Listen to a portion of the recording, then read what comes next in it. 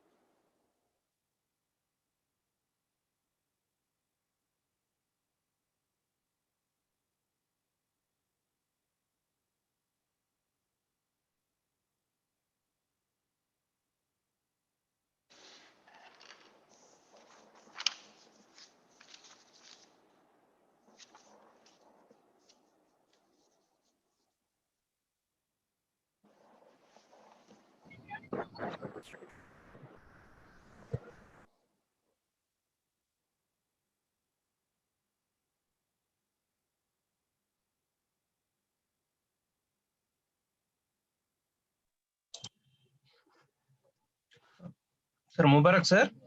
Sir உங்களோட voice கேட்கலங்க sir. உங்களோட வாய்ஸ் கேட்கலங்க சார்.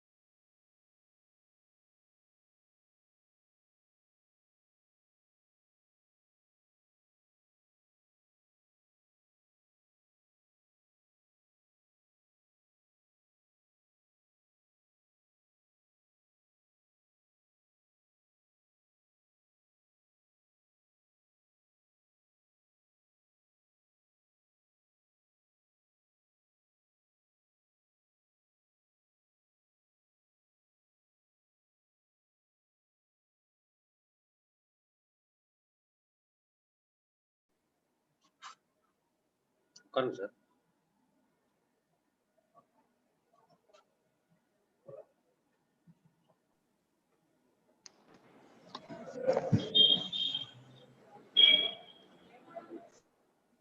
சார் வாங்க.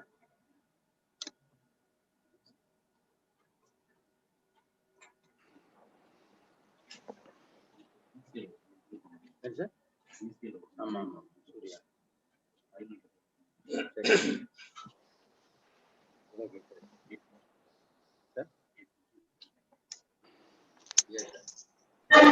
Sir good morning sir. Voice கிளியரா இல்ல சார்.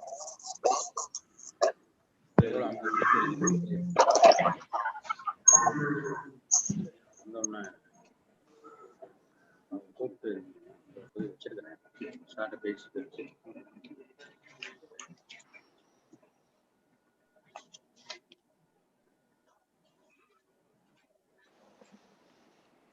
சரி சார் உட்காருங்க.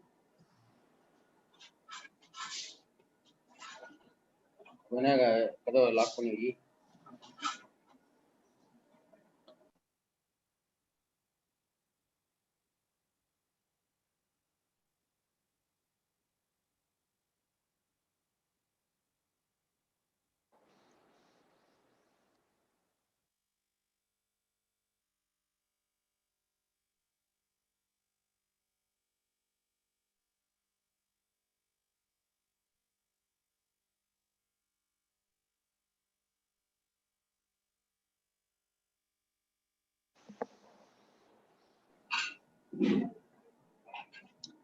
ப்ரொஃபசர் முபாரக், உங்க வாய்ஸ் ஆடிபிளா இல்ல.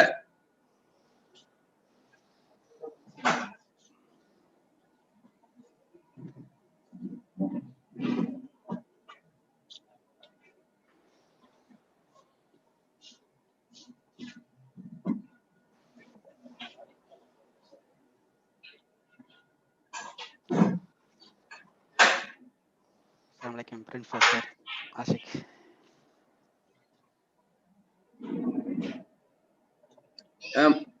Professor Mubarak, your voice is not audible.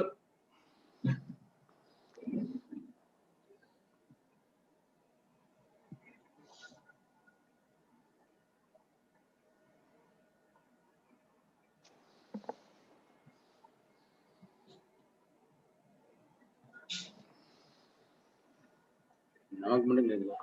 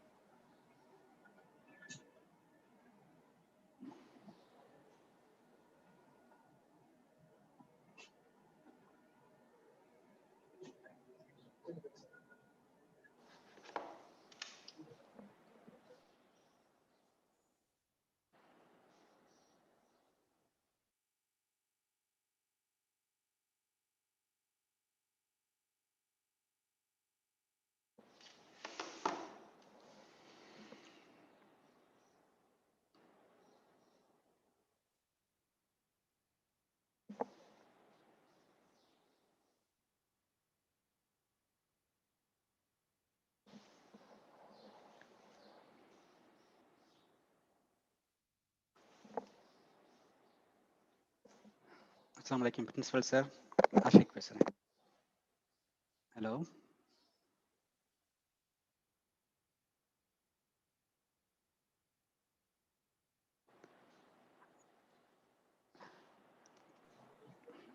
Ashik அஸ்ஸலாமு அலைக்கும். வணக்கம் சலாம் சார். நல்லா இருக்கீங்களா சார்? நல்லா இருக்கேன் அல்ஹம்துலில்லாஹ். எப்படி இருக்கீங்க? நல்லா இருக்கேன் சார். நல்லா இருக்கேன் sir. Good sir. Good to see you sir.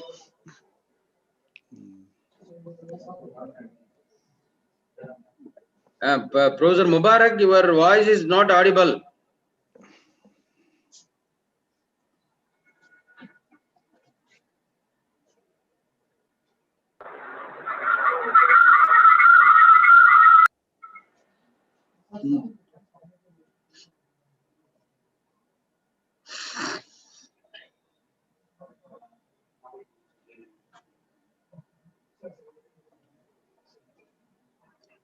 அது தம்பி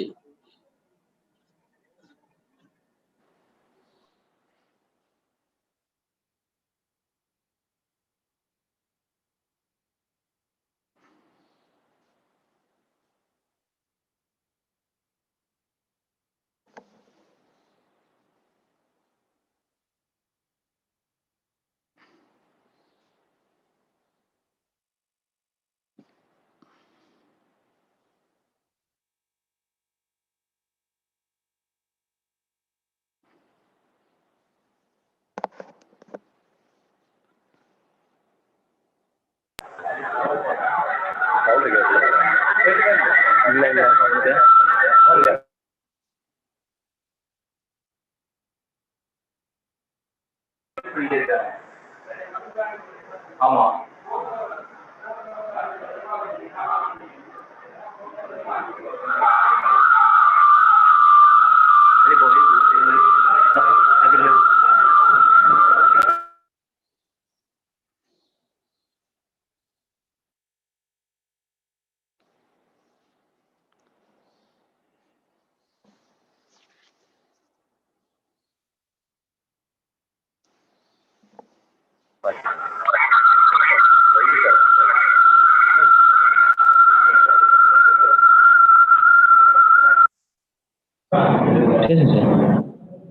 Most respected Secretary and Correspondent of our College Management Committee, revered Treasurer Sahib, esteemed Assistant Secretary, beloved Principal, Vice Principal, Additional Vice Principal, revered Member and Honorary Director, beloved Directors, distinguished Chief Guest, respected resource persons, esteemed former principals and professors, learned professors and delegates from all over the country and globe, research scholars, member in charge of the department and organizing secretaries, and ladies and gentlemen.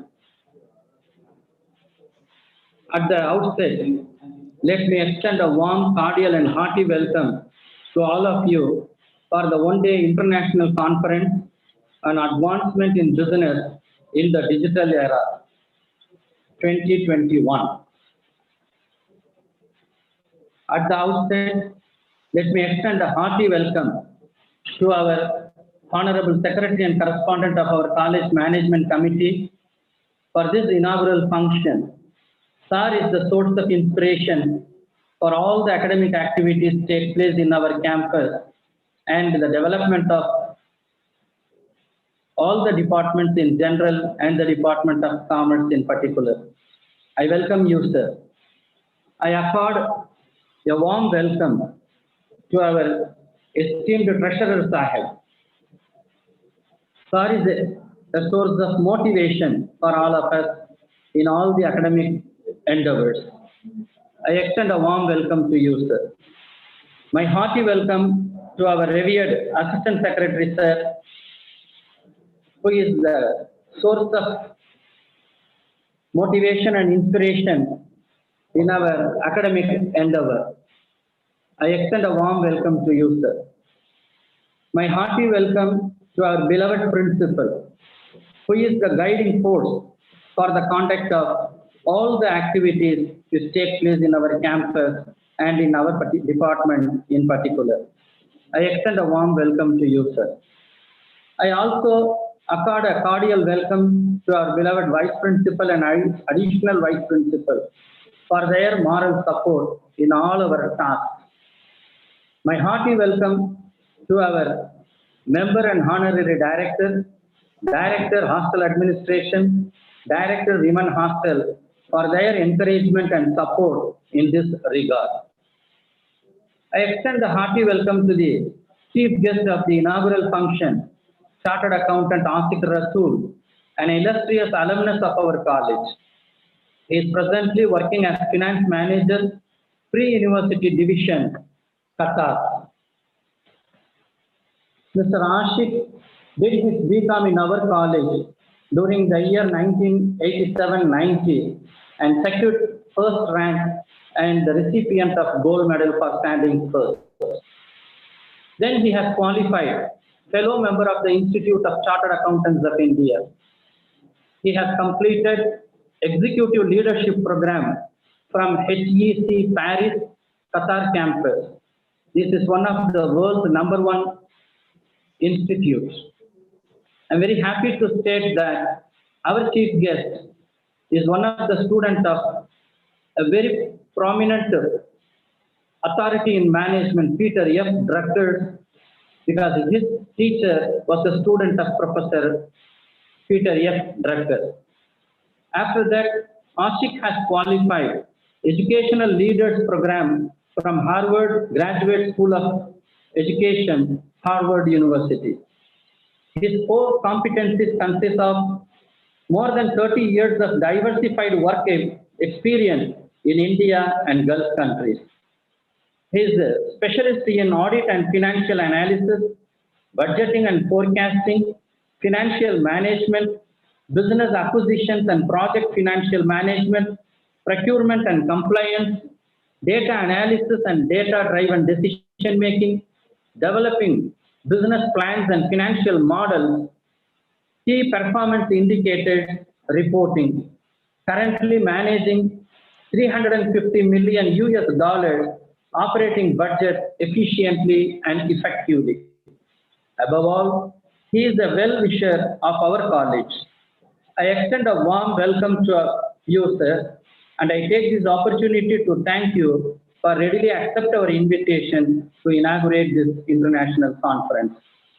We have in our midst the prominent resource person for various technical sessions, Dr. Pramanamdhar, Professor and Head, Department of Commerce and Management, West Bengal State University, Calcutta, Professor Stephen Deepak, Faculty Management, Krishna Jayanti College, Bangalore, Dr. Edwin Prem Kumar, Professor, Institute of Technology and Applied Sciences, Nizwa Woman, and Dr. Khalilur Rahman. I extend our hearty welcome to you, sir. I accord a warm welcome to the former principals and professors of our college, learned professors from different parts of the globe and our own college to this conference. Last but not the least, any program will not be a successful one without the delegates and participants. By the grace of Almighty, we have received 272 papers, research papers for publication, out of which the scrutiny committee has selected only 240 papers for 8 volumes of publications in the UGC care-listed journals. I take this opportunity to welcome and thank them for taking much pain in preparing their research papers. With regard to the theme of the conference is concerned, in the challenging new scenarios, business has found a need for a journey of continuous improvement for the organization to achieve sustainable growth and long-term survival. Business excellence in the digital era is about adopting a holistic approach to strengthening the management systems and processes by leveraging the technological advancement for organizational growth and productivity improvements. We will call this approach as digital business excellence.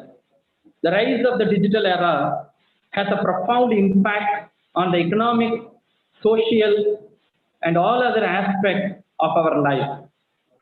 But digital era also changed the dynamics of how systems evolve, interact, and consequently opened a number of challenges. Within the fields of economics and business, the emergence of the new digital era is linked to the establishment of the new economy, technology-based growth, and the continuous search for optimal business models. Such business models should be adaptable to the newly quick evolving and challenging circumstances in the market, as well as allow for stability and stimulate knowledge creation, transfer, and innovation. At the same time, challenges related to fair labor in the digitized economy and ethical issues related to the use and application of big data, collaborative platforms, and online participation should not be ignored. For the government, the digital era increases the ability to support the economy with evaluation-based tools and measures underlying their decisions on policy making. With this view, the one-day international conference is organized on advancement in business in the digital era 2021. Once again, let me extend a warm and hearty welcome to each and every one of you. Thank you.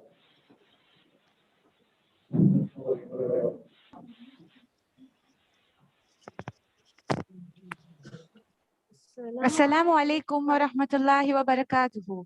A pleasant good morning to the dignitaries, scholars, professors, and participants. Ultimately, the greatest lesson that COVID-19 has taught humanity is that we are all in this together. Technology now allows people to connect anytime, anywhere to anyone in the world from almost any device. This is dramatically changing the way people work, facilitating 24/7 collaboration with colleagues who are dispersed across time zone, countries, and continents. Thank you, sir, for your warm welcome. On behalf of the Postgraduate Department of Commerce, we welcome each and every one of you for the inauguration of the one-day international conference on advancement in the business in the digital era 2021 on virtual mode. If your actions inspire others to dream more, learn more, do more, and become more, then you are a leader. We now request our beloved Haji, Dr. S. Ismail Moideen, sir, to deliver his presidential address. Bismillahirrahmanirrahim. Most Honorable Secretary and Correspondent, respected Treasurer Sahib, lovable Assistant Secretary, Dr. Abdul Qadir Nihal, Member Management Committee, Ms. Hajira Fatima, Director Women Hostel, and lovable Head of the Department, Dr. Mubarak Ali, respected, and our illustrious alumnus, Asik Rasool, Finance Manager, Pre-University Division, Qatar Foundation, Doha, Qatar, and today's resource persons, Dr. Pranam Tar from Kolkata, Professor Stephen Deepak from Bangalore, and our own Professor Khalil Rahman, and Dr. Edwin Prem Kumar from Sultanate of Oman, Organizing Secretary, Dr. M. Radhakrishnan, faculty members, both men and women, and participants throughout the globe. Joining with Dr. Mubarak Ali, I am very happy to welcome you all to this one-day international conference on advancement in business in the digital era 2021. Even though it is a pandemic period, our college, almost all the departments are able to conduct one or two conferences, either national or international. So many participants from other than Tamil Nadu is participating. So I want to tell something about Jamal Muhammad College. Jamal Muhammad College is a sacred soil inaugurated during the year 1951 by the philanthropist Haji Janab Jamal Muhammad Sahib and Janab Khaja Mian Rautar. Both were friends, and they, on those days in 1919 itself, they donated more than 100 acres of land. So this shows their vision and their their commitment to uplift the society, particularly minority and also the backward community of this country. Our management, the current management, and for the from the beginning, from 1951 itself, from the beginning up to this management, this time our Haji Janab Khaja Nazimuddin Sahab, our secretary and correspondent, he is ably guiding all the members, and now the college, the total strength, total number of students of this college is around 12,000, both men and women, and among 4,500 women students are getting higher education in this blessed soil. And that too, not only in quantity, in quality also. We got UGC college with potential for excellence 2 times, and also among the 1,500 colleges in the NIRF ranking, we are in 54th position. So Asik Rasool, the today's chief guest, I used to tell all my professors that our students, our own students who are excelling well throughout the globe should be honored. In that way, I congratulate Dr. Mubarak Ali, who is able to bring our Asik Rasool. If it is a if it is a conference that is physically, definitely Asik Rasool will be maybe here, but because of the pandemic, he is in Qatar, and even though he is in Qatar, online, we are all together in a single platform, that is online mode. So I am very happy, and our own alumnus, Asik Rasool, I want to tell something about Asik Rasool. As our Professor Mubarak mentioned, he is a rank holder, gold medalist, and he studied during the year 87-90.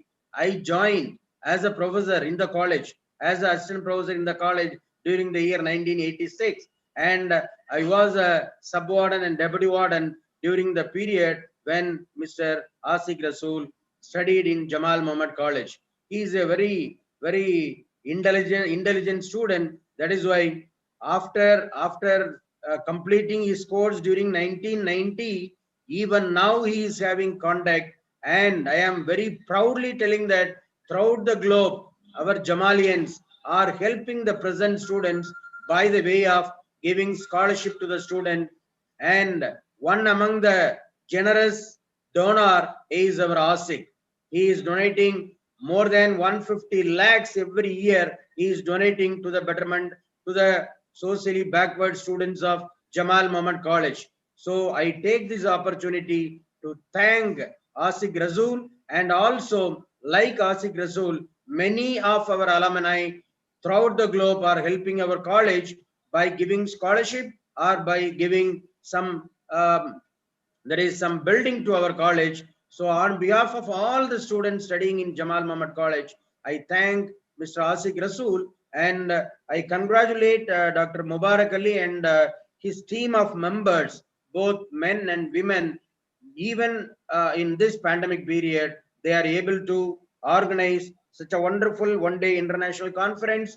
Even whether you are physically in Jamal Muhammad College or not, but you are participating in one day international conference organized by Jamal Muhammad College. Jamal Muhammad College is a blessed soil. Definitely, you also, all the participants will also get reward out of this. So I appreciate the Professor Dr. Mubarak Ali and all the professors and students for organizing such a wonderful conference in Jamal Muhammad College in virtual mode. So I request all the participants kindly utilize the conference and interact with all the your fellow friends, and to the speakers, interact well and do research, for research, and it should ultimately help the people of this country and throughout the globe. With this word, I conclude. Thank you very much. Thank you.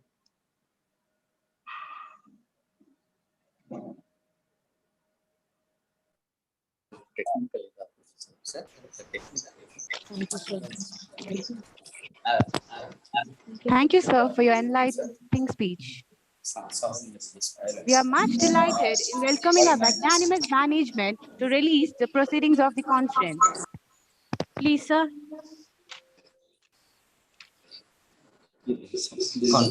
Proceedings.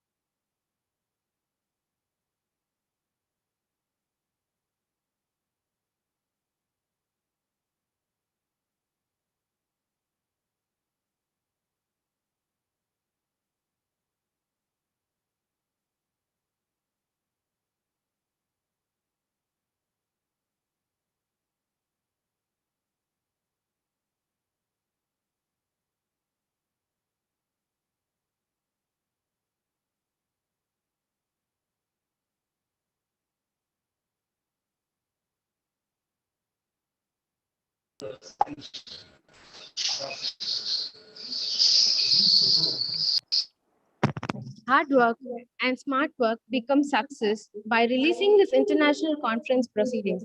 Thank you, sir.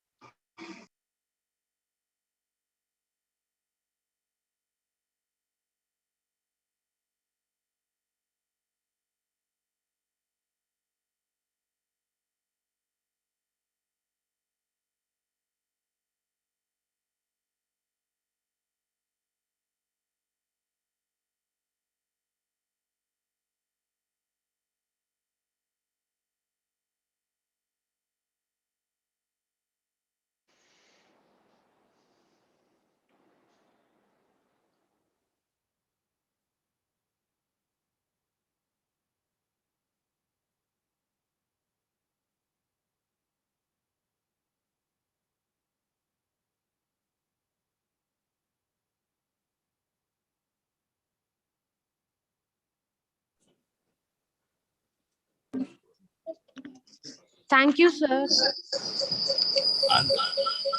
Felicitate the small initiative. Initiative is the intention that persists in a person by cause. Nothing can stop the man with the right attitude from achieving his goal.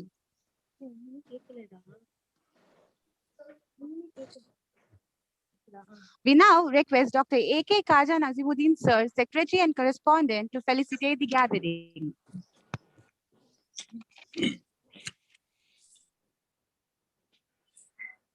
Bismillahirrahmanirrahim.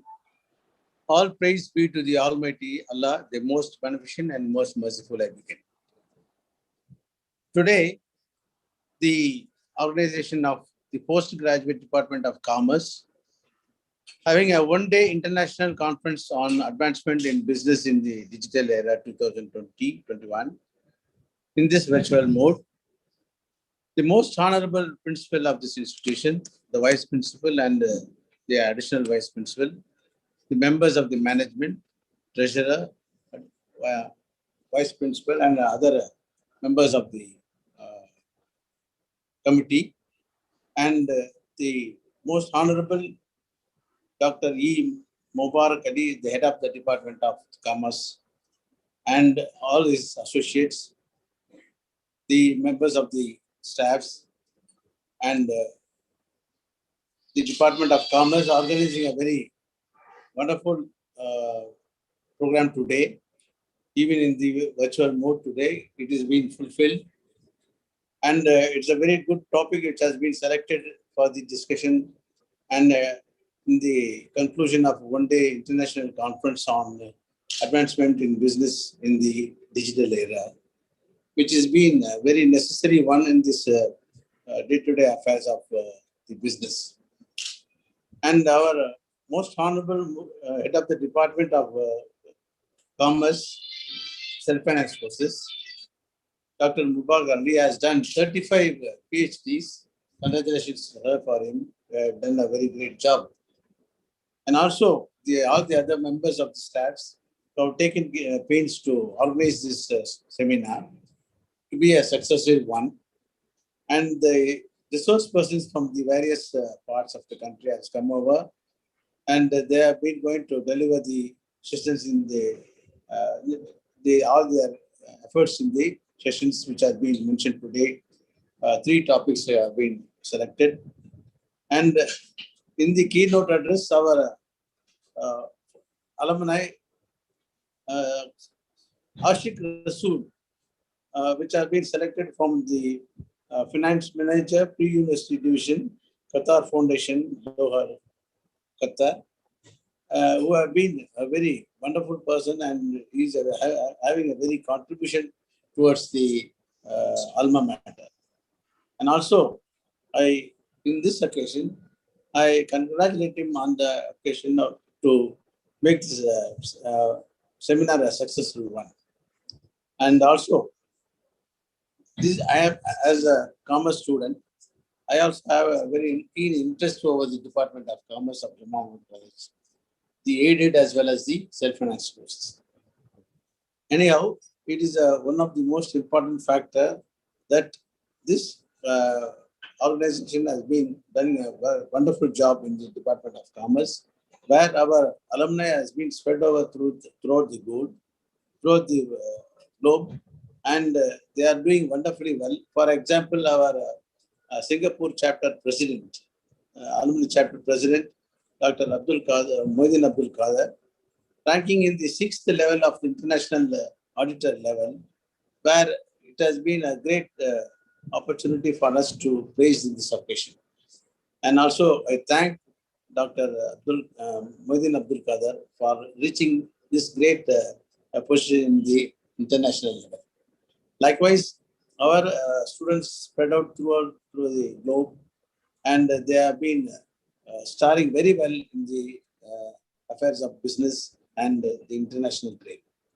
And therefore, once more, I congratulate all of the head of the department, the principal, the vice principal, the additional vice principal, and the members of the staffs and our teaching staffs, as well as the other helping tendencies, which has been as an input of this very great technical sessions, which has been following today. So this, I can put my speech with a very great thanks to the Department of Commerce of Jammu College and the other department. Thank you, sir. Thanks.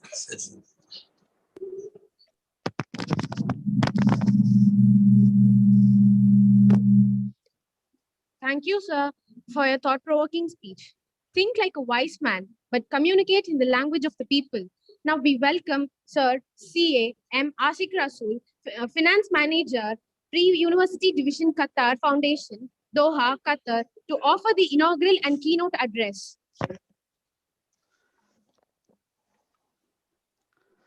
Bismillah ar-Rahman ar-Rahim. Respected Secretary and Correspondent Dr. Khaja Najimuddin Sahib, respected Treasurer Haji Jamal Muhammad Sahib, respected Assistant Secretary Abdul Samad, Dr. Abdul Samad, respected management committee members, and my beloved professors, Principal Dr. Ismail Moedin, Vice Principal Dr. Muhammad Ibrahim, Additional Vice Principal Dr. Muhammad Shihabuddin, and HOD of Commerce Self-Finance, Dr. Mubarak Ali, college professors, students, and all attendees of this conference. Assalamu alaikum and good morning to all. I'm honored and feel happy to be part of this conference and delivering this inaugural speech in the college where I studied, from where my academic knowledge had started growing, sharpened, and shaped with lovely, dedicated, and knowledgeable professors. I feel proud to be a Jamalian. My professors identified my strengths and nurtured my knowledge and made the path towards my career where I am now. I appreciate and extend sincere thanks to my professors who have selected such a wonderful theme of this conference name, which is called Advancement in Business in the Digital Era. As our secretary and correspondent correctly said, it's such a wonderful and innovative subject, which can be diverse, I think, deep dive into various touch base with various touch points. This is a live subject which has a numerous touch points, as I said, in business advancement in the digital era. I took this topic, I look at this topic in a different angle with respect to with the various perspectives in my experience in the industry, and try to make the students understand how important, how important the topic is. Before going to this, I think, deep dive into the subject, I just want to make the student understand why our professors call it as like advancement in business in the digital era. Why, as a commerce department, no, why they cannot say advancement in finance? Because finance is one of the functions of the business. We have many functions in business environment, which is human resources, public relations and marketing, procurement, facilities management, supply chain management, anything. So in a business environment, there are multiple chains, but finance is the end of the chain.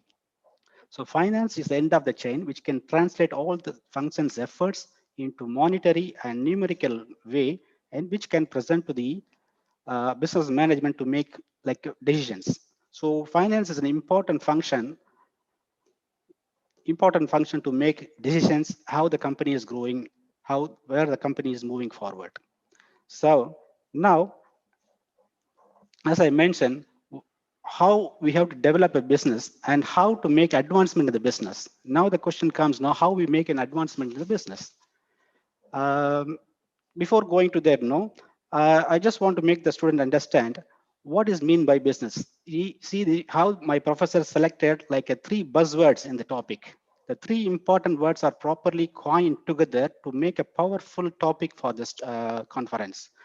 It has only three words. If you remove this like a small in and the, it says advancement, business, digital era. These are three important words I'm going to explain to make students understand better. So what is mean by business? I think all commerce students, we study many legislations, acts, laws. So if you go to any acts, you will have some definitions. So let me put this now for business. What is the definition of business? So if you study like if you go to the Income Tax Act or Companies Act, there are definitions, many definitions which has inclusive meanings. So the legislator, they want to put everything together in a small definitions. So what they will do, they will make some inclusive definitions. So they will simply say business includes professions. So that means business includes profession. What is business? Business is having a commercial activity or trading activity. But profession is any person rendering services to the community or for the business or for the professional life, like professors, doctors, auditors, lawyers. Those are professionals. So they are also delivering professional services. So business and profession form part of business, and it could be like a profit making company or non-profit making company. So whether it is a college or non-profit making company or any business everything form part of the business. So if you see the world, this definition will bring everything in together. So anybody doing service or doing business, a profit making company or non-profit making company, they will form part of the business. So now we understand what is business. So the next word I just want to go, how to make advancement in the business now in the digital era. This is like a continuous journey, as rightly pointed out in the earlier sessions. It is a continuous learning philosophy, continuous improvement philosophy. So we have to go through this process very meticulously to make the advancement, to make this business into the next level for the advancement of especially in the digital era. So when you talk about advancement, what is advancement? So when you talk about advancement, you cannot skip the words automation and digitizations. There are the two important words, two important functions are necessary to make the business into the next level. So what is automation and what is digitizations? There is a difference. Some might say no, both are similar. Looks like a similar, but they are not similar. There is a small difference here. Not a small difference. There is a vital differences here. So what is an automation? I will give an example. Automation is the process, the doing your existing process with the use of technology and improve your productivity. That's called automation. For example, your work can be a clerk is doing the job like in a clerical or a manual manner. That can be automated looking at the process. That's automation using the use of technology. The best example I can say, everyone we have like a attendance system for coming and going in the office or colleges everywhere. So these attendance manual signing attendance system, if you replace with the biometric or fingerprint, yeah, that is called automation. Because if you want to know who is absent last year or last month, and you want to combine how many leaves taken, you're in the manual process, you have to go and check all the records. But when you do the automation through technology, you can, by pressing like a single button, you can see, get the list of the people and who are in and who are out and how the leaves are taken and all. This is called automation. But the important difference between the automation and digitization is the digitization will take the automation into the next level, which is advancement in the business. The digitization is the same thing. You are doing the automation with the use of technology, but it should add value to the customers. So what is the value addition we are getting from the digitization? The value addition is the key important word here to make your business advancement into the next stage. So the value addition could be what? The value addition could be to any of your stakeholders. The stakeholders here means your owners of the company, your customers, your employees, your suppliers, your financial institution, government, and local bodies. These are the key stakeholders can be benefited. What are the value addition? At the end of the day, what are the value addition you are providing to your stakeholders? This is very important. So any process automation, digitization, which is adding value is your advancement. If you are doing such thing, you are doing advancement in the business. So I can give another example as like a small example. And as I said before I covered the just touch base with the business units. So the business could be anything. It has to be like a sole proprietorship, partnership, limited liability company, or public limited company, body of individuals, association of person. Anything could be, anybody can do, anyone can do the business or profession. So by doing the automation, I give you like another example of automation or digitization to just make understand the students. So if you are doing, I think we want to make our house or office to make paint. We call the painter. He's a service. He's doing a service. So he comes by a single person. He does the painting job. So once the painting is done, we need to pay for him. So when you pay, instead of paying cash, he says, "Sir, I accept I have the POS device. Just swipe the card." Or he says, "We give you a PayPal account. Just transfer the money." Or he says, "No, I have the payment gateway. Just payment." So that means he has moved his business, his professional services into the next level. He already made his advancement. So this advancement depends upon the size of the business. So if it is a small business having one person, the advancement can be completed within one step. But if it is like a multinational companies or a big organization, the steps could be various steps we have to follow, but we have to follow very meticulously, periodically reviewable. Otherwise, we will become obsolete. We will fall behind. So we have to be very careful on in the advancement of a business. Another thing, example I can say from my own experience here in Qatar, I have done a lot of be part of this exercise. So one of the experience I want to share, when I was reviewing some of the budget proposals for making the institutions library and all, I think you can have like another small example. For example, you have a library. In the library could be automated. So books lending and receiving the books can be automated. So I know many of the libraries have already automated in India and elsewhere in the countries. But how can we take this library, how can we digitize and make the library services into next level to make an advancement of the digital era? This is the question. So when I was reviewing the budget, so I asked a similar question. There are very few libraries in the world, such kind of. The one of the thing I could say, the library in Netherlands, the Netherlands library, National Library has a very digitized one, and they have moved to the next level. So similar one we want to set up in Qatar here. So our Qatar National Library set up with the same concept with the digitized. You know here, the population about 2.8 million population. The nationals, if you see the Qatar national people, about 400 to less than 500,000. So the rest of them, the 2.3 million are expatriates. Among the 2.3 million expatriates, you can see 90% of the people are labor working force coming from the Asian countries. They work for a very low level job earning low money. Most of them, if you see, they know their own language, but many of them, they may not be knowing how to read their own language. Even they can talk Hindi, Bengali, or whatever the language they come from, but they cannot read some of their own language as well.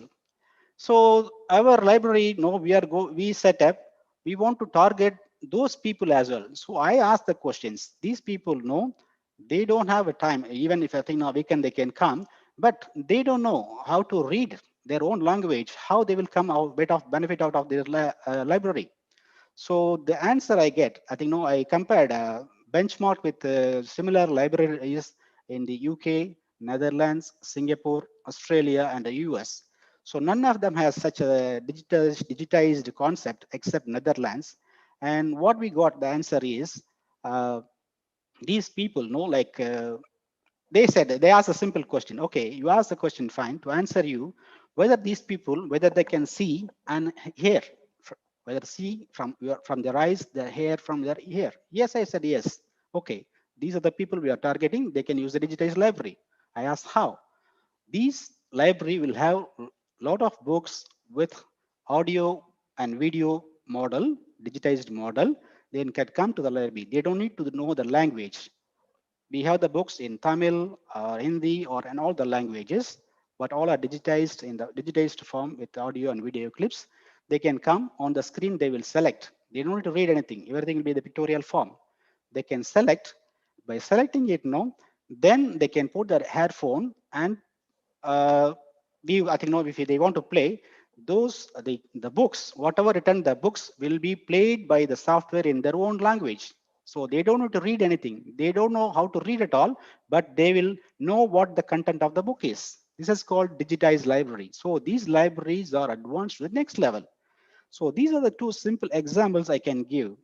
But in the finance perspective, I can give how the digitization and advancement happen in payable section, receivable section. I'll come to this point in a little bit later.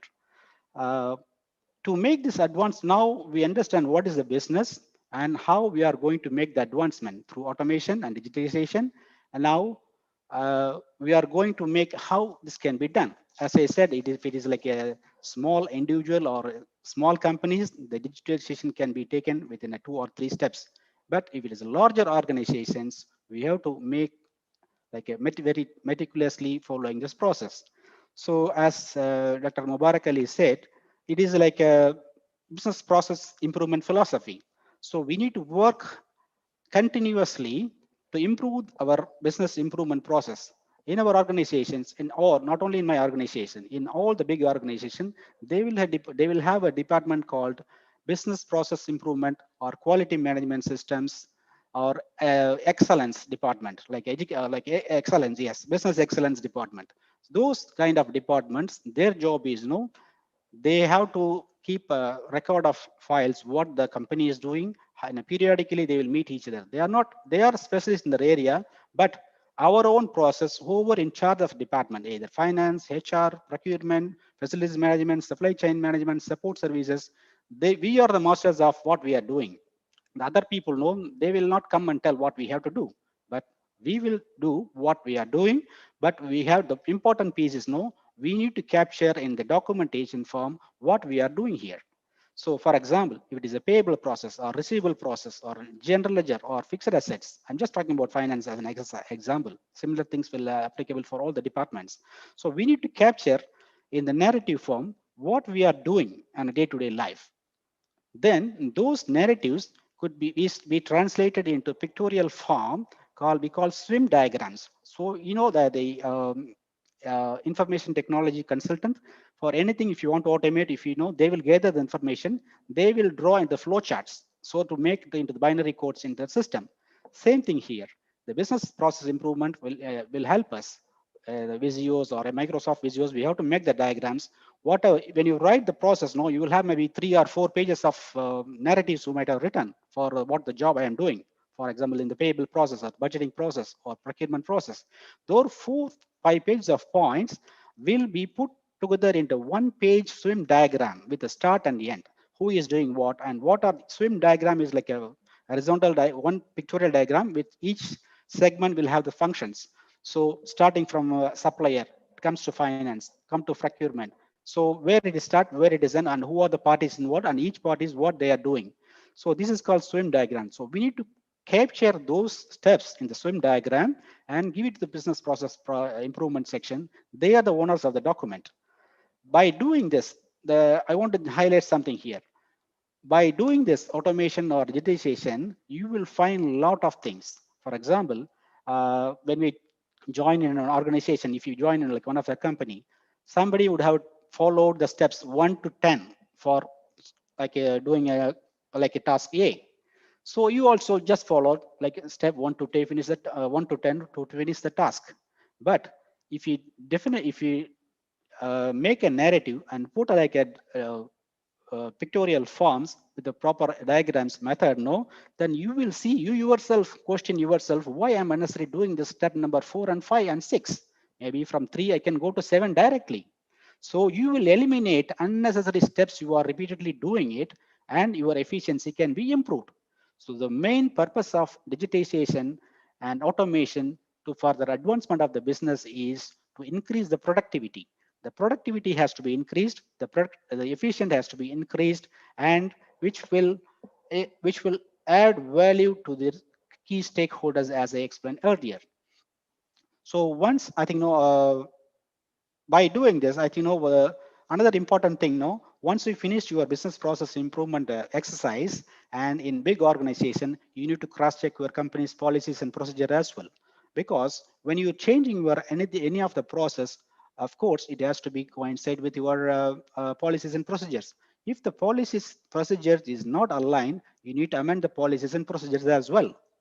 So the business process improvement and quality management systems and policies and procedures should go hand on hand, and periodical meetings should be happening with the key stakeholders and key departments to improve further. Any loopholes, we need to fix it. Otherwise, we'll fall behind and we cannot make business advancement. We have really experienced many companies in the last year, last March, when the pandemic period happens, past 1 year, how the companies, even the big companies, suffered. Many of them are out of the business, but some of them are surviving because they already followed the process. This is the I'm just coming to that point now. How we survived in our organization. So these kind of exercise we are doing for the very long time. Last 15 years we are doing this business process improvement exercise. We automated many things. Many things are digitized. Actually, I just to take an example, know how we automated in the finance, payable and receivable functions. So during the pandemic period, even the colleges know, I think we have the payment gateway to receive the tuition fees and all. So it will be adding value to the parents and students to make the fees without coming to the college. They can click with the one click, they can make the payment. But in our division, what we did to make the suppliers, we have suppliers all over the world. Majority of the suppliers from US, UK, and all of other parts of the region as well.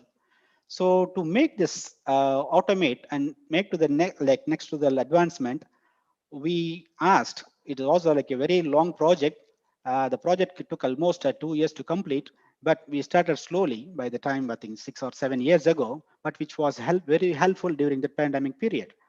We collected their bank accounts. Each and every suppliers were asked to register their details, their bank accounts, everything, no Swift code, I think IBAN code, whatever the bank transactions. So correspondingly, we automated the procurement process as well. There is no manual records in our organization. Everything is digitized. Everything we can go to that computer, we can check it. So once everything is submitted to us, before I think the procurement request will come in a manual. We need somebody has to sign. Then we issue the purchase order. We have to fax it or email it. Those things. Now we are using Oracle system. Once the suppliers are registered in our system, they will have their username and password. And another beauty of it, we don't keep our data in the servers. All are on cloud base. So anybody having all over the world, anybody having an internet, they can access our system with the restrictions and as per the security. So whoever the supplier got the purchase order, once the purchase order is signed, immediately they will get the purchase order by email or they can check in the system. Then they will deliver. Once the delivery is made or either the service is rendered, our warehousing will attach the delivery note. Then the supplier will attach their invoices.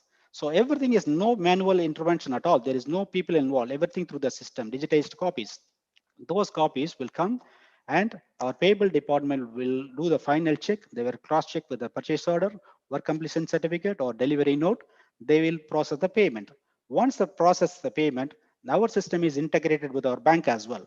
So once the authorized person click the button, he has to select how many payments today you are processing. He has to click the button and the payment will go immediately from the bank. So they will get the SMS, email immediately. The payment is processed. Now, this is the advancement in the business. What is the value addition we are getting? Everyone is value addition. The one more fantastic part is here. We automated such a way. Once the payment is made, in our accounting department, they don't make any entries. The debit and credit is automatically happening. Once the authorized person press the button, supplier account is debited, bank is credited immediately. Same thing when the students pay their fees for our account, the parents will have their, because they are logging on directly in our Oracle financial system. We give the username. So through the internet, they are logging on to our Oracle financial system. They just make a payment or receive the pay. When we pass the payment or when we receive the payment, the books of accounts are automatically debit and credited happen. No manual interventions. So by doing this automation, as I said, this will give a lot of benefits to the stakeholders, especially for the companies.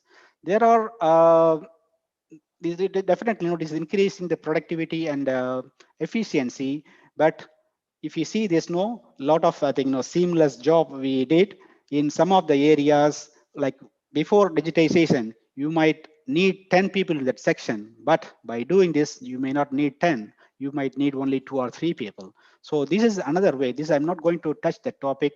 This is not going to another philosophy of management model, which is called change management model.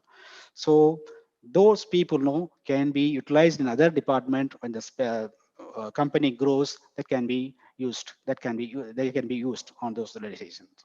So these are my thoughts. I want to share relevant to this topic, which is a fantastic topic, which has, I'm sure, if you go into like various kinds of functions of the business, as I said earlier, whether it is financial accounting, management accounting, financial control, or any other functions. It has various touch points to do. Lot of avenues are there to open, to present the research scholars, to present the papers and touch base with this. Many hundreds of papers can be presented in each and every step. We have plenty of avenues are open to you on this particular, especially this subject. Very fantastic subject. I just share my experience and job on the job relevant things to you. I hope topic will, as I said, will open avenues to the paper presenters. I felt honored to be here as a chief guest and deliver the keynote address on the inaugural session. Once again, I thank my college management, my beloved professors for giving me this opportunity. Also I think when I'm thanking, I always remember to thank Brother Abdul Alim, who is connecting all over the world with the alumnus of JMC and bridging between college and with the alumnus, with the alumnus and college. He's doing a fantastic job on this. Thank you all. Wishing you all good luck on this conference. Thank you so much.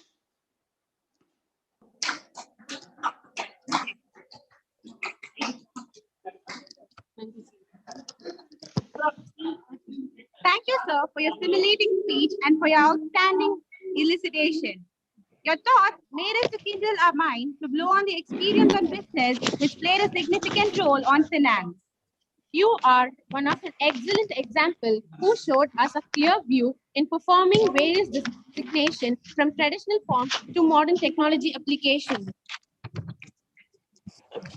No duty is more urgent than that of returning thanks. Now we request Dr. M. Radhakrishnan, sir, Assistant Professor and Organizing Secretary, to spread his gratitude towards the gathering. Good morning to everyone. I am honored and privileged to have the opportunity to propose the vote of thanks on this special occasion. Let me first of all thank the Almighty God for making today's function a grand success. Next, I would like to express our deep sense of gratitude to the Secretary and Correspondent of our college, our respected Treasurer, esteemed Assistant Secretary, and a member and Honorary Director for their august presence and felicitation in this function. Thank you, sirs. Next, I would like to thank our beloved principal, who is always supporting and motivating us to carry out all our conference-related proceedings in a successful manner. Thank you, sir. Next, I feel honored to express my heartfelt thanks to beloved Vice Principal and Additional Vice Principal for their guidance in all our academic activities. Thank you, sirs. Next, I would like to thank our Director for Hostel Administration and the Director Women Hostel for their moral support. Thank you, sir, and thank you, madam. Next, I feel so happy to extend my heartfelt thanks to our esteemed Chief Guest, Chartered Accountant M. Asik Rasul, BCom FCA, Finance Manager, Pre-University Division, Qatar Foundation, Doha, Qatar, for his valuable and inspiring speech, which laid down the emphasis on importance of digitalization. Thank you very much, sir, for your thought-provoking and inspiring lecture. Thank you, sir. Next, I express my sincere and special thanks to my head of the department, Dr. E. Mubarak Ali, for his guidance and support to make this function a grand success. Thank you, sir. Next, I am happy to express my thanks to our member in charge, Dr. G. Pasubari, and our staff members, both men and women, that has made this function a grand success through your hard work and motivations. Thanks to all. Finally, I extend a wholehearted thanks to all the participants from various parts of our country and the participants from abroad for their active participation in the one-day international conference. Thanks to all. Once again, thank you everyone who involved directly or indirectly for making the function grand successful. Thank you one and all. Thank you.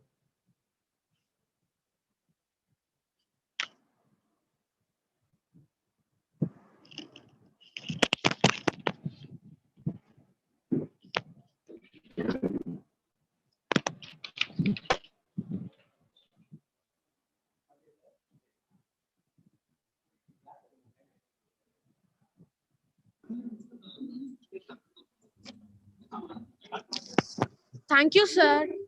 Technical session will commence from 11 a.m. onwards. and the paper presentation shall and the paper presenters shall present from 3:30 onwards. Thank you.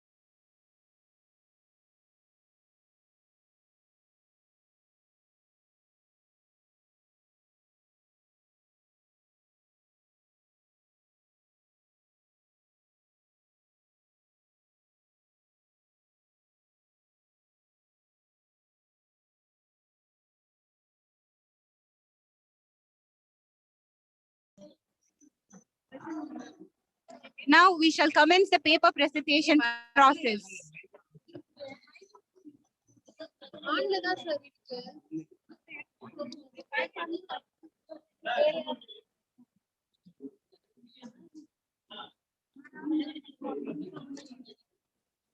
Now we shall commence the paper presentation process.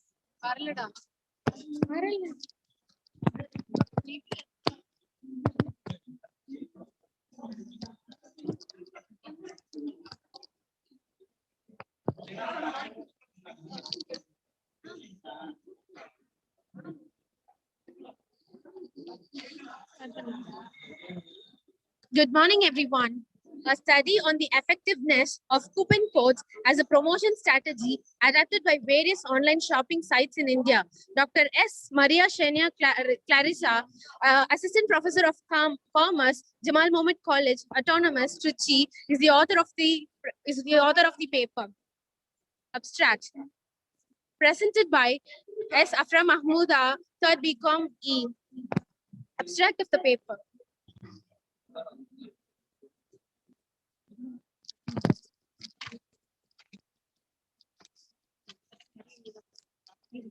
Now we shall commence the paper presentation process. Good morning, everybody. A study on the effectiveness of coupon codes as a promotion strategy adapted by various online shopping sites in India. Dr. Maria Shinia Clarissa, Assistant Professor of Commerce, Jamal Mohammed College, Trichy, is the author of the paper. The paper is presented by S. Afra Mahmouda, 3rd BCom E. Abstract of the paper. In today's innovative and modern shopping era, very few shoppers expect to pay full price of products and services when purchased online. With so many retailers now offering new customer discounts and digital coupons, it's likely a coupon code exists to apply towards the next online purchase. Retailers regularly add coupons and discounts into their marketing strategies to spice up sales conversation rates and increase customer loyalty. While discounts are certainly attractive to shoppers, digital coupons also can be a successful means of growing a social media following an email marketing list or encouraging mobile website usage. Online shoppers' skills to maximize details and use coupons in conjunction with offers and cashback discounts to maximize savings. For e-retailers, this could mean a less profitable sales, but marketers are ever increasing their distribution of digital coupons to meet the demand of consumers shopping online. Digital coupons, cashback discounts, promotional strategies, physical coupons, privileged incentives, product recognition, product abandonment. Introduction of the paper. Digital coupons are discounts and promotions offered by retailers to current or prospective customers. Digital coupons are mostly frequently aimed towards enticing a consumer to form a sale at the retailer's website by offering a particular percentage discount, free shipping, or other discount. Although their purpose is primarily an equivalent, there are a couple of minor differences between physical coupons and digital versions. Physical coupons are far more expensive to include into your marketing strategy. Physical coupons incur printing, insertion, and distribution costs, whereas digital coupons are often sent by text, email, and automatically generated communications. Digital coupons are incredibly easy to send but can get lost in the sea of emails most inboxes now face daily. There doesn't seem to be any slowdown in the inclusion of digital incentives from retailers.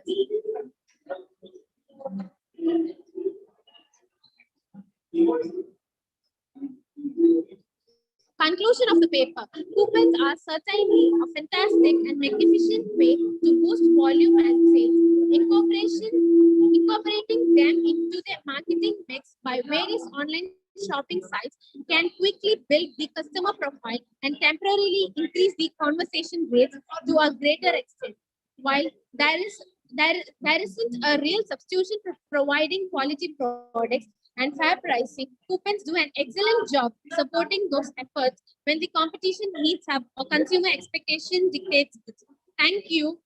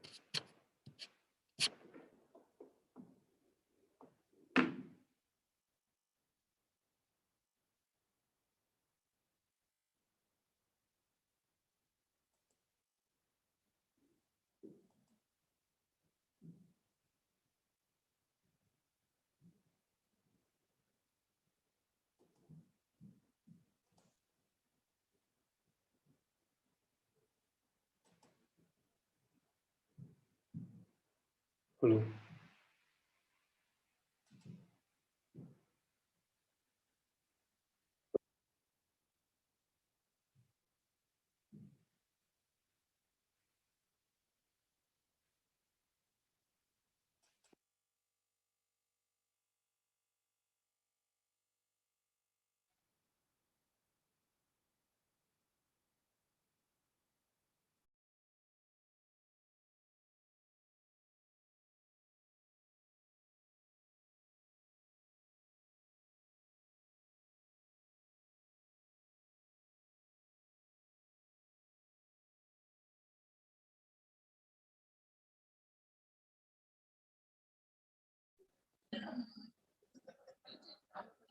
Paper presenters shall present their papers from 3:30 p.m. onwards. Those who are interested in present.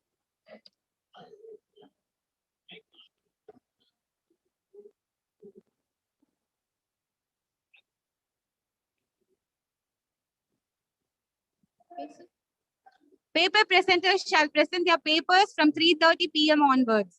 Those who are interested in presenting the papers shall kindly mention their names along with their designation and the name of their respective organization from 11 a.m. onwards in the chat box.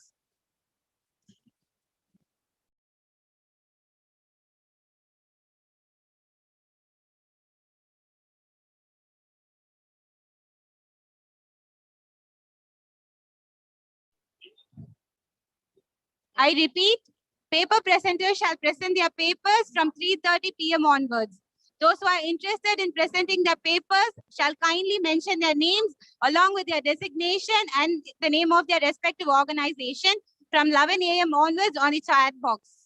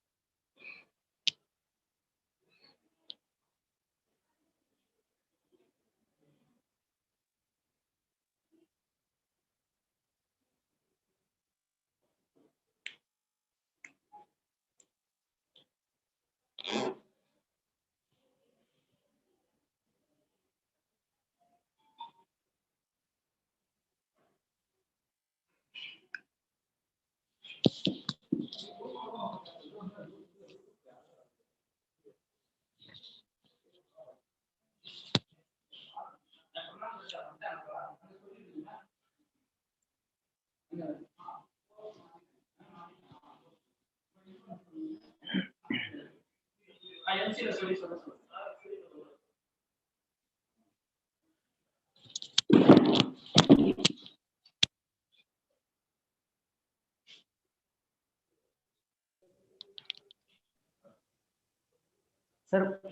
PP sir. Good morning. Good morning, myself Pranam Dhar. Am I audible?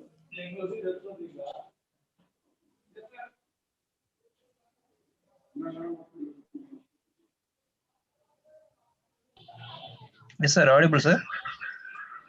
Thank you.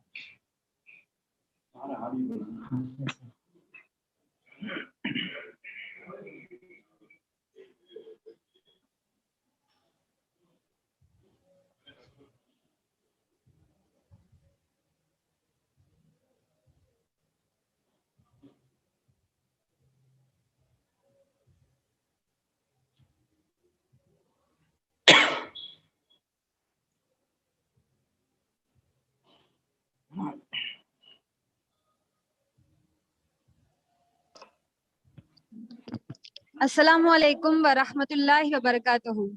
Now we welcome you all to the first technical session of today on the topic cryptocurrency and Bitcoin's emerging issues.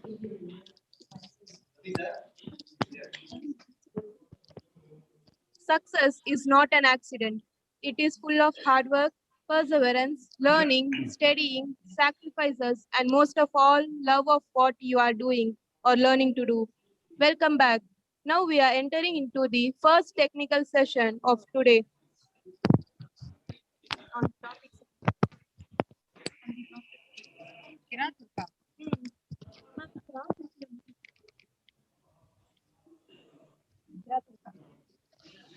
Prayer is a strong wall. It is the world's greatest wireless connection. A breath of prayer gives a day of sure blessing.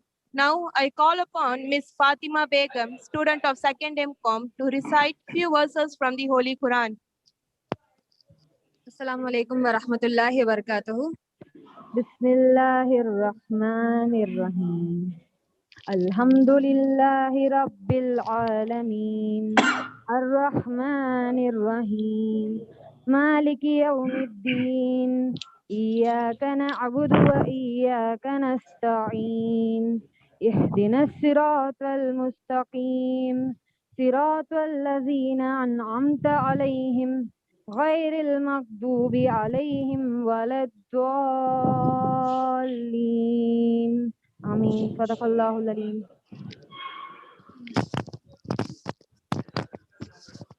Thank you, Fatima.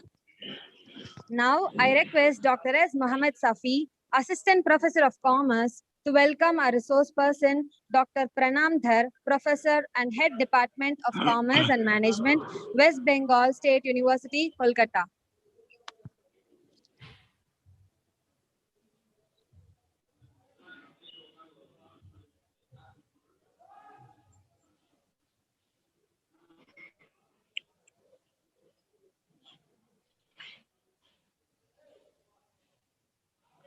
Camera வரல. Assalamu alaikum wa rahmatullahi wa barakatuhu.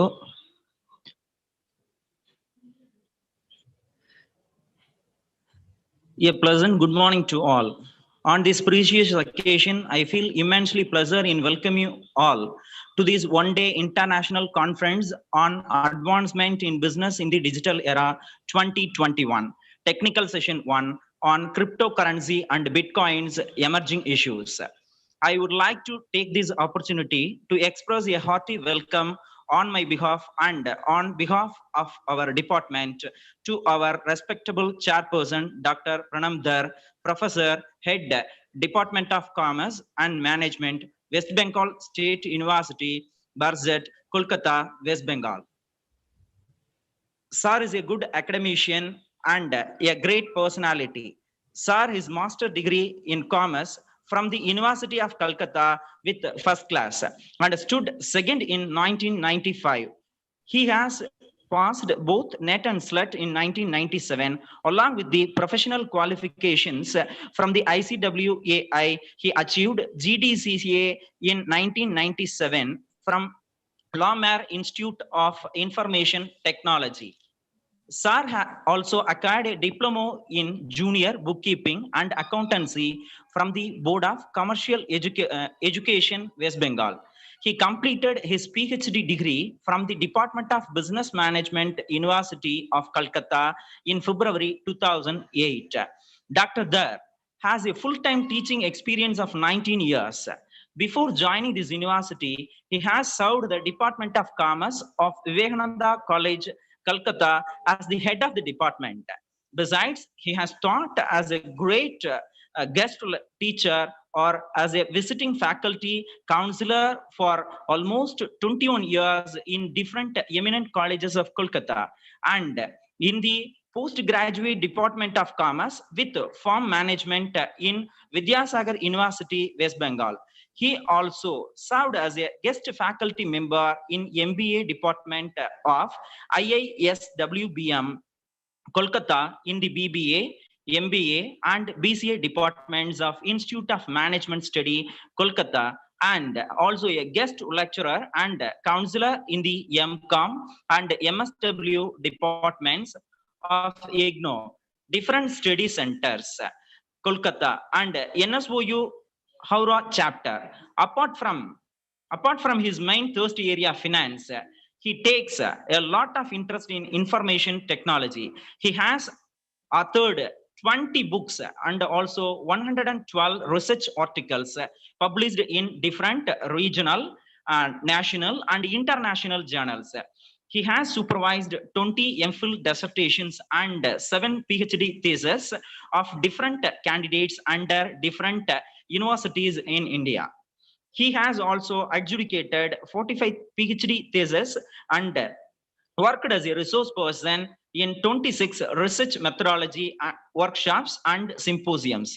He has also edited 2 journals named Info.com and Bodhidharma, published by the Department of Commerce, Vivekananda College, Kolkata.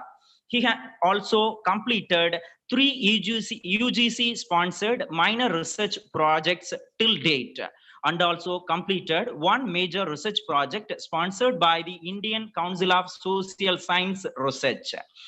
He has also attended different national and international conferences on accounting, finance, and information technology, both as a resource person as well as a participant.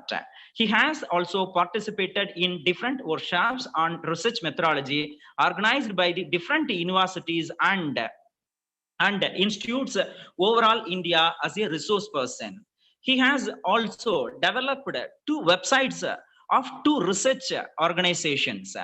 He has received Best Faculty Award and Distinguished Faculty Award in 2016. He has also received Best Social Scientist Award and Indo Global Education Excellence Award in 2017. Received D.Litt in Management from Commonwealth Vocational University in December 2017 at World Management Congress, Kolkata. December 2017, received Distinguished Teacher Award from International Multidisciplinary Research Foundation in January 2018. Received D.Litt in Banking and Finance from International Economic University in February 2018 at Sriperumbudur, and also received IBORF Educational Excellence Award 2018 for excellence in the area of banking and finance at Christ University, Pune. Sir is acting as a chairman of Board of Studies of various universities. Apart from this, Sir is a convener, postgraduate departmental committee, commerce and management, convener, Board of Research Studies, Department of Commerce and Management, program coordinator, NSS, West Bengal State University, member, Sports Board, West Bengal Sports University, State President, West Bengal, All India Vice President, Indian Academic Researchers Association, Adjunct Professor, Institute of Management Study, Kolkata, Advisor, Public Service Commission, West Bengal, external member, UG, PG, and Research Board of Studies, Brainware University, West Bengal. Once again, I welcome you, sir.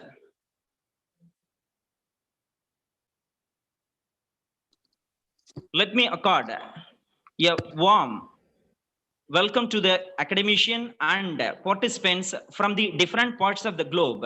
Without the delegates, this function would not have attained this much of success. I welcome you all. Now, I hand over the session to our Honorable Chairperson, Dr. Pranamdar, sir. Please, sir. Thank you, sir, for your warm welcome. We now request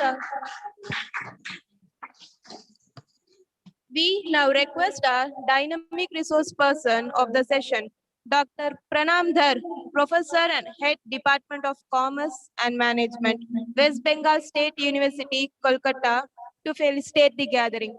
Please, sir.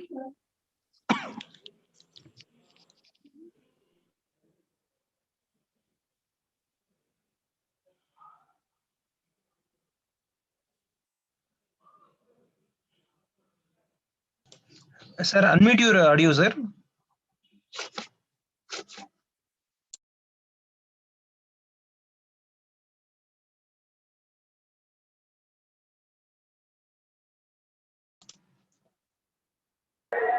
Sir, kindly unmute your audio. Sir, kindly unmute your audio, sir. Unmute your audio. Thank you, sir. Yes, sir. Now you speak. Am I audible? Very good morning. Yes, sir, audible, sir. Okay, thank you so much. Very sorry for the technical error, and I welcome you all, and very good morning to all, and I extend my heartfelt regards and gratitude to all for inviting me, especially Dr. Mubarak Ali sir and all others. I am known to many of you in Jamal Muhammad College, and this is the one of the biggest college in Tamil Nadu, and having lots of faculties and students. I went there also physically. I extend my heartfelt regards and gratitude to all. And without wasting much time, I am going to the today's topic deliberation. I'm sharing my screen, and today's topic is already announced by Dr. Mohammed Safi. That is the cryptocurrency and bitcoins, because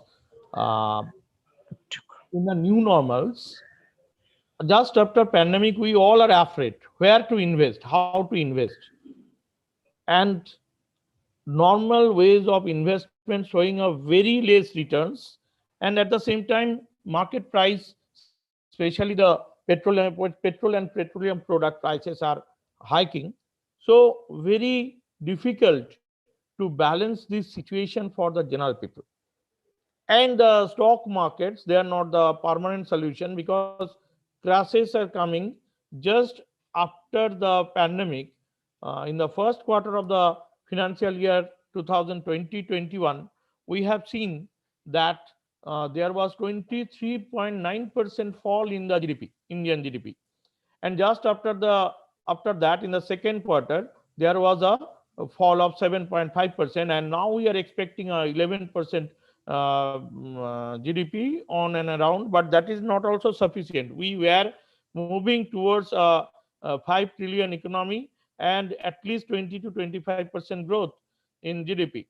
But now we are not heading to that. So general people is a very is in a very confusing situation where to invest and how to invest all over the world, not only in India. So this is the, in the digital era, this is the alternative, maybe the alternative, cryptocurrency and bitcoins. So my title I have well chosen after thinking that is the next generation of money and payments, cryptocurrency and bitcoins, and overview. Myself, Dr. Pranam Dhar.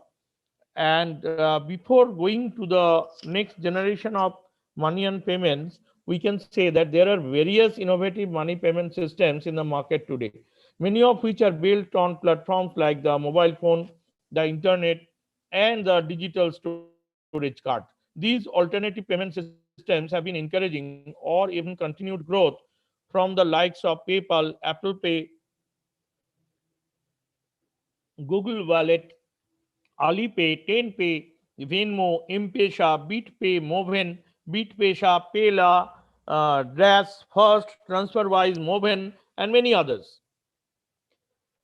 because the present generation is called the Generation Y, and they are called millennials, because unlike us, the old people, the young generation are having three things: very speedy internet, smartphone, and sufficient knowledge of using those applications for easy and fastest movement of currency. So beyond payment systems that are based on fiat currency, the growing use of digital currency allows for faster, more flexible, and more innovative payments and ways in financing goods and services. One digital currency, however, stands out among the rest. Bitcoin is one of the most well-known digital currencies today. To be specific, Bitcoin is a cryptocurrency which is a subset of what is generally known as digital currency. Bitcoin is a unique cryptocurrency that is widely considered to be the first of its kind. Like many created after it, Bitcoin uses the power of the internet to process its transactions. But this history of cryptocurrency and Bitcoins is not at all new. We can easily quote the Aristotle's sound money. Around 350 BCE, Aristotle defined sound money as: number one, it should be durable; number two, it should be transferable; and number three, it should be divisible. And it must provide intrinsic value, that is, value independent and contained in the money itself. Fourth feature is that it must be scarce. Money should not be available everywhere. It should be scarce. Number five, it should be recognizable. And last, but the least is, but not the least is fungible. Money must be easily transferable. That is called fungibility. So these should be the effective characteristics of sound money as discussed by Aristotle in the 350 BCE. Now, what are the properties of sound money? First is durable. It should be physically stable, does not or rust or does not rot or rust or melt. So it should be durable. It should be transferable, that is easy to transfer ownership from one person to another. It should be divisible, that is it can be subdivided into smaller units of money. It should be scarce, that is limited quantity available for use. It should be recognizable, that is easy to recognize and verify authenticity. And it should be fungible, that is one unit of money can be substituted for another, that is transferability. Now we have seen with the passage of time, money has changed its form. From the Bretton Woods Agreement, we have seen full dollarization in the year 1970s or 75. After that, in 1990s, there was LPG concept came. So with the full dollarization, we have seen the US dollar dominating over all the countries of all the currencies of all the countries of the world, but the situation is changing. Now, what are the drawbacks of physical currency? Physical currency, which is known as paper money, is of no value outside the country where it is used. This is very important. Secondly, there is a possibility of the damage to paper. Fire may burn it, it can be damaged.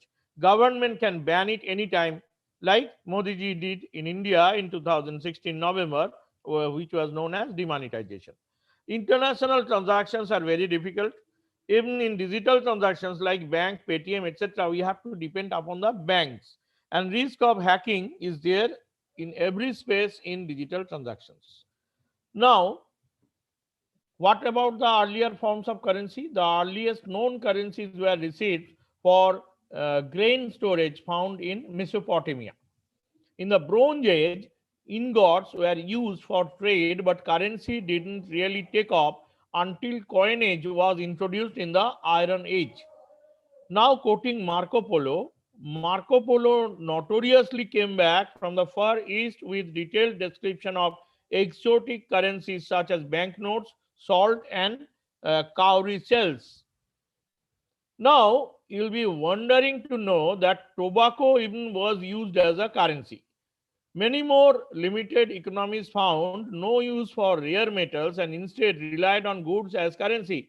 The pound of tobacco was an official currency unit in Virginia during the colonial era. Rice could be used in South Carolina. Pails were used as currency, by Hudson Bay Company. Now, Western Union and the dematerialization of money. The Telegraph Company opened in 1851. By 1861, it had linked both coasts. By 1871, it allowed money transfer over its lines, taking the first step in the fundamental visualization of money. Now, virtual money is also having the virtual security or scarcity points. Virtual scarcity is very important. They are known as nonces and hashes. As we have already defined that money should be, one of the important characteristics of money is that it should be scarce. So all currencies rely on scarcity. If there is an unlimited amount of money, none of it is valuable. Sometimes the scarcity is enforced by a neutral authority, that is limited amount of copper or gold on earth. Sometimes it is enforced by humans, that is central banks. Bitcoins solve this problem with a novel approach based on mathematics. A hash function generates signature for the data. If the data changes, the hash changes. Hash functions are not reversible. Bitcoin takes the advantage of it by requiring miners to compute hashes for ledger blocks that fall below a certain number.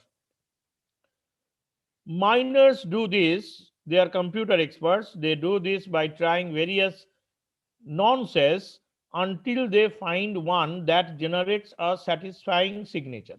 The difficulty target is adjusted to keep Bitcoin from being mined too quickly, creating a satisfying level of artificial scarcity.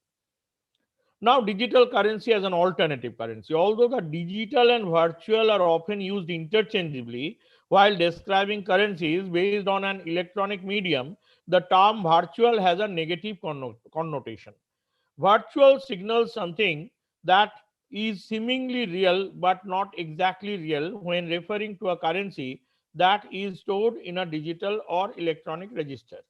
Indeed, in languages like Chinese, the word virtual is interpreted as created from nothing, in the sense that it is not physical but computer generated or computer simulated currency.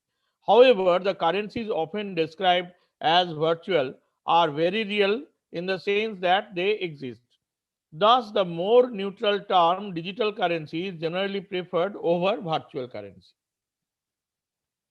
Now, we can classify the alternative currencies in various ways.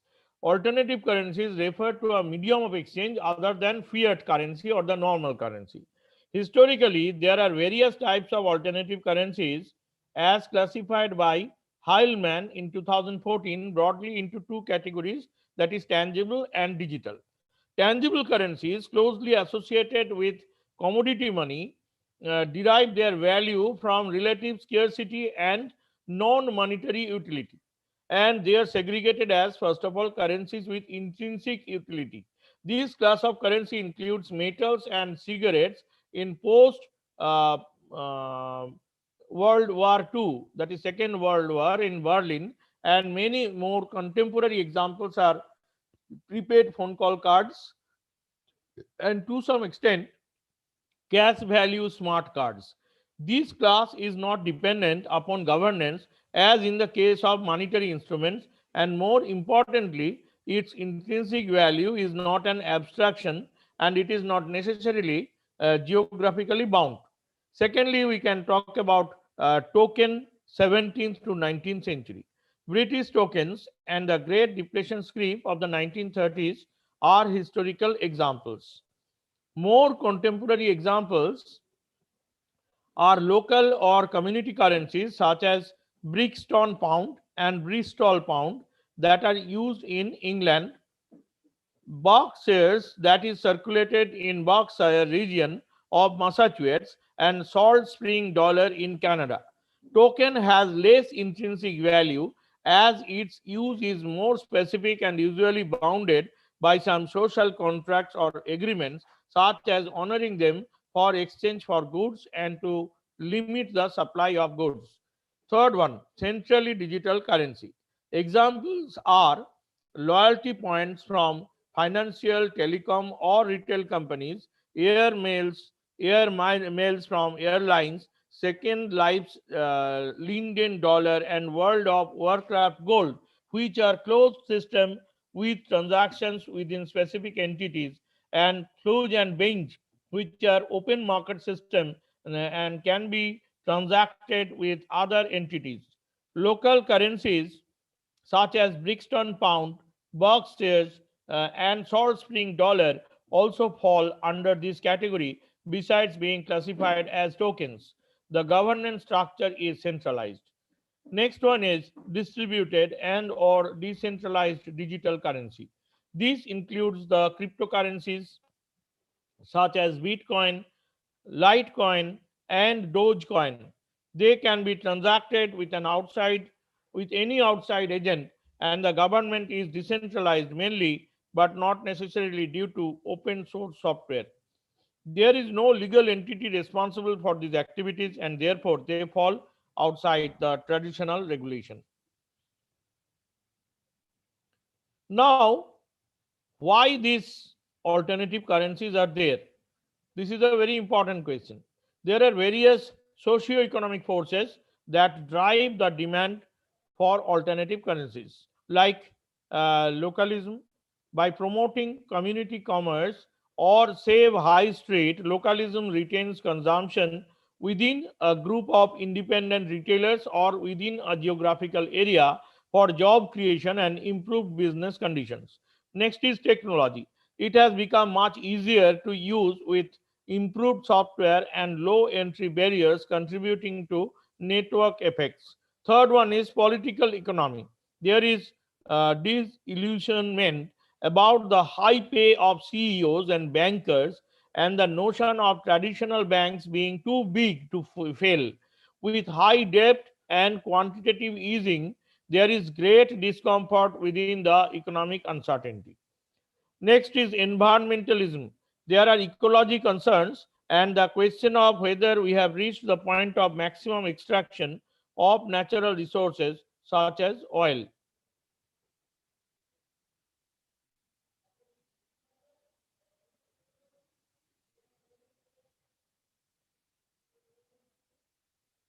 I didn't get you in Shanti, presenter detail.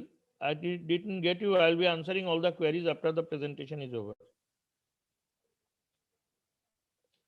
And why alternative currencies? There are other points like inefficiencies, that is, the financial services are overpriced and whole financial system is too expensive. Next one is financial freedom. Some digital currencies, such as cryptocurrencies, have the advantage of transferring value through the internet where control is weak. Such digital currencies may allow users to bypass the capital controls and may provide safe harbor during a fiat currency crisis.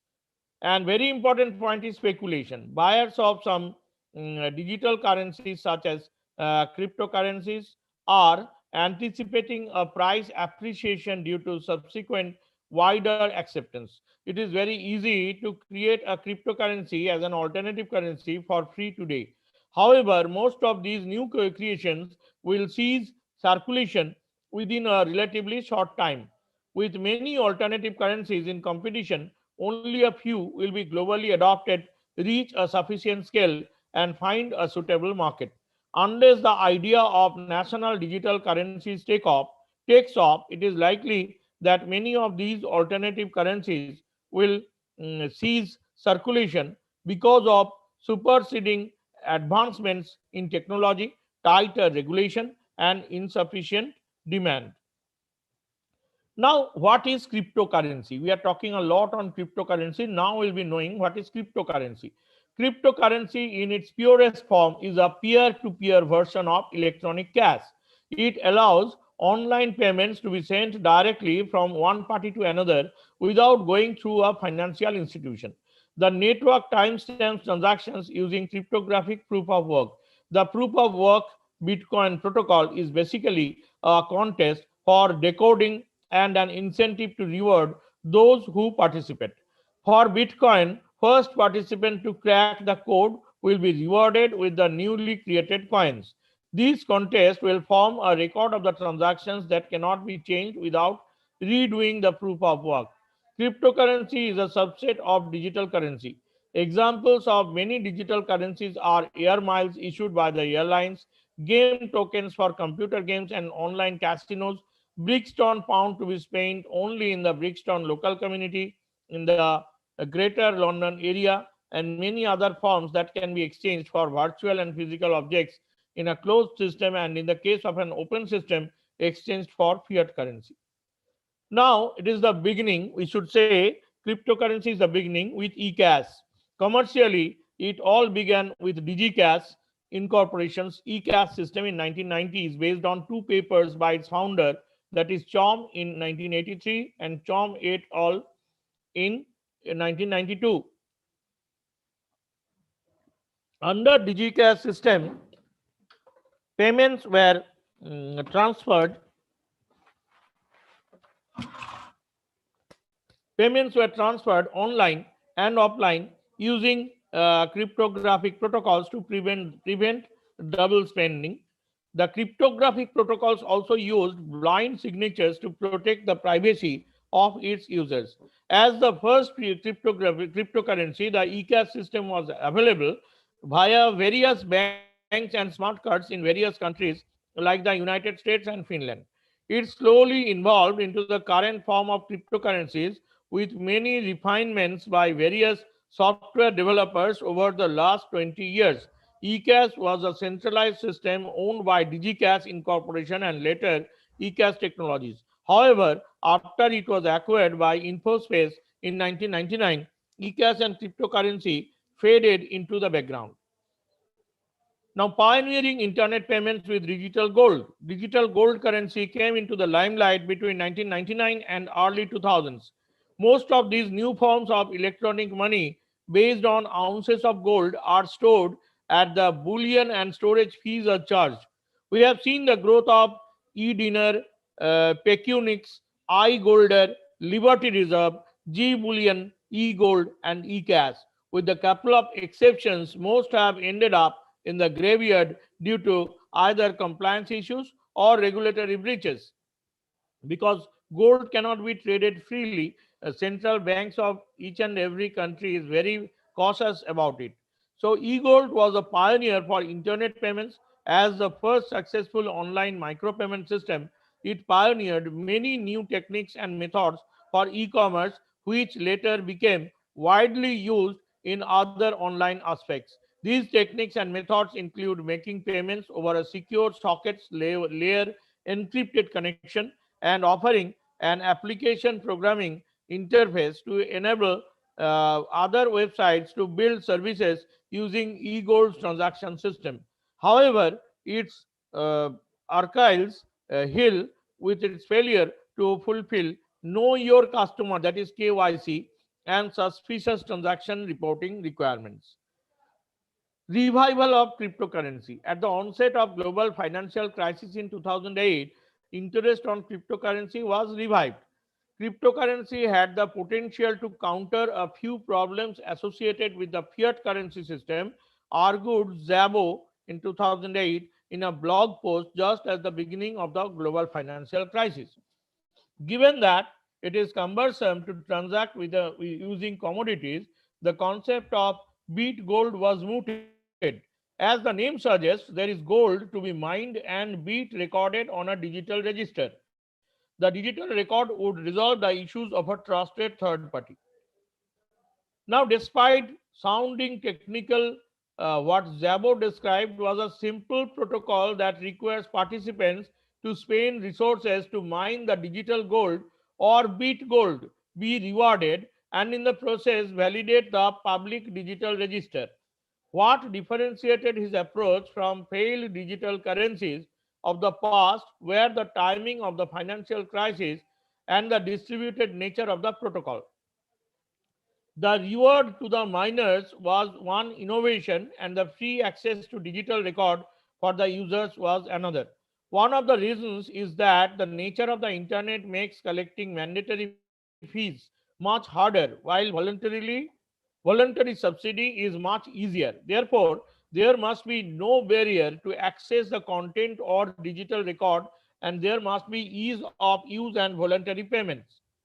The use of cryptocurrency as a safe haven and as an alternative asset class was demonstrated in the 2013 Cypriot property-related banking crisis, where a 6.75% levy was imposed on bank deposits up to Eastern Union R1000K and 9.9% for larger deposits.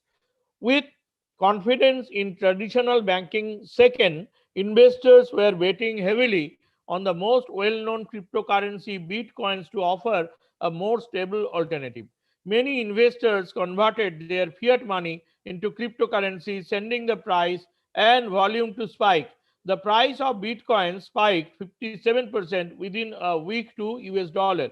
Like gold and other commodities, Bitcoin's price spikes in moments of uncertainty. Both assets are increasingly favored by a small group of managers in an alternative investment and critics of contemporary monetary policy.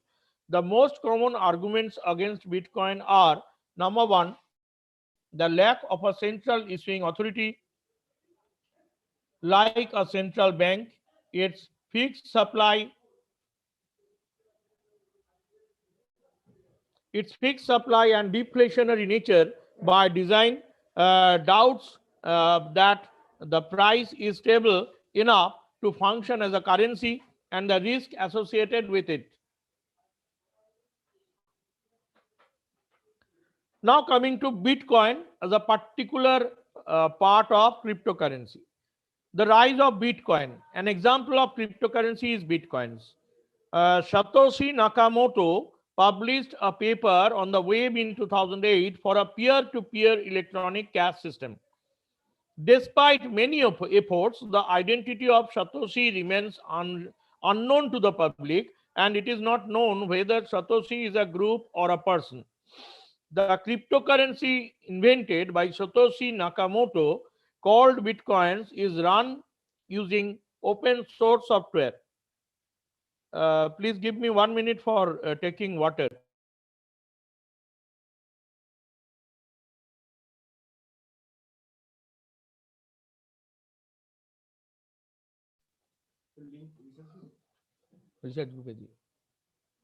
The cryptocurrency was invented by Satoshi Nakamoto, already stated, is run through an open source software. It can be downloaded by anyone. Am I audible? Am I audible? Yes, sir. Audible, sir. Okay, thank you. Should I continue? I will not take much time, but is it boring? Are you enjoying it or it is boring? You can ask questions if you feel like. So should I continue? Yes, sir. Thank you so much. Okay, thank you. So actually, in this new normal situation, we are demotivated sometimes because we cannot physically see the audience and interact with the audience. So thank you so much. I'm continuing. It can be downloaded by anyone, and the system runs on a decentralized peer-to-peer network. It is not only decentralized, but also supposedly fully Satoshi in Japanese means wise.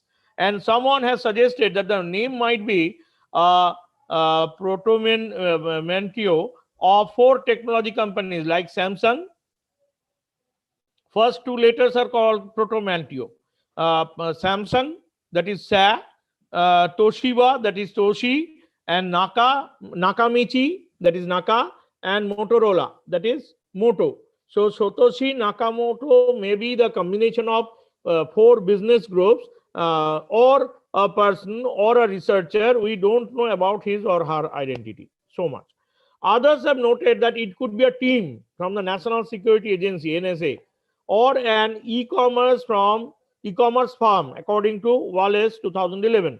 Other suggestions are David Chom, the late Hal Finney, Nick Szabo, Oi Dai, Gavin Anderson, and the Japanese living in the neighborhood of Finney by the same surname, Dorian Nakamoto. There are other suggestions such as Willie Ledon Vita, Michael Clear, Neil King, Vladimir Oaksman, Charles Bry, Shinichi Morchizuki, Zed McCaleb, and Dustin Trammell, but most have publicly denied that they are Satoshi. Introduction to Bitcoin is distributed. That means every node or computer terminal is connected to each other. Every node can leave and rejoin the network at will and will later accept the longest proof of work known as the blockchain as the authoritative record. So three things are interrelated. Cryptocurrency is the technology, Bitcoin is the currency, and blockchain is another technology or infrastructure which is related to it. I am coming to one by one. What is Bitcoin? Bitcoin is the first decentralized digital currency. Bitcoin is just a digital file that lists accounts and money like a ledger. A copy of this file is maintained on each computer on the network. Even if a villager need to open a Bitcoin account, he just need to have a smartphone.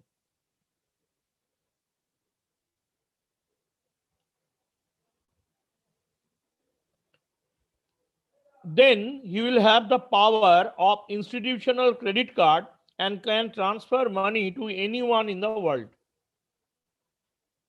General features of Bitcoin. Bitcoin is a decentralized network, already stated, and a digital currency that uses a peer-to-peer system to verify and process the transactions. Instead of relying on trusted third parties like banks and card processors to process payments, the Bitcoin technology uses cryptographic proof in its computer software to process the transactions and to verify the legitimacy of Bitcoins, according to Nakamoto in 2008, and spreads the processing work among the network. We make a clear distinction between the Bitcoin system, where a capital B is used for the word Bitcoin, and that of a Bitcoin, which is a unit of the currency or a digital address created by the Bitcoin system. With the invention of Bitcoin, payments can be made over the internet without the control and cost of a central authority called the Bitcoin project for the first time. Prior to the invention, transactions carried out online always required a third party as a trusted intermediary to verify the transactions, according to Brito and Castillo 2013.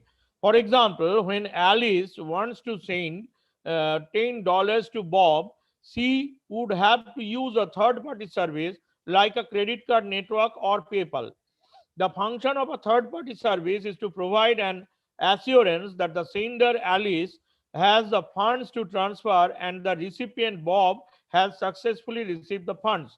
This is possible because these intermediaries help maintain a record or ledger of balances for their account holders. Here, when Alice sends Bob $10, an intermediary like PayPal would deduct the amount from her account and accordingly add it to Bob's account subject to a transaction fee. This is the Bitcoin price history you see from 19 July 2010 to 26 August 2017.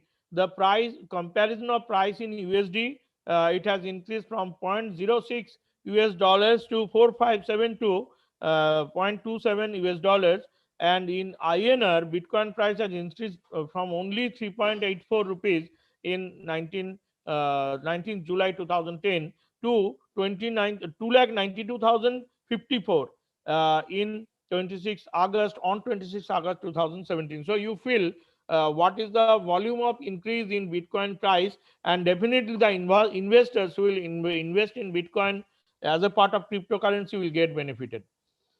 What are the features of Bitcoin? Like physical money or bank money, you do not need a third party gatekeeper. Much lesser transaction charges, around rupees 10 to rupees 30, depends upon the services.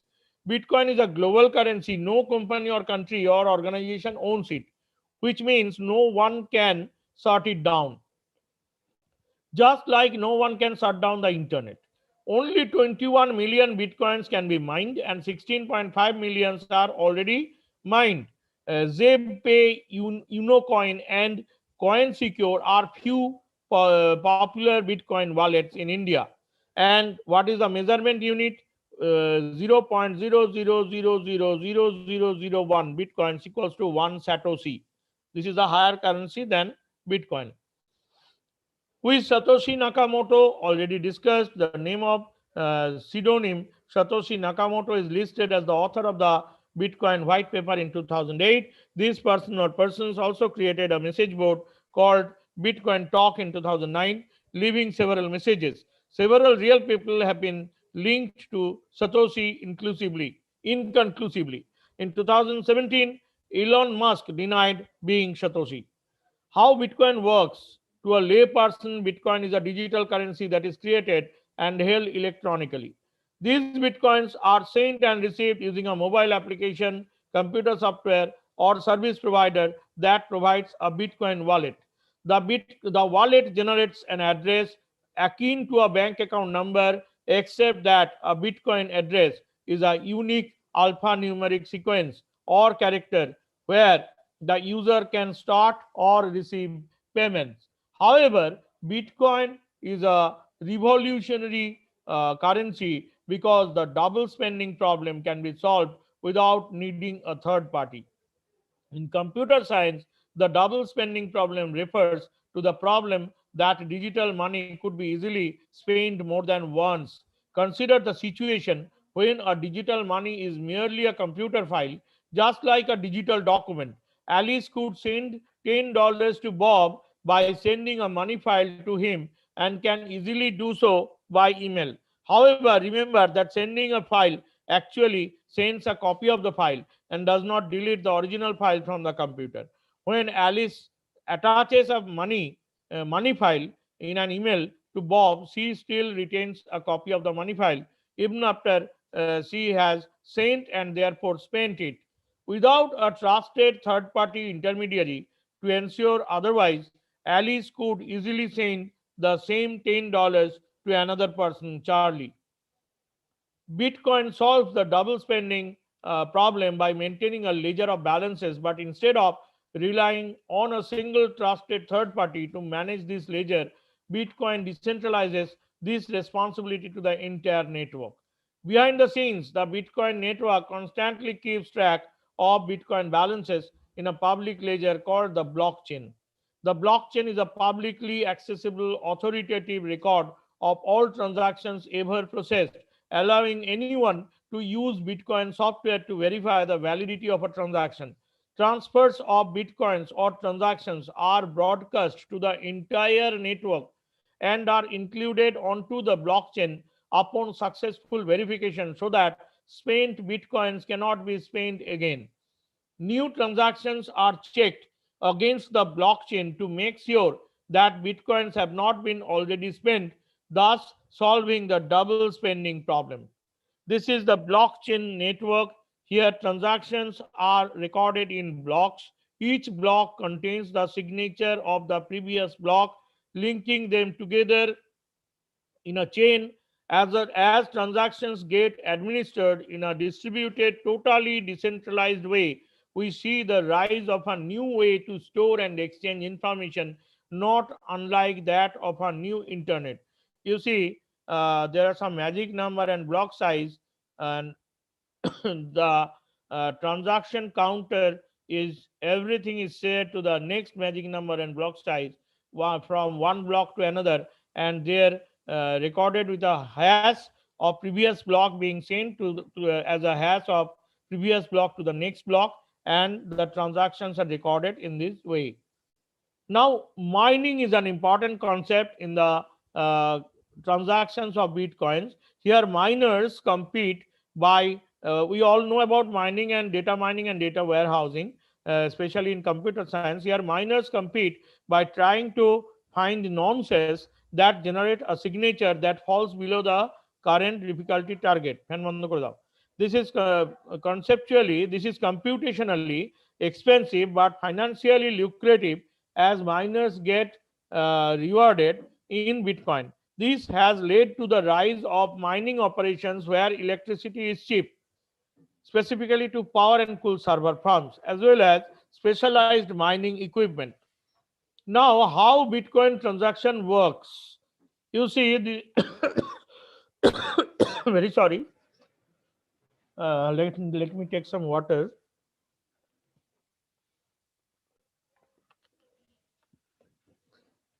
You see, one person, John Doe, uses his digital signature for the Bitcoin transaction, and it goes to Narayan Vyas, who uses his digital signature to receive the same. And first of all, from John Doe, 0.0001 Bitcoin is sent through a sending request. And here a complex mathematical algorithm works to verify the transaction and decode the puzzle, and it needs high power computers. By solving the problem, you will be rewarded brand new Bitcoin. John Doe is rewarded brand new Bitcoin. And this is how the new Bitcoins get generated. And now it goes to transferred to Narayan Vyas, and this Bitcoin transaction is also verified. And by sending the Bitcoin to Narayan Vyas, John Doe gets rewarded with the new Bitcoins, and this is how his investment increases. So this is the invoice status, where you see there is a code, and this BTC code is being paid with Bitcoin. Now, why trust Bitcoins? What are the advantages? Bitcoin is open source, which means that the codes and rules governing the Bitcoins are open to the internet to be publicly audited. There is no hide and seek, there is no bribe, there is no fraud, anything. Bitcoin is transparent. And even here the international financial management experts, their jobs also reduce, because Bitcoin does not lose its value or enhance its value in different parts of the world, which is done in case of US dollars and other currencies. Bitcoin is transparent. You know how many Bitcoins exist, and you know status of any transaction on blockchain.info. This website is very important. You can check also blockchain.info. No government, no company, or no organization owns it, which means no one can stop it. Blockchain network is not yet hacked. 99.99% uptime on server. Merchants receive payments much faster, that is less than half hours on an average. What are the disadvantages of Bitcoin? There is no customer support.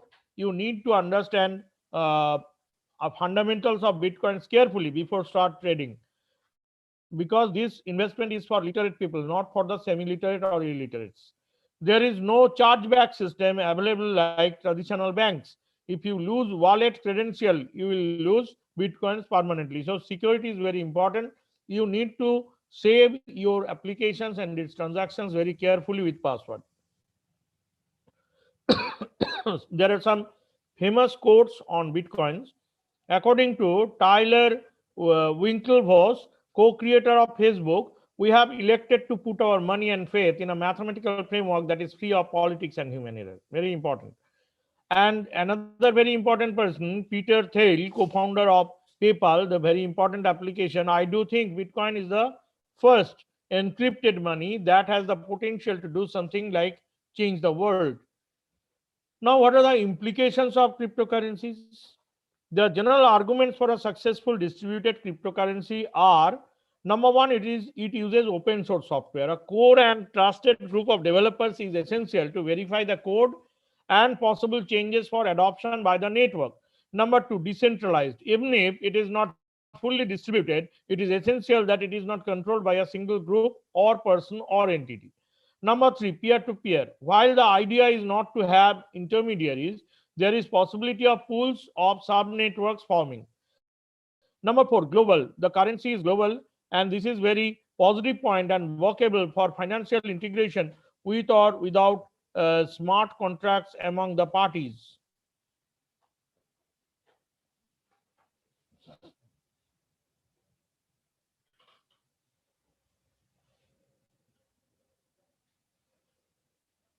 Is there any problem? Some valedictory is there, I see. Should I stop? No, sir. Okay. I'll take only 6 minutes more. I think within 5 minutes I can conclude. So it is very fast. The speed of transaction can be faster and confirmation time can be shortened. Reliability. The advantage is that there is no settlement risk and it is non-repudiable. That means the savings in cost of a large settlement team for financial activities can be potentially huge. The next one is security. Secure. Privacy architecture can be better designed incorporating proof of identity with encryption. If that is done, the issues surrounding know your customer or client, that is KYC, and anti-money laundering and terror financing, that is AML and TF, will be resolved.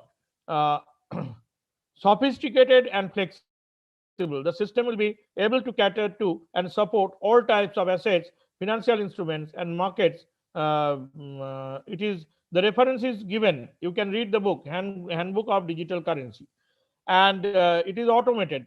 Algorithm execution for payments and contracts can be easily incorporated. It is scalable. The system can be used by millions of users, and it is a platform for integration. That is, it can be designed to integrate digital finance and digital law with an ecosystem to support smart contracts with the financial transactions. Customized agreements can be between multiple parties containing user-defined scripted clauses, hooks, and variables. Now, who accepts Bitcoins in India? UnoCoin has partnered with various merchants in India to bring Bitcoin to the daily lives of every individual. The merchants which are currently on board with us are eTravel Smart, that is online bus ticket booking portal, Reload, that is online mobile recharge platform, InSoft, that is web hosting portal, TechDoc 365, that is utility software management application, FlightShop, that is flights or holiday booking portal, and Dharwad International School, which is an educational institute, Fashion Diva, which is an online cloth, accessories, and home decor portal, and People Place, that is a portal for training and recruitment firm. They are only using Bitcoins now in India. Now, what are the implications for the banked people? As public distrust of our financial institutions finally increases, so does the demand for a more open credit system. Banks exploit us by charging deposit and withdrawal fees, foreign transaction fees, lost credit card fees, lost debit card fees, membership and service fees, overdraft fees, ATM fees, account closing fees, and many more. These thieves of economic justice steal as much money as they store. Cryptocurrency have no middlemen to charge transaction tolls. Say you need to get cash across the northern border first. Would you trust your local tailor to deliver it in a few business days, working bankers' hours? Or would you trust the most secure and sophisticated digital distribution highway ever created? There has never been a cheaper and faster channel to send and receive funds than this cryptocurrency. And there are some other implications for unbanked people also. 2 billion people do not have the bank accounts. Cryptocurrencies could change their lives. Larger amounts of the unbanked live in developing nations where their capital is unprotected. These people typically live in oppressive regimes that manipulate local currencies through taxation and inflation. Crypto is the only truly global currency free from any other country's influence. Without complex banking bureaucracies, cryptocurrencies give the unbanked a chance to securely save and transfer money, access credit, and even make international transfers. In other words, have you read any headline from Venezuela lately? Buying and storing of bitcoins. how will you purchase and sell Bitcoins? Against this technical backdrop, Bitcoins are often used simply as payment in exchange for goods and services. While the numbers of brick and mortar merchants who accept payments in Bitcoins remain low, there are many more online merchants who accept Bitcoins for both digital and physical goods and services. The price of these goods and services is usually based on the exchange rate between Bitcoin and the real world currency, which can be found easily online. Now, there are some issues with international transactions. That is, a normal person must have bank account for doing any transaction. Much higher transaction charges for international transactions, and that is on an average PayPal or credit card fee is 3 to 4% plus taxes. More than 15% taxes if you are a simple worker in Dubai. We exchange more than 6 trillion US dollars per day. But above these issues, cryptocurrency is a new emerging currency, and there are certain applications used for that. If you get time any other day, I can show you hands-on the application, how the Bitcoins are used, transacted and invested, and it is very easy, even the layman can do. And this is the new emerging area of investment, not only in India but all over the world, without certain deductions, tax paying and other security issues. This is very safe to ensure. And with this, thank you all. If you have any query, you can ask.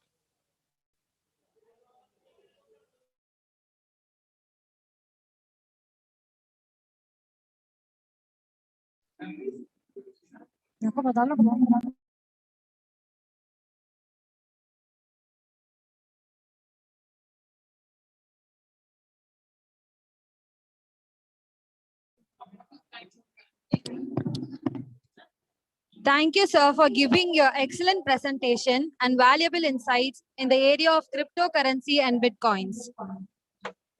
As all good things comes to an end, I conclude by saying that no duty is more urgent than that of returning thanks. I request Ms. G. Rekha, Assistant Professor of Commerce, to convey the vote of thanks.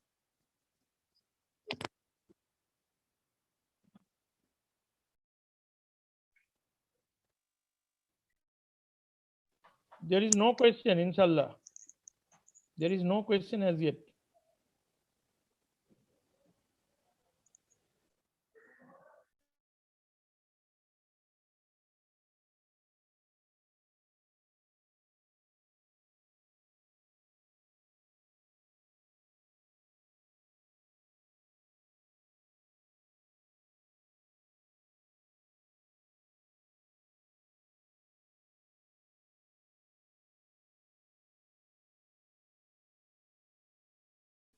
Thank you all for your kind appreciation. Thank you so much. I have you handing over this presentation to the authorities. If you need some more information, please you can contact I am giving my email ID in the chat box.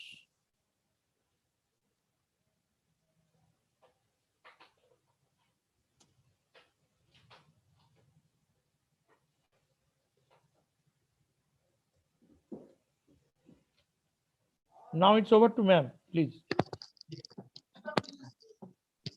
Sir, thank you so much, sir. Your presentation is so simple as well as explanatory one. That's why I think the research scholars, they have not made any questions, sir. Thank you so much.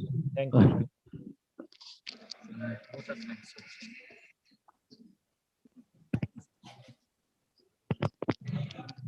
Thank you, sir, for giving your excellent presentation and valuable insights in the area of cryptocurrency and Bitcoins. As all good things come to an end, I conclude by saying that no duty is more urgent than that of returning thanks. I request Ms. G. Rekha, Assistant Professor of Commerce, to convey the vote of thanks. In the name of God Almighty, I begin a very good morning to one and all gathered here. I am very happy to propose the vote of thanks. First and foremost, I would offer my thanks to God Almighty for his mercy and blessings. I am highly delighted to thank our most distinguished chief guest of this technical session, Dr. Pranam Dar, Professor and Head Department of Commerce and Management, West Bengal State University, Barasat, Kolkata, West Bengal, for his inspiring and thought-provoking speech. Thank you, sir. I thank all the participants and paper presenters from different parts of the globe for spending your valuable time to make the conference a grand success. I also thank the co-session in charge, Dr. S. Mohammad Safi, for his valuable help in the successful conduct of this session.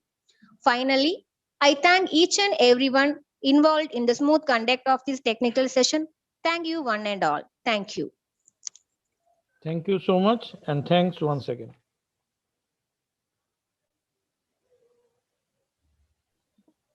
Thank you, ma'am. The next technical session will commence soon.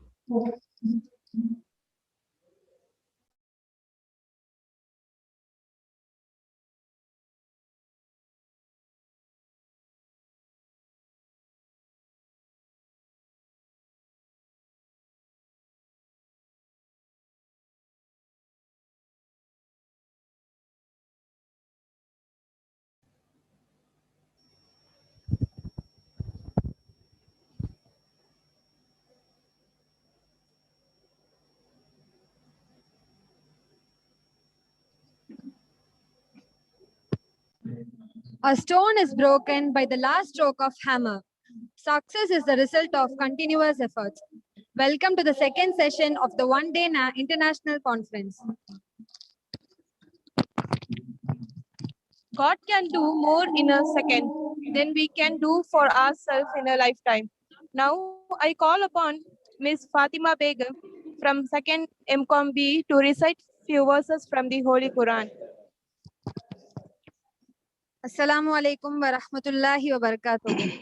أعوذ بالله من الشيطان الرجيم. بسم الله الرحمن الرحيم. ألهاكم التكاثر حتى زرتم المقابر. كلا سوف تعلمون ثم كلا سوف تعلمون. كلا لو تعلمون علم اليقين لترون الجحيم ثم لترونها عين اليقين ثم لتسألن يومئذ عن النعيم. Thank you, Fatima. Now I request Dr. M. Shah Jahan, Assistant Professor of Commerce, to welcome our resource person, Professor Stephen Deepak, Faculty, School of Management, Kristu Jayanti College, Bangalore.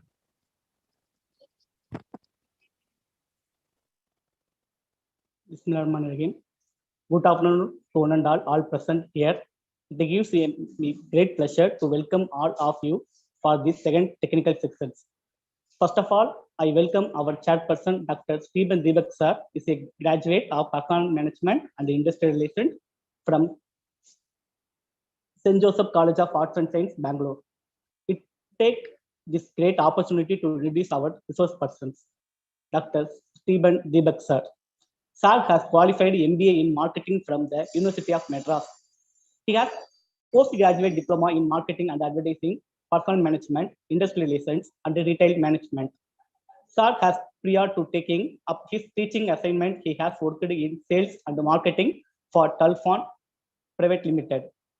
He has experience working on several event management campaigns for firms such as Phase 1 and DNA. Sir has taught management courses at various institutions such as Mount Carmel Institute of Management, ICFAI University, IGNO, and Symbiosis Universities. Currently, he works as faculty at School of Management, Kristu Jayanti College, Bangalore, and a member on the NEP Implementation Committee at college. He is also a certified entrepreneurship course educator from IIM, Bangalore, and Standard for University Venture Program. He has 17 years of teaching experience and teaches several papers in the field of entrepreneurship, human resource management, and marketing management. Sir has taught entrepreneurship for 15 years and guided and mentored more than 500 students to develop innovative ideas and write successful business plan. He was a key member of the team that won the e-week competition organized by National Entrepreneurship Network 3 consecutive years. Sir is the Vice President of the institution's Innovation Council and Chief Mentor at the Kristu Jayanti Elaboration Centers. He has published papers in leading journals and presented some of his work at national and international conferences. Sir has conducted many personal effectiveness training programs for the students, academicians, and corporate executives. His areas of interest include competency mapping, diversity and inclusion and organization justice. Welcome you, sir. I attend a warm welcome to all delegates.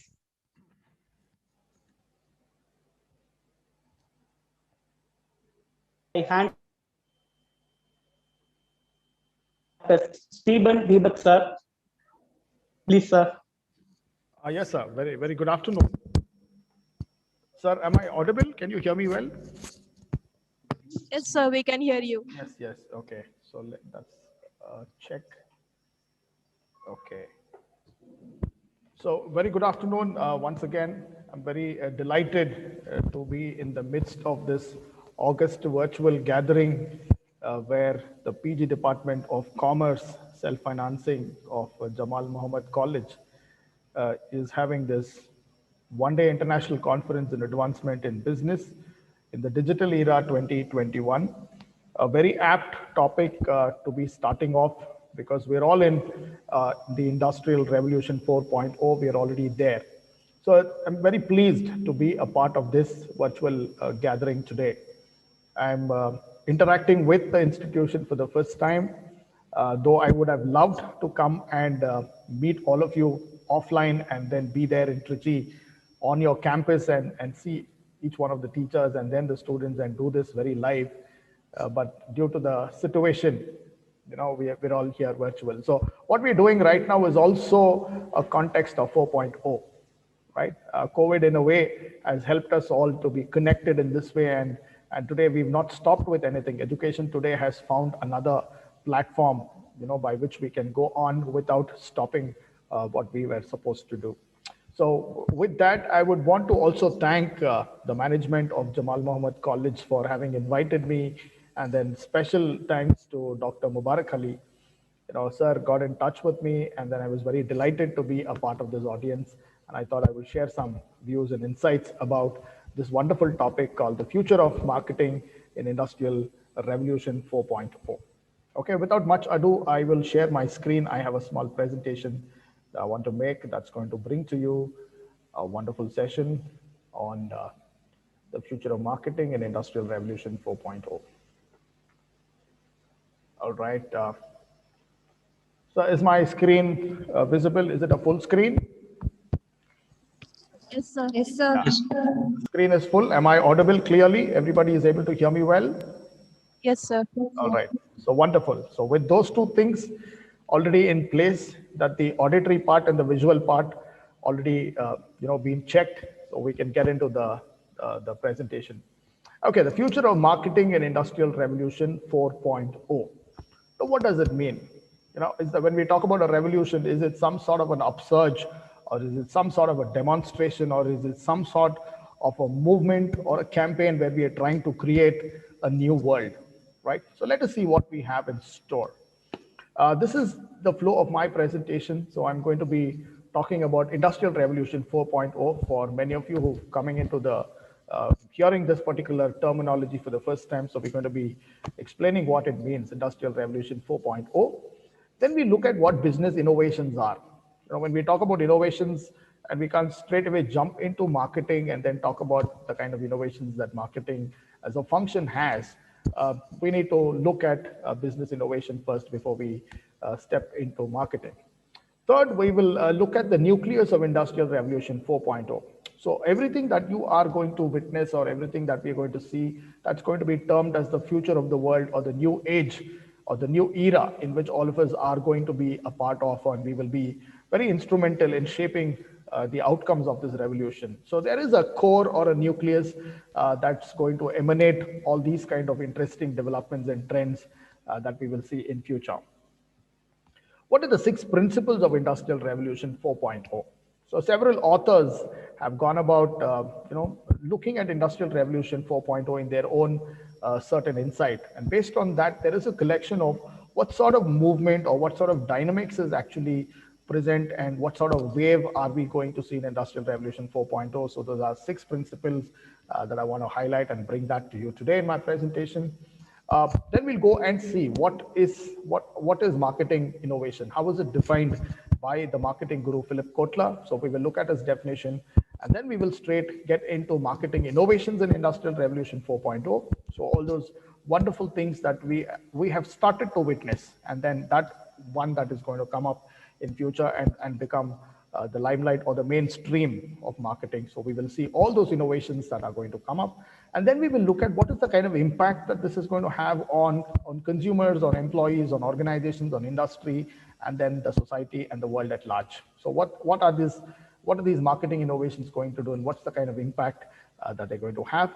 And last of all, so one question that will always come up in our mind, right? It could be scholars, or it could be students, or it could be faculty ourselves, or anybody in the industry. So what is in store? What is our place? And if we want to be a part of Industrial Revolution 4.0, when this wave is going to finally take up, so what is our role? Where are we going to be? What is the kind of preparation that we need to make? Or what are the students of this generation?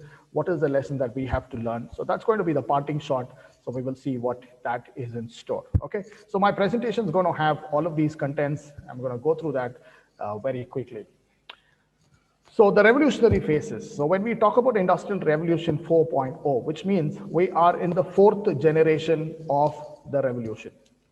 The first generation is a generation that brought about a certain revolution where the steam engine and the use of hydroelectric power and mechanization transformed the manufacturing, the production, and that sort of systems that was there in the early part. Now we're talking about something from 1850 onwards until around 1900s. So we're looking at that first revolution, which began around in the early part of the latter part of the 19th century, and that moved on until around 1910 to 1920.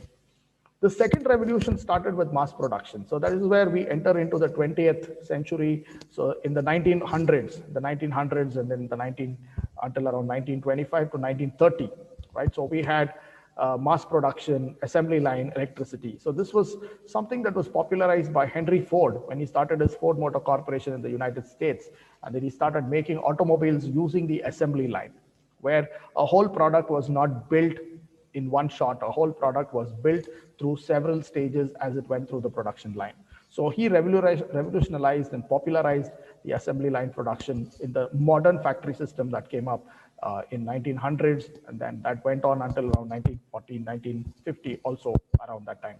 Electricity brought in a big revolution because machines could be now run by electricity. So that brought about a second revolution that caused a certain disruption in the way things were done. So everything was done very manually at that point of time. Electricity came and enabled things, and that was the next revolution that we saw.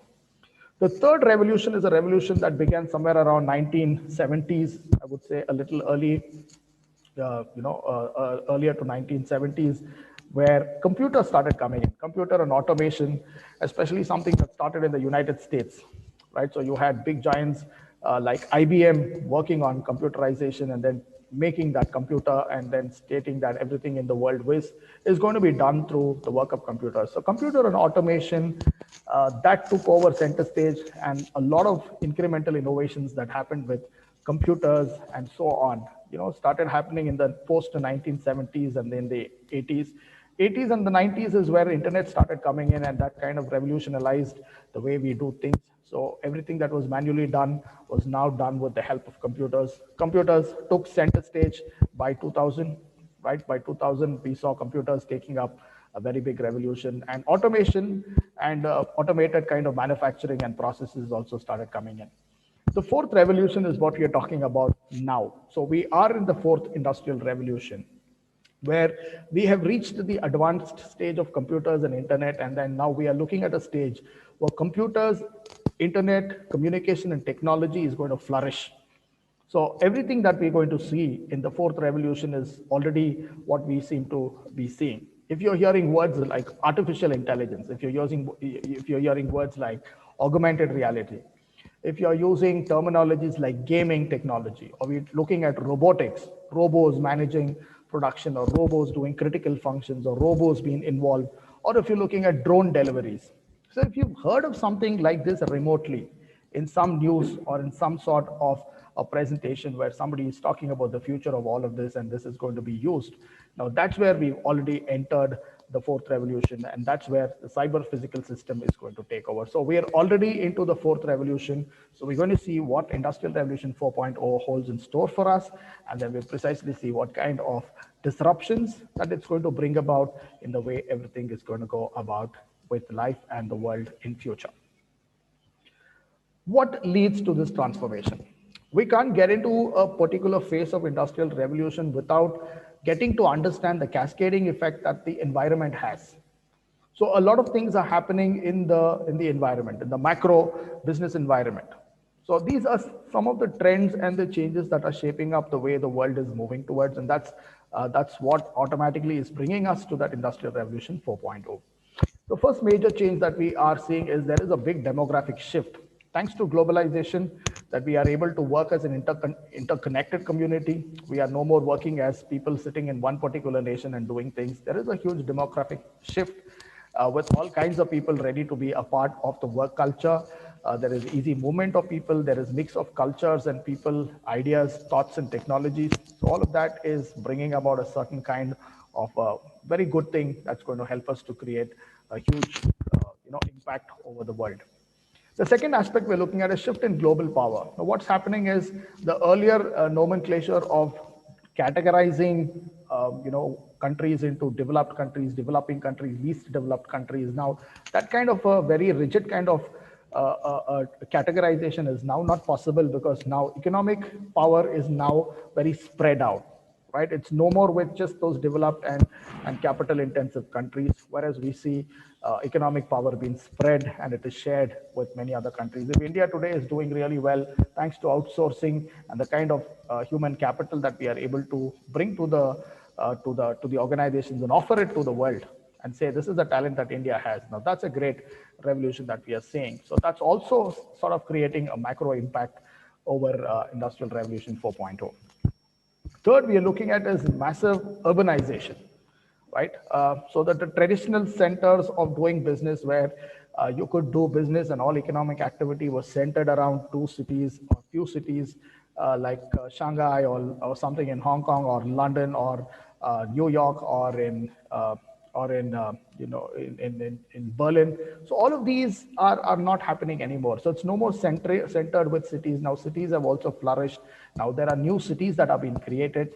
Like in India, we have the examples earlier. We had just the 4 metros as the core of any sort of urbanization. But today we talk about tier 2 cities, we talk about tier 3 cities. So whatever you saw in these 4 metro cities are now we are able to see. So similarly, that's what is playing out in the world at large. Whatever you saw in London is now happening in another city like Gurgaon or any other place in India or Philippines or in any part of the world.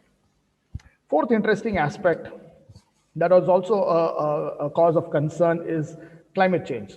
Climate change and resource scarcity, depletion of all those natural resources, because we can understand the way the world is going ahead, the way organizations and people have been utilizing these resources, there seems to be no end to it.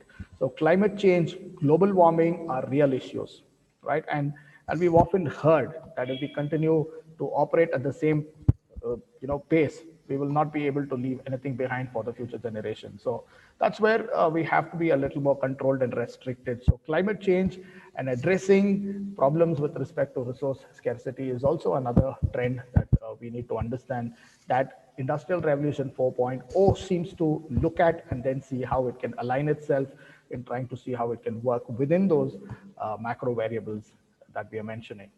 Last of all, we're looking at technological breakthroughs. So what's also interestingly happened is technology and advancement in technology has reached to such an extent that it's creating a disruption. It's creating a disruption where conventional businesses are going out of business, and technology has brought in interconnectivity with organizations, and it's created new business models. Customers' needs and requirements are now being fulfilled with just the use of technology. Very simple understanding to understand technological breakthrough. Conventionally, how did we all book, autos, or how did we book cabs? We had to call up a tour and travel agency and tell them in advance that we are going to to a particular destination. We would want a car to come and pick us up at this time and drop us at this time. That's what we had to do. Or you had to take public transport and then you had to reach your destination. But today things have changed. All that you need to do right now is just you need to open an app for Ola or Uber, and then you click on it. You will find out, you put the destination that you want to be dropped, and then any vehicle, any car, or any auto rickshaw or any other mode that is available right now around us, within that vicinity of where you are, that surrounding where you are, the vehicle can come and pick you up. So that's what has happened today. It's all at the click of a button. You just go to the app, you can do.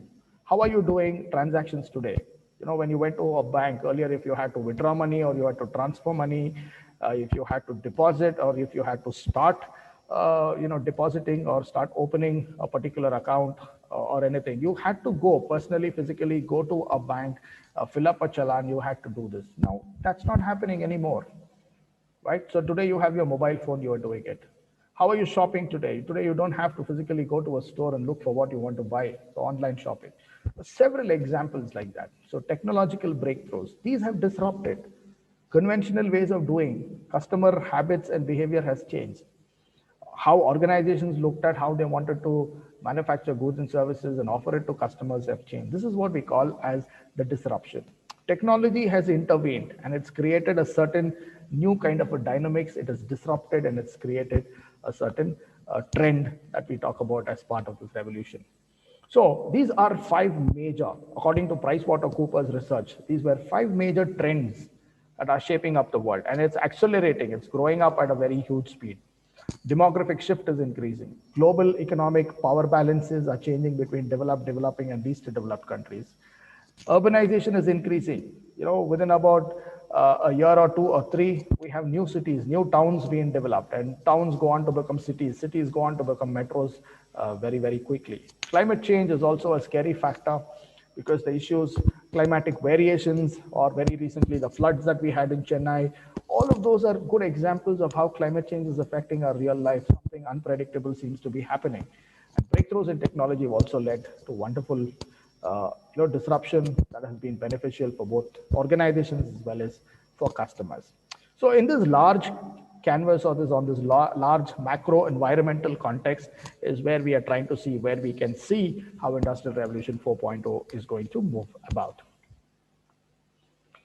So what is the prelude? So when was this term Industry 4.0 or Industrial Revolution 4.0 was used? The terminology for the first time was published in the year 2011 in a conference in Hanover, where in that particular publication, Industry Manifest 4.0 was presented with the basic features of this revolution, which means in 2011, it was predicted that the onset of the future is going to be on these kind of trends. So the features were very loosely identified as this is the future, or this is the way, or this is the trend that's going to happen in the next 20 or 30 years. So Industry 4.0, as we say, was predicted differently by different individuals, different authors, different experts on the industry, but collectively. So when we collectively are able to collate all their views, what all the authors and all of them who've spoken about Industrial Revolution 4.0 have expressed is, what they've agreed and expressed is, Industrial Revolution 4.0 is going to bring about a fundamental change in the economy. It's going to drastically change the way and impact the economy in a much more larger way than it was predicted. First thing, economy is going to get disrupted and it's going to change. Second, the working environment, the working culture, the working dynamics, the working context is going to change. how we do business or how we work, how we interacted with customers, that entire functioning is going to change. Thirdly, right, the kind of knowledge, the kind of skill, the kind of attitude, the kind of experience, the kind of competency that is required to work in Industrial Revolution 4.0, deal with all those difficulties, challenges, and trends that's going to come with 4.0 is going to be different. So all of them seem to have agreed and say Industrial Revolution 4.0 is going to bring about these changes. So when we look at business innovations, so if you want to see where are these trends going to occur, so where is this trend going to occur? Where can we see it? According to 2010 Eurostat update of the methodology used in the European Union Business Innovation Activity Survey, this is according to the finding of that particular survey. They said business innovations are generally seen in 4 areas. This is very similar to what Joseph Schumpeter in the year 1934, he wrote a book called The Theory of Economic Development, where he spoke about innovation. The word innovation for the first time was used by this economist called Joseph Schumpeter, right, who said that innovation is going to be a great thing and innovation is going to definitely transform the world. Very similar to what he said, right? So here in the activity survey, they said product innovation. So marketing of a new or a substantially improved product or service is going to be where Industrial Revolution 4.0 can be witnessed, which means any product or any service that you see, which traditionally you have been buying and using. Now you seem to get that solution in a different way. So I gave you the Ola and the Uber example. That could be a good thing. Or your banking transaction where you open an account or you withdraw money. So that could be seen as another, how the product itself has undergone a change. Secondly, process innovation. The introduction of a new or a substantially improved method of production. There's a new form of production that's coming in, or provision of service, or the mode of supply, storage, distribution, introduction or substantial improvement of enterprise activity. So which means how we've traditionally seen the entire supply chain, right from procurement to inbound logistics, which is transportation, to storage in a warehouse, and then manufacturing goods and services, and then finally delivering it to customer, handling customer service, and handling customer complaints, and building brand activity. All of that in the organization is undergone a change. So there are new trends that have come in. When I enlist those trends, you can see in what are the areas in which process innovation is rampantly seen today. Third, we're looking at marketing innovation. So what is marketing basically? It's getting to understand what your consumer needs and then be able to manufacture goods and services, offer it in the way the customer requires, and ensure that you're consistently doing that and keeping them happy and satisfied. So bringing in newer forms of trying to see how the traditional 4 Ps, the product, price, place, and promotion, can be drastically changed so that you are able to give a very delightful or enhanced experience to your customer. So what sort of marketing innovations and how these innovations are delighting the customer and is helping them to ensure that they are able to go through that same experience every time they get a product or a service from this organization. Fourth of all, we're looking at organizational innovation. So other than the product, the process, and the marketing or any other functional area innovation, very interestingly, companies today themselves are also transforming themselves, and there is a new model that is created, a new business methodology that is created. So companies are not traditionally looking at trying to do business, right? So a new form of manufacturing, a new form of organizational setup, a new form of organizational existence, a new form of fundraising or fund or investment management today, right? All of that today has completely changed. So that's why we look at organizational innovations. So these are 4 areas in which business innovations are seen in Industrial Revolution 4.0. What is the nucleus of the Industrial Revolution 4.0, which is the core?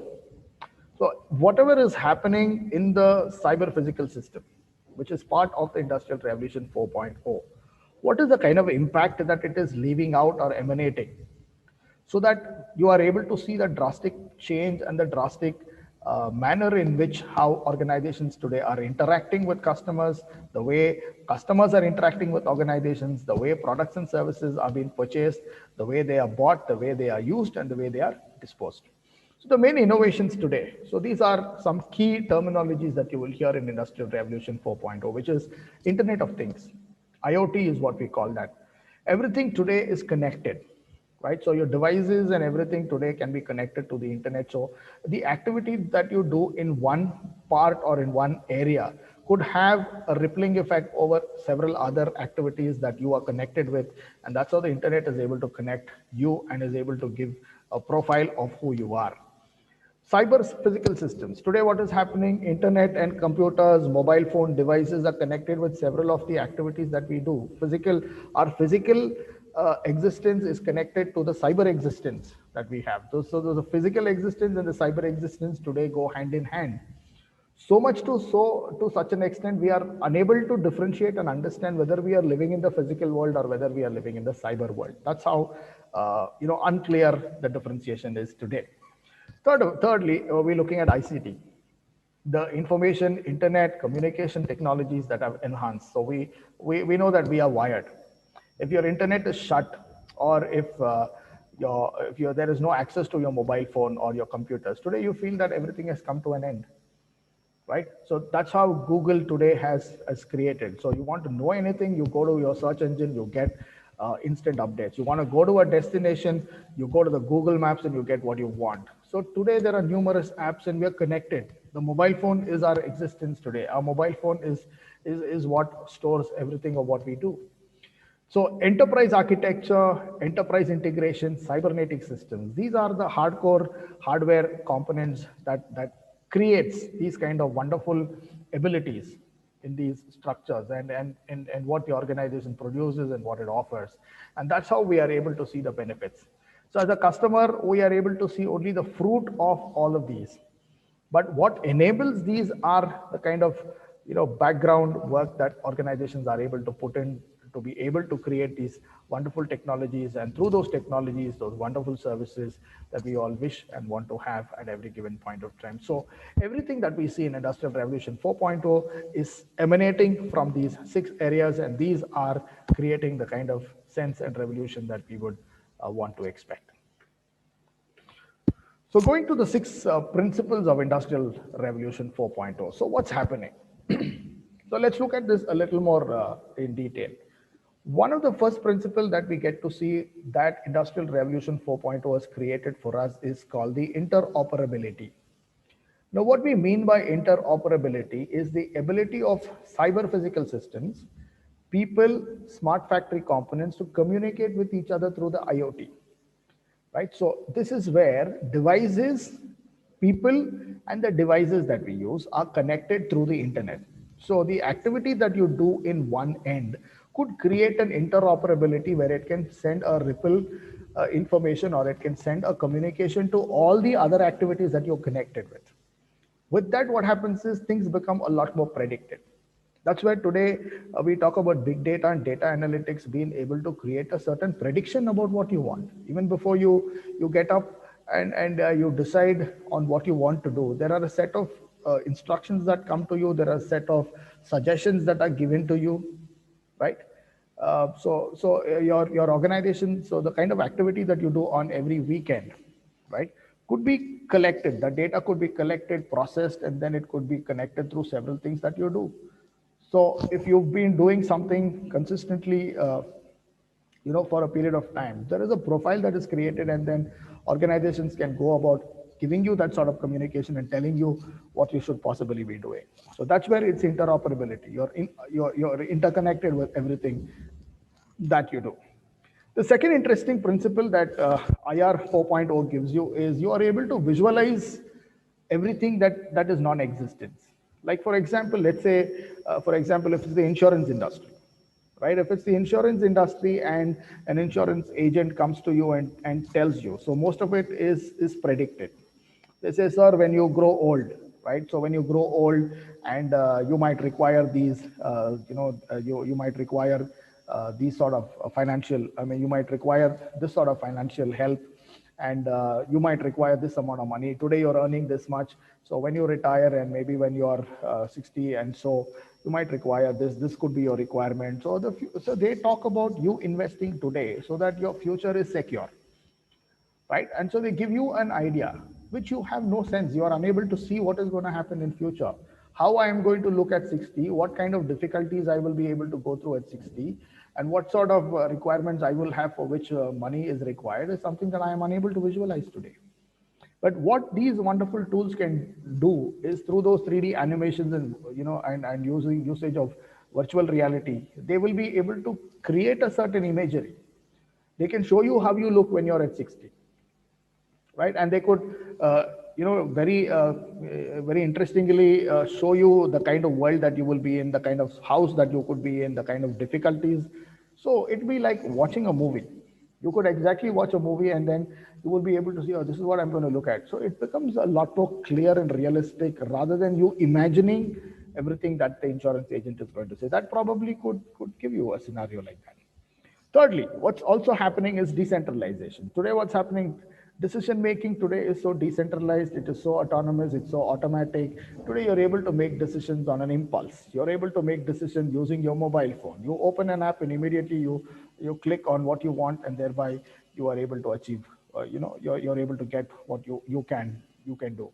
So that's where decentralization today is enabling. So what you do independently, is enabling the system to operate and then be able to send those results and then give you the right kind of information that you need. Fourth interesting thing, ability to work in real time, like exactly what we are doing today. All of us are virtually connected, right? If we had to do this maybe about a year ago or maybe about 2 years ago, we would have had to be there physically on campus. Now, what we are doing today is we are able to work in real time. I'm in Bangalore. I just finished a session with my MBA students last hour, and within 5 minutes, I was able to click. I'm talking to an audience that is from different parts of the world. So ability to work in real time. I'm able to do whatever I was able to do offline, I'm able to do it online today, right? So that's how we can do. So Industrial Revolution 4.0 has created this enormous ability to be able to work in real time and get in touch and be able to do anything that we want at any given point of time, because ICT, technology, Internet of Things is able to create this for us. The fifth aspect that we're looking at is service orientation. Now that is something that's going to stay ultimately. Competition is going to increase, but ultimately who's going to be better in the competition is going to be dependent on who is able to offer good service to us. So companies today are creating service-oriented architectures, whereby whether it is physically offered or whether it is offered through agents or robots or bots, any other intermediary, technological intermediary that we are going to use, it is going to ensure that service orientation is going to be done very easily. Very interesting. If you open any website, let's say, for example, you open a banking website or an insurance website or a hospital website or an educational website today, the moment you click on it, immediately there will be a pop-up that will open that will say hello with your name, right? So let's say, for example, if you are Shashank, it will say, hello, Shashank, how are you doing? Can I help you? So it will be real time. So you will be stumbled to find out how did this person know that I am Shashank and I'm in need of some help. So the moment you open on there, so that's where information is also gathered, and then we know a customer is coming here and that we could possibly help here. Last of all, we're looking at modularity and reconfiguration. So what is that going to do? So Industrial Revolution 4.0 is going to create modular aspects rather than looking at things that are very large. It's going to create something very compact, something very specific, something very personalized, and it's going to ensure that we give you what you want. So that is the beauty of what this particular revolution through the use of technology can do, which is the needs and preferences of each of us are going to be different. Rather than a company telling us, showing us everything of what they can offer to us, based on our previous history of what we've done or based on our profile that they have gathered through the internet or through any other forms of data gathering system, they will be able to exactly put forth to us the kind of products and services that we require. So I'm able to see what I want to see. I'm able to hear what I want to hear. That's the kind of reach that Industrial Revolution 4.0 can offer. So that's where we look at how these 6 principles today have created a certain difference and away from the conventional method or the mode in which we understood these things. And today, all of these are offering things to a greater extent to us. Let's go to what, so we're coming into marketing innovations. So let's understand what we understand by marketing innovation before we start listing out the various marketing innovations. So this is a definition that Philip Kotler, the marketing guru, was able to give in his publication in 2005. So what he meant by innovative marketing, we mean a consequence of work that when applied to existing products leads to the creation of new products and new services to meet new needs, bring new areas of use, new situations, and discover new target groups for consumers. So what is he talking about? Existing products, existing services, existing usage is going to be there. But what the new form of marketing, the industrial revolution or the marketing innovation that we're looking at is going to bring about new products. It's going to give you new services. It's going to help you identify new needs, something that you never knew could be also put forth to you and said that, look, this is a need that you have. It could help us to also utilize products for new areas. Like for example, how a mobile phone, which was earlier used only to make calls and receive calls, today is used for multiple usage. So we will be able to find newer usages of mobile phone beyond what it is doing today. And we could be using these in new situations and new contexts. And then we could also be targeting new customers. So the world is now pretty open enough.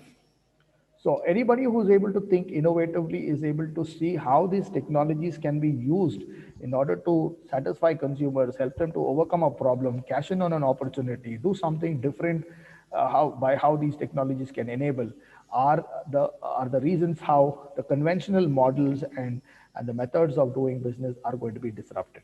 So that is where we talk about the new age companies coming in with marketing innovations and then creating a new order, a new experience for every customer who's going to be a part of it and who wants to be availing the services of this particular revolution. So what are the marketing tools? So now I'm going to list out the various marketing tools that are going to be a part of the revolution. The first tool that we're going to talk about, or the first trend that is already caught up, is the additive production. So what does this mean? This is the formation of physical product by gradually controlled addition materials. Like for example, metals, plastics, thermostats, glass. So many of these are non-recyclable items, and many of these are hazardous for the environment. As I spoke about one macro environment trend where these are scarce as a resource and also having a huge impact on climate change. That is where we are looking at eco-friendly products or eco-friendly designs or materials that are not endangering the environment, or materials that are very, very easily recyclable, right? So that is where we are bringing in these additional, items that are going to be enabling us to create products and services in a much more better manner. So that's where we have the 3D printing and 3D technology, coming in as a huge trend to help us to create a big revolution for companies that are going to take this up. Second interesting thing is augmented reality. So very interesting in that space of trying to visualize. We are able to see augmented reality as another interesting tool where hypothetically or imaginatively a real world situation is created in front of your eyes. I gave you that example of the insurance agent explaining to me about what is going to happen in life, when I reach 60. So he's not just explaining in words. He could actually show me an augmented reality of what it is going to be. I'm going to be visualizing myself. I will be able to see how I'm going to look at, and that's what is going to happen. For example, if someone's going to be going in for an operation, hospitals can do this, right? Augmented reality, instead of putting everything on the brochure saying that ours is a very clean hospital, we have the best of doctors, we have the best of facilities, we have the best of tools and techniques to take care of operations and so on. Instead of putting all of that in a textual manner where each one imagines the reality of the real experience in different ways. If you use augmented reality, you will be able to see that as a movie or as a moving picture where you can see the hospital, you can see the operation theater, you can see the kind of experience that you will get in real time. That's what augmented reality can do, and give you that kind of better experience whereby you will be able to make some appropriate decisions. Very similar to augmented reality is where we have the virtual reality. It allows the user to find himself in a very simulated environment. So very similar to augmented reality. Virtual reality will be able to give you an experience of what you want to see right now, right? Augmented reality could give you an experience of what you want to see about the future or something that is more enhanced.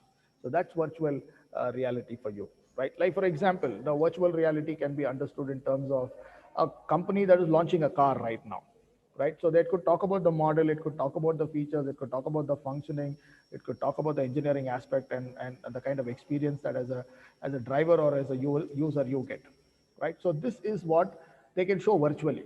So you can see as to how you feel when you utilize that car. So that's virtual reality. They can put you onto that simulator or that simulated car model where you get the real-time experience of driving the car and you're able to see it. That's virtual reality. Augmented reality is if the car company is thinking about a driverless technology, right? It's going to use autonomous technology where the car is going to drive all by itself without assistance. It's an automated car where without the driver the car is going to move. If the car wants to convince existing users that this is the kind of future that we're going to work on, then you could show that as an augmented reality, because what is going to happen is something that we've not seen, we've only heard, but is something that we can experience when we use augmented reality.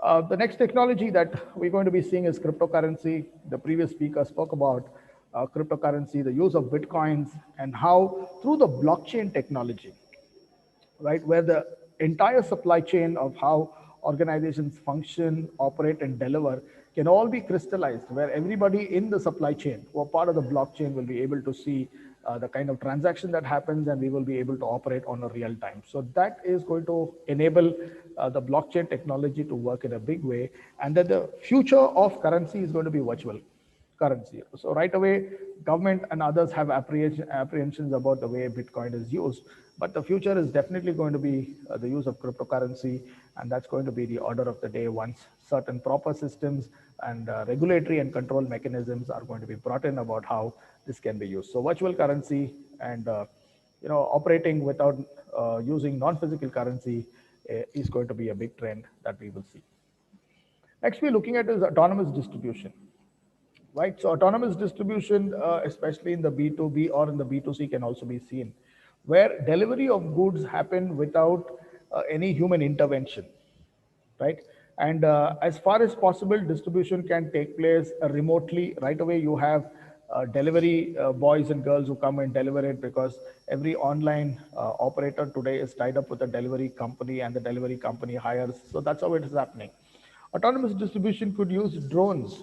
We could use the drone technology where you could have drones coming and dropping your parcel.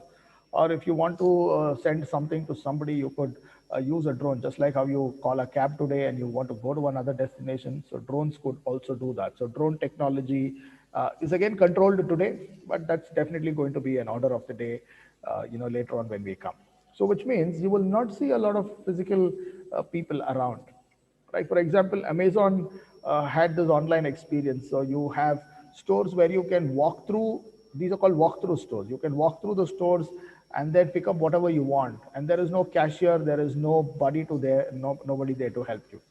The store has nobody. You can just walk in, pick what you want, and you can do the billing on your own, or sometimes the billing is automated, and then you come out and then money gets deducted from your account. So sometimes it's also that kind of an experience that you can get where there's very minimal human intervention, but very high on technology.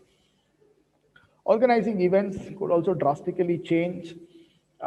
This is a method of marketing communication where experiences are connected. Form of performance experience is connected, and you will be able to, be able to witness it with the kind of feelings and emotions that you really enjoy, right? So organizing events could also be like that. Let me give you an example. Let's say, for example, if I'm interested in if I go to a website and if I'm clicking for wedding cards, if I'm clicking for wedding cards and I'm actually trying to see, which is the card that I should be picking up for my wedding or for anybody in the family, automatically the company is able to collect that information, and then it's able to transfer it to various other partners who are part of the wedding, right? So the wedding card company collects this information. They could pass this on to maybe those wedding planners who are interested in planning a wedding. That information could be sent to photographers. Photographers and videographers could also come in, and they may get to know that this is a customer who's interested. right? Or fourthly, it could go to the caterers, or it could go to those wedding halls, or it could go to vehicles and other groups that are in, ancillary businesses that are part of any wedding event or so. So interestingly, organizing events also becomes a lot more easy, and that's how we will be able to see how firms will be able to get that kind of experience. Next, we look at relationship marketing. In contrast to transaction marketing, now the order of the day, now what is going to happen with more technology and more non-human intervention coming in, marketing somewhere you will feel that there is no human connect. So that is where relationship marketing will have to go a little extra to see how they can fulfill the needs of customers and also maintain relationships. And that's where the competition is going to be in terms of how which company is able to have a better relationship and is able to enhance their offering and then be able to have customers get that kind of real experience. Product placement on shared multimedia. So as we talk about IoT and how we are connected to various multiple technological devices. So an activity that we do in one end is going to be a part of it. Right? Like for example, it could be as simple as that, you post a certain picture of, let's say, for example, you post your wedding picture, or you post a picture of your holiday, or you post a picture of an automobile that you purchased, an update that you put it on Facebook. Now that's an information that can be extracted, that can be stored and extracted, and that could be passed over to several other businesses that are interested, that are connected. So through multimedia, you will be able to see, or the same information is again shared on multiple sources or multiple social media platforms, and thereby it can reach several companies that can make use of that information and then be able to suggest the kind of products that you would want. So that's where the right product gets to be seen by the right customer, and the company does not have to waste its efforts trying to target people who are not interested. Right? Mobile app marketing is what we talk about. Right? So now that mobile phones are going to be that instant device that we all go to, even though there is a computer and still access to computer, but we prefer to do everything over the internet. So that's where numerous apps have been created. Right? So numerous apps have been created, and those apps today enhance the functionality whereby we are able to do whatever we want. Quality function deployment is going to be very, very intricate. Now, the competition is going to be such that everybody is going to be using Internet Industrial Revolution 4.0 innovations in technology. So how is the customer going to find out which company is better? Like between an Ola and a Uber, how can you say that this is better? Or between a Swiggy and a Zomato, how can you say this is better? It's a little difficult. So that is where those companies which are able to use the QFD function, be able to understand the consumer need a lot more clearly, a lot more intricately, and then be able to develop and suggest products and services that would be required by a customer. Now, those are the companies that will definitely be able to win the competition. So that's where the next competitive space is going to be going into. Product and packaging eco-designs. I spoke about climate change and the resource scarcity issues that we have. So enormous changes and innovations are going to be seen in product and packaging. The way the product is made, the material that is used, the design, the features of it, all of that is going to be very, very simplistic in nature, right? And then we all understand the longevity or the life of a product is not very high anymore. For example, any mobile phone or any electronic gadget that you take. Earlier, when we purchased some of these items would be there with us for 10 years or for 15 years. Right? Because we always looked at the durability. We always wanted to buy products that will last long. But today that trend is gone, because the kind of changes that are going to come up, or the kind of innovations that we see, are too fast. Right? So that's where companies today are trying to make it as simple as possible, and ensure the functionality and the material that are used and the usage and the disposal of the item are also going to be very eco-friendly in nature. So that's where packaging and product is going to be more specific, trying to be more environment friendly. I spoke about internet. This is where the machine and machine is going to connect, and they are going to find out what the human being wants. Because of all that we do, machines are going to communicate between themselves, and they're going to be connected. And through that, information is going to be built. A reservoir of information is available. And through that, they will be able to predict, they will be able to suggest, they will be able to do things for you. Very simple example could be that of smart homes. Now, what are these smart homes? Today we have smart homes that are built where everything is connected to the internet. The moment you go and you open the door, the lights will switch on because it's already communicated that the owner has come, right? The moment you go into another room, the light can switch off. And the moment you go there to another room, automatically the AC will be on.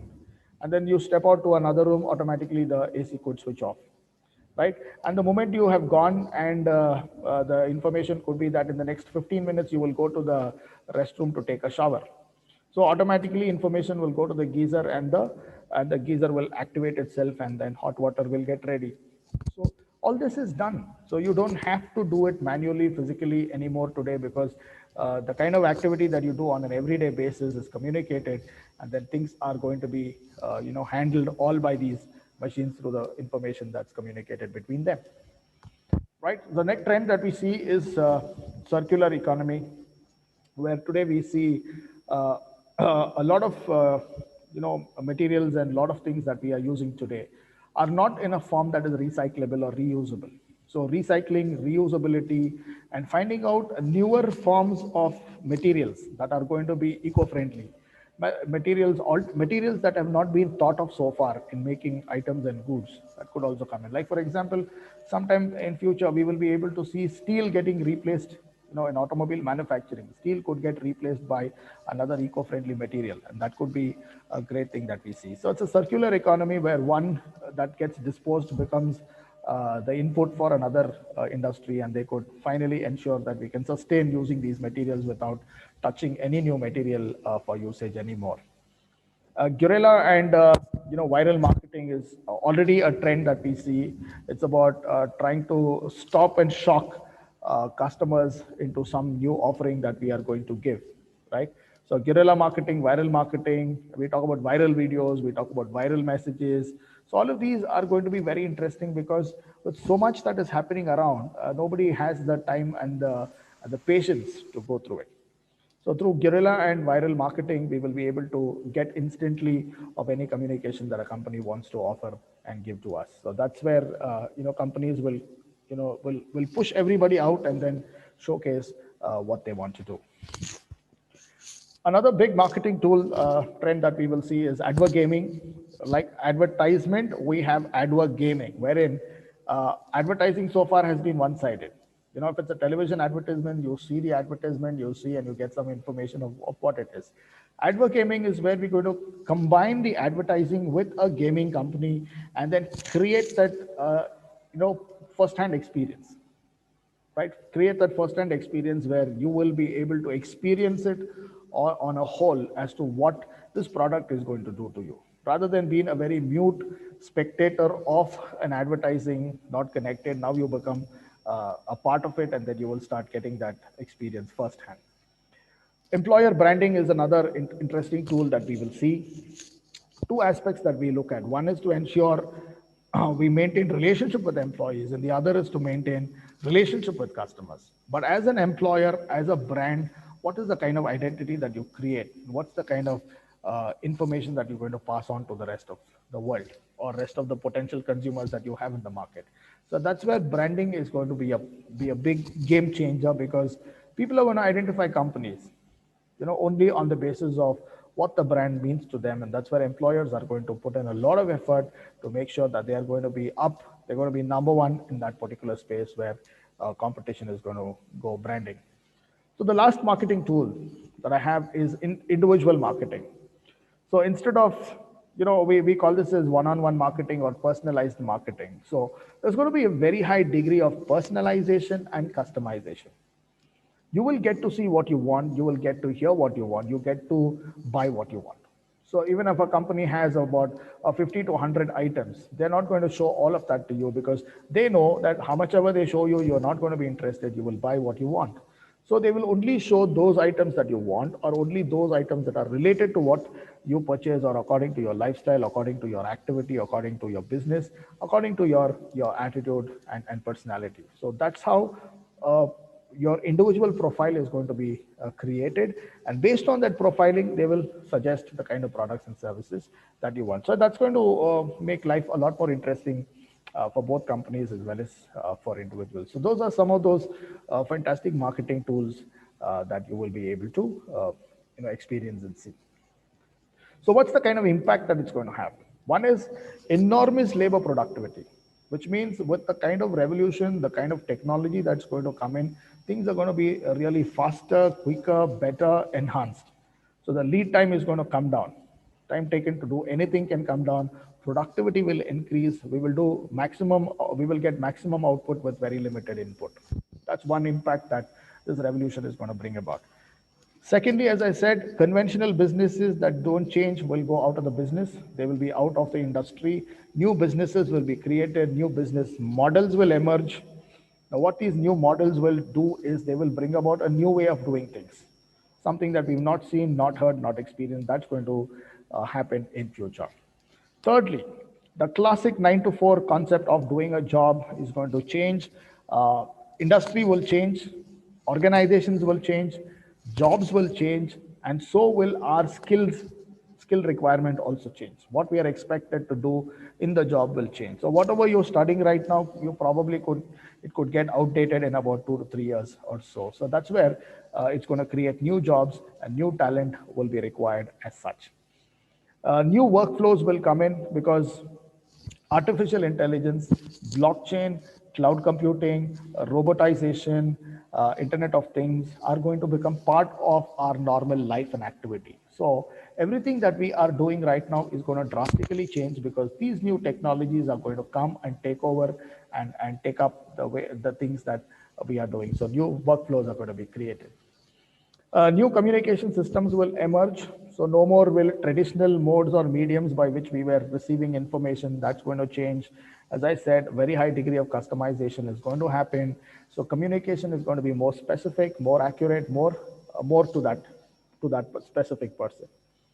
And increased occupational safety is going to come in. Now, all those jobs that were routine, all those jobs that were monotonous are now going to be taken over by robots. Robots will come in, or we could do that through artificial intelligence or using some other methods by which all these routine jobs can be replaced.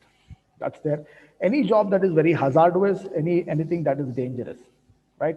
The Tapovan Valley incident that all of us have been seeing where 34 to 40 men are trapped and we are finding it very difficult. So that's a mining tragedy. So that's a very risky kind of a job for anybody to do it. So that's where in future robots could be involved and we will be able to find the entire topography, the geography of that particular place and then be able to plan things accurately so that we don't have to go through that risk, nor do we have to put a large number of humans at risk and lose lives. So all this could also be a big help that technology can bring in for us. Increased competitiveness, time and again through my presentation, I've said that competition is going to be high because all of them are going to be adopting. When everybody adopts, if they want to survive, they have to adopt to these new innovations and technologies. If they don't adopt, they are out of the business. If they adopt, how do we find out who's better? So that's where each of them are going to be competitive. They're going to be really fast and quick in agile in responding. The moment you think there's a company that will give you a product, so that company would be the best. And then finally, increased public relations. So that's going to be there. Companies are going to connect with their vendors, their suppliers, employees, customers, and all of them are going to come together to create a wonderful ecosystem by which a company can become very agile, a company can be well connected, a company will be able to offer what it desires to offer to customers as such. So these are some of the kind of impacts that marketing revolution is going to have. So I'm going to come to the last part of the presentation. So this is very interesting. This is a quote that professors from MIT, McAfee and Brynjolfsson, they spoke in this particular book that they wrote where they spoke about the trends of Industrial Revolution 4.0, where they, in that book called Machine, Platform, Crowd, and Harnessing the Digital Future. Now, this is what they had to say, right? The digitalization of the workplace, that's what Industrial Revolution 4.0 is going to do, means rethinking the balance between the mind and the machine. So when we say Industrial Revolution 4.0 is going to bring in a technological revolution, the first question that comes to our mind is what is the role for humans? So while they say it's going to be a balance, Industrial Revolution 4.0 is going to bring about a balance between humans and machines, minds and machines. The second thing, products and platforms. Whatever products that we are seeing will change. There'll be newer products, newer services that will be offered. And they will be offered to us in very different ways. And then finally, The revolution will create a difference between micro and macro. It will create a difference between core and crowd, between one and many. So instead of listening to everything that is not required, you will only listen to what you would want to see. What you want to see, what you want to hear, what you want to touch, what you want to feel, it's going to be highly personalized. So given the increased capabilities of the latter, right? So each of these pairs, understanding when, where, how, and why these machines, platforms, and crowds can be effective is going to be the success of the economy. And that success is what we talk about as the success of Industrial 4.0. So to sum it up, that's exactly what all these innovations are going to do. Machines, platform, and crowds. Three things are going to come together and create a new economy, a new industry, a new kind of organization, new set of products and services. So finally, what is the parting shot? So in all of this, if you say, where are we going to be in Industrial Revolution 4.0? What is my role? What is my space? Or as youngsters or as students today, what is that we have? Right? So where is our role? So that's where Blair Shepard, the global leader of strategy, PricewaterhouseCoopers, has something to tell all of us. Now, this is going to tell us what we need to look at, or what's the kind of attitude and mindset with which we should be able to look at the future. So what should we tell our children? Which is, what can you tell yourself? Right? So what can you tell yourself today? That to stay ahead, you need to focus on your ability and continuously adapt. Engage with others in that process, and most importantly, retain your core sense of identity and value. So that's the message that I want to give to each one of us listening today, including me, right? To focus on our ability to know what we are good at and be able to do what we are good at. First thing. Second, do not get into your comfort zone and feel very happy and comfortable that this is the end and this is what life is going to be, or this is what it's going to be permanently. You have to constantly adapt. When something new comes up, know about it, see what it is, learn, and quickly adapt. Second. Third, engage with others in the process. Don't be isolated. If it's a technology, if it's a machine, if it's something interesting, work with the people who are working with it. Get to see what it is, get to know what it is. And more importantly, no matter what happens, do not lose your core personality, your identity, and values. Because ultimately, the uniqueness of you being a very unique individual, a creation of God, is going to be very distinct and important. So that is something that you must always hold to. Second thing, for students, it's not just about acquiring knowledge, earning your marks, and showing greater degrees to say that I'm a first rank holder, I'm a distinction. No doubt that's very important, but you must constantly be seeing how to utilize knowledge and always be a lifelong learner. That's very, very important. Knowing what you're learning and knowing how to use what you're learning, and then to always see that you remain a constant learner, always trying to see what's good and what's better for me. And for the rest of us, we should remember that intellectual complacency, that I know everything, that I have learned everything, whatever I know is good enough, is not going to be our friend.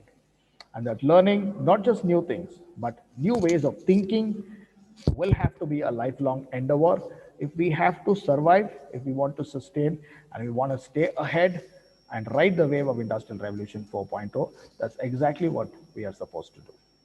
Right? So that brings me to the end of the presentation. So thank you so much for listening to me. And if there are any questions, I'm very happy to take that.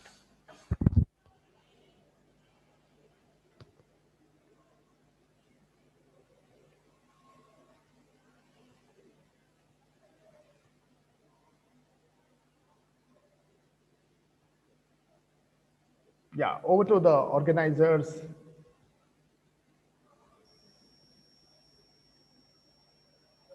If there are any questions or anything you want to tell.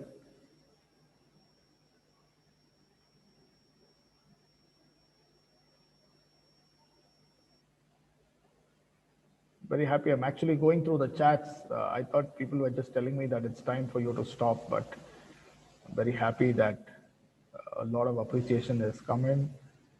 Thank you, everybody. I think it's really nice. It's very encouraging. Yeah, we're all part of this revolution. It's so interesting to know that we can see and learn everything together. Any questions? If there's anybody who wants to ask me anything, I'm very happy to go back to it.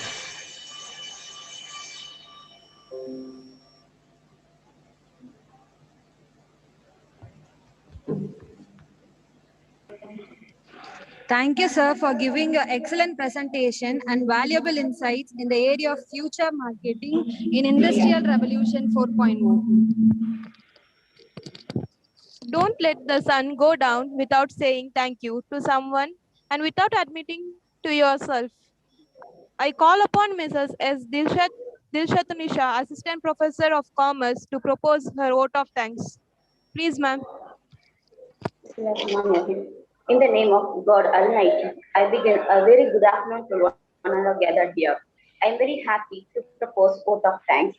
First and foremost, I would offer my thanks to God Almighty for His mercy and blessings. I am highly delighted to thank our most distinguished chief guest of this technical session, Professor Stephen Deepak, Faculty, School of Management, Mr. Jayanti College, Autonomous, Bangalore, for his inspiring and thought-provoking speech. Thank you, sir. Thank you, I ma'am. thank all the participants and paper presenters from different parts of the globe for spending your valuable time to make the conference a grand success. I also thank a co-session in charge, Dr. M. Shahjahan, for his valuable help in this successful conduct of this session. Finally, I thank each and everyone who involved in the smooth conduct of this technical session. Thank you, one and all. Thank you. Ma'am, is Mubarak sir there on the platform?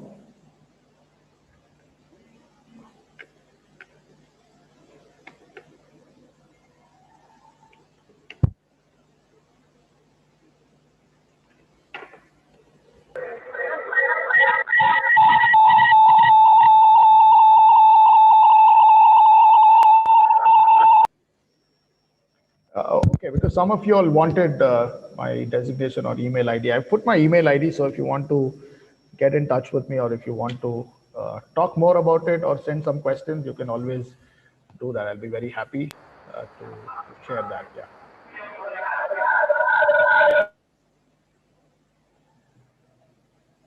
Thank you, sir.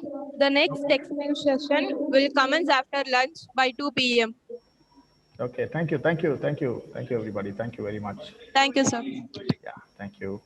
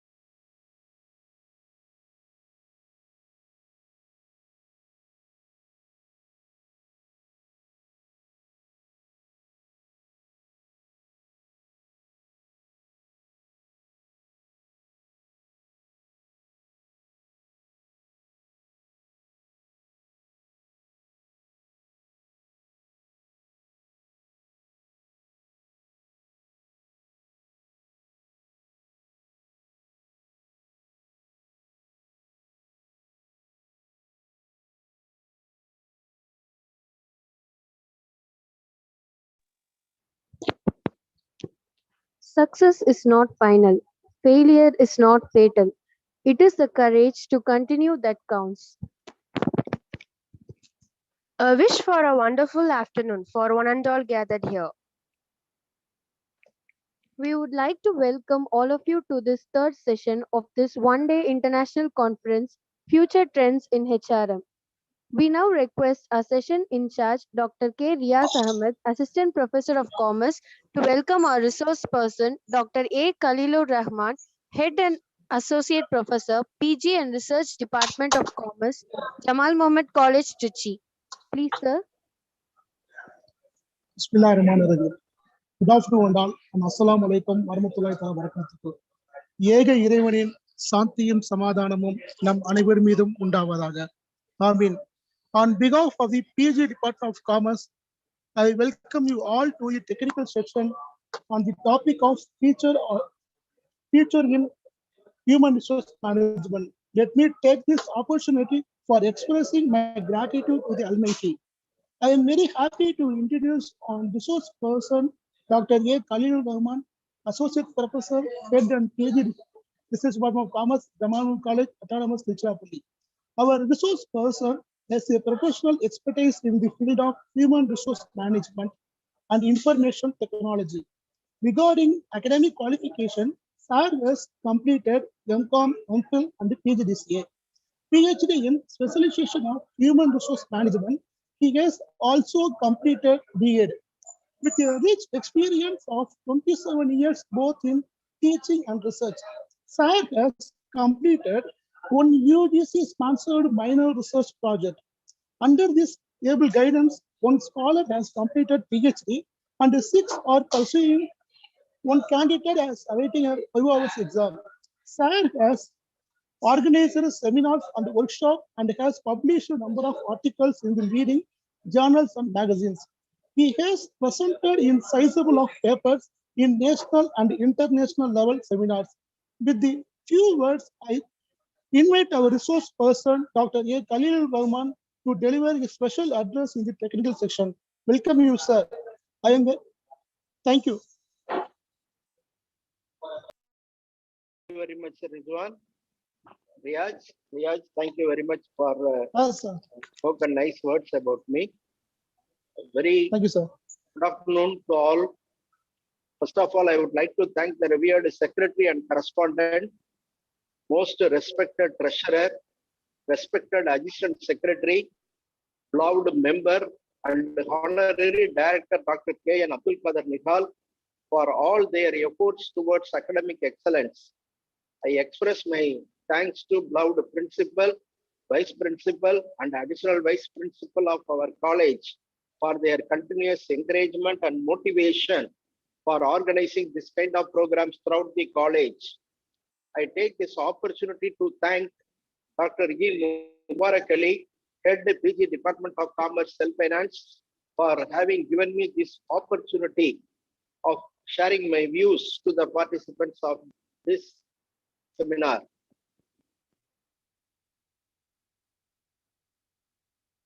Future trends in HRM, that is a topic assigned to me.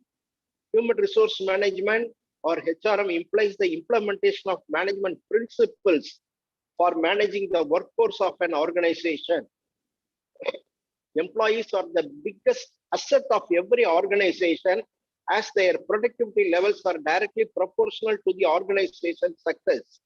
HRM is concerned with the process of hiring, developing, and retaining the manpower with a view to making them more efficient. However, the guiding principle in every organization in that general interest must prevail over the individual interest of the employees. This is possible only through proper strategic planning and execution, which is carried out by the human resource department of the organization. Thus, the HR department plays the key role in ensuring a successful run of an organization. According to Flippo, personnel management, or say human resource management, is the planning, organizing, directing, and controlling of the procurement, development, compensation, integration, maintenance, and separation of human resource to the end that individual, organizational, and the social objectives are accomplished. The National Institute of Personnel Management of India has defined human resource personnel management as the part of management which is concerned with the people at work and with their relationship within an enterprise. Its aim is to bring together and develop into an effective organization of the men and the women to make up an enterprise and having regard for the well-being of the individuals and of working groups to enable them to make their best contribution to its success. In simple words, HRM is a process of making the efficient and effective use of human resources so that the set goals are achieved. The scope of HRM is indeed very vast and wide. It includes all activities starting from manpower planning till the employee leaves the organization. Accordingly, the scope of HRM consists of acquisition, development, maintenance, and the control of human resources in the organization. The same forms the subject matter of HRM.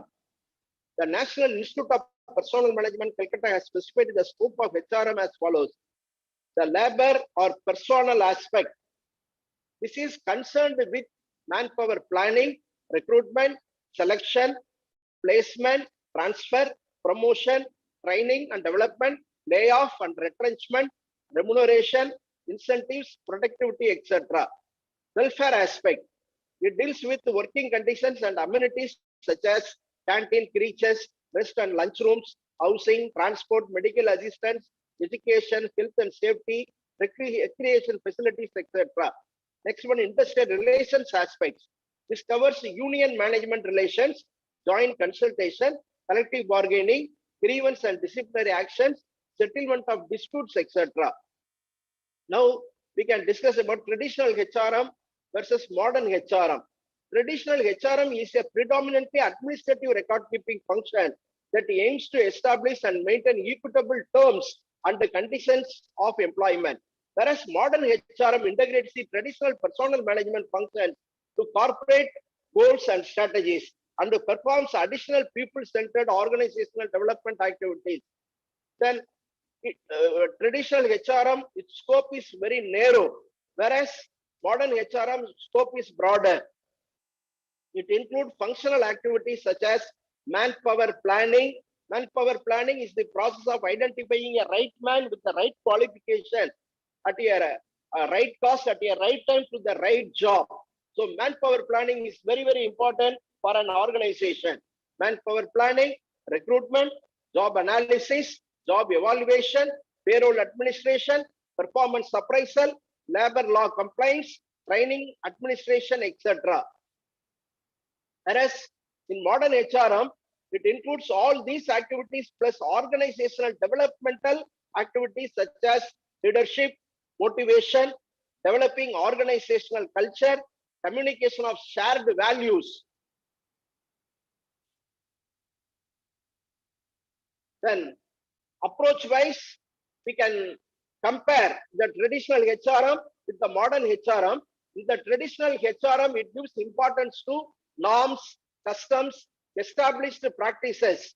Whereas in modern HRM, it gives importance to values, that is mission. It concerns itself with establishing rules, policies, procedures, contracts. It strives to monitor and enforce compliance to such regulations with the careful delineation of written contract.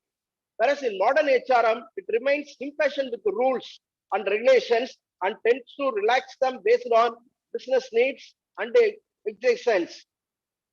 Traditional management holds employee satisfaction as the key to keeping employees motivated, institute compensation, bonuses, rewards, work simplification initiatives as possible motivators. Whereas in modern HRM, it aims to go by the spirit of the contract rather than the letter of the contract. In HRM, philosophy holds improved performance as the driver of the employee satisfaction, devise strategies such as work challenges, teamwork, creativity to improve motivation. In nature, it remains aloof from core organizational activities and functions, whereas in modern HRM, it remains integrated with the corporate strategy and takes a proactive approach to align the workforce toward achievement of corporate goals. In traditional HRM, it takes an immediate approach to bring changes in corporate goals or strategies. In modern HRM, it has a more comprehensive and proactive performance management system that aims to correct performance rather than make a report card of past performance. In application-wise, traditional HRM is an independent staff function of an organization with little involvement from line managers and no linkage to the organization's core process. Whereas in modern HRM, it carries out much of the human resource management tasks. It involves the line management and operations staff heavily. Now, let us discuss about the strategic human resource management. What is strategic human resource management? Strategic human resource management, shortly known as SHRM, is a function of management which entails development of policies, programs, and practices related to human resources, which are then aligned with the business strategy so as to achieve strategic objectives of the organization. Its primary purpose is to improve the performance of the business and maintain a culture that encourages innovation and work continuously to gain competitive advantage. Strategic human resource management is the process of aligning business strategy with the company's human resource practices so as to attain strategic goals of an organization. In strategic human resource management, the workforce of the company is managed proactively. We can compare human resource management with strategic human resource management. Just we can compare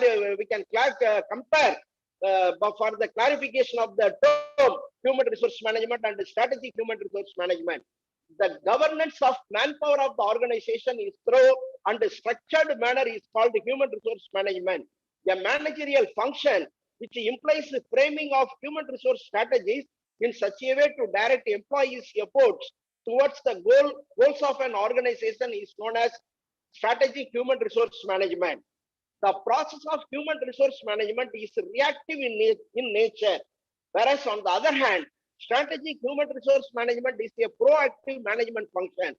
In human resource management, the responsibility of manpower lies with the staff specialist, whereas in strategic human resource management, the task of managing the workforce is vested in the line managers. Human resource management follows a fragmented approach, which stresses on applying management principles while managing people in an organization. As against this, strategic human resource management follows an integrated approach while involves lining up of business strategy with the company's HR practices. Human resource management emphasizes on employee relations, ensuring employees' motivation, and also the firm conforms to the necessary employment laws. Whereas strategic human resource management focus on a partnership with the internal and the external constituent groups. Human resource management support short-term business goals and outcomes, but strategic human resource management support long-term goals and the results of business. In human resource management, the human resource manager plays the role of change follower. That is, he responds to change, hence pursues a transactional leadership style. As opposed to strategic human resource management, the human resource manager is a change leader, that is an imitator that seeks a transformational leadership. The primary element in human resource management is the capital and the products, but the people and their knowledge are the building blocks of strategic human resource management. If we talk about accountability, a conventional HRM is a cost center. Unlike a strategic human resource management, which is an investment center. In human resource management, stringent control over employees is exercised. As against this, in strategic human resource management, no such control is imposed. Rather, the rules for managing manpower is lenient. Now, we discuss about the EHRM. This is more relevant to the topic which we are going to see, future trends in human resource management. EHRM. EHRM is the application of IT for HR practices, which enables easy interactions within the employee and the employers. It stores information regarding payroll, employee personal data, performance management, training, recruitment, and strategic orientation. EHRM has been defined as a way of implementing human resource strategies, policies, and the practices in organizations through a conscious and directed support and with the full use of web technology-based channels, or more recently and more broadly as the planning, implementation, and application of information systems for both networking and supporting actors in their shared performing of human resource activities. We can various kinds of EHRM that we will discuss: operational, relational, transformational. What is operational EHRM? Operational EHRM is concerned with administrative functions, that is payroll and the employee personal data. So these are all the few examples for operational EHRM. Then relational. What is relational EHRM? Relational EHRM is concerned with the supporting business processes by means of training. Training is the act of increasing the knowledge and skill of an employee for doing a particular job, not all the job, or we can give training only to do a particular or specific job. So training helps the people to improve their skills, knowledge to do a job. Training. So EHRM is concerned with the supporting business process by means of training, recruitment, performance management, and so forth. Next one, transformational. Transformational EHRM is concerned with strategic human resource activities such as knowledge management, strategic reorientation. An organization may choose to pursue EHRM policies from any number of these types to achieve their HR goals. So these are all the various types of EHRM. Next, we move on to advantages of EHRM. What are the advantages of EHRM? Number one, improving quality services. Service quality is improved. Second one, ensuring efficient services at an amazing speed. Next one, facilitating routine tasks like record keeping, maintaining the portfolio, collecting and storing relevant information regarding the human resource. Helping the reduction of costly time and labor. So EHRM helps us to reduce costly time and labor. Then improving accuracy and reducing human bias. Making reporting and analyzing data quickly. Benefiting everyone through standardization and automation. Handling bundles of employee data from multiple locations fairly and quickly. Performing crucial functions of HRM such as recruitment, selection, training, and development by using web-based technology. Playing decisive roles towards a paperless office. So these are all the one more thing. Maintaining anonymity of staff in evaluation, feedback giving. So these are all the advantages of EHRM. When we talk about advantages, of course, there is nothing within the limitations. There is nothing with the disadvantages. What are the disadvantages of EHRM? It involves a high cost to maintain and implement the EHRM. It is difficult to maintain the confidentiality of the input data.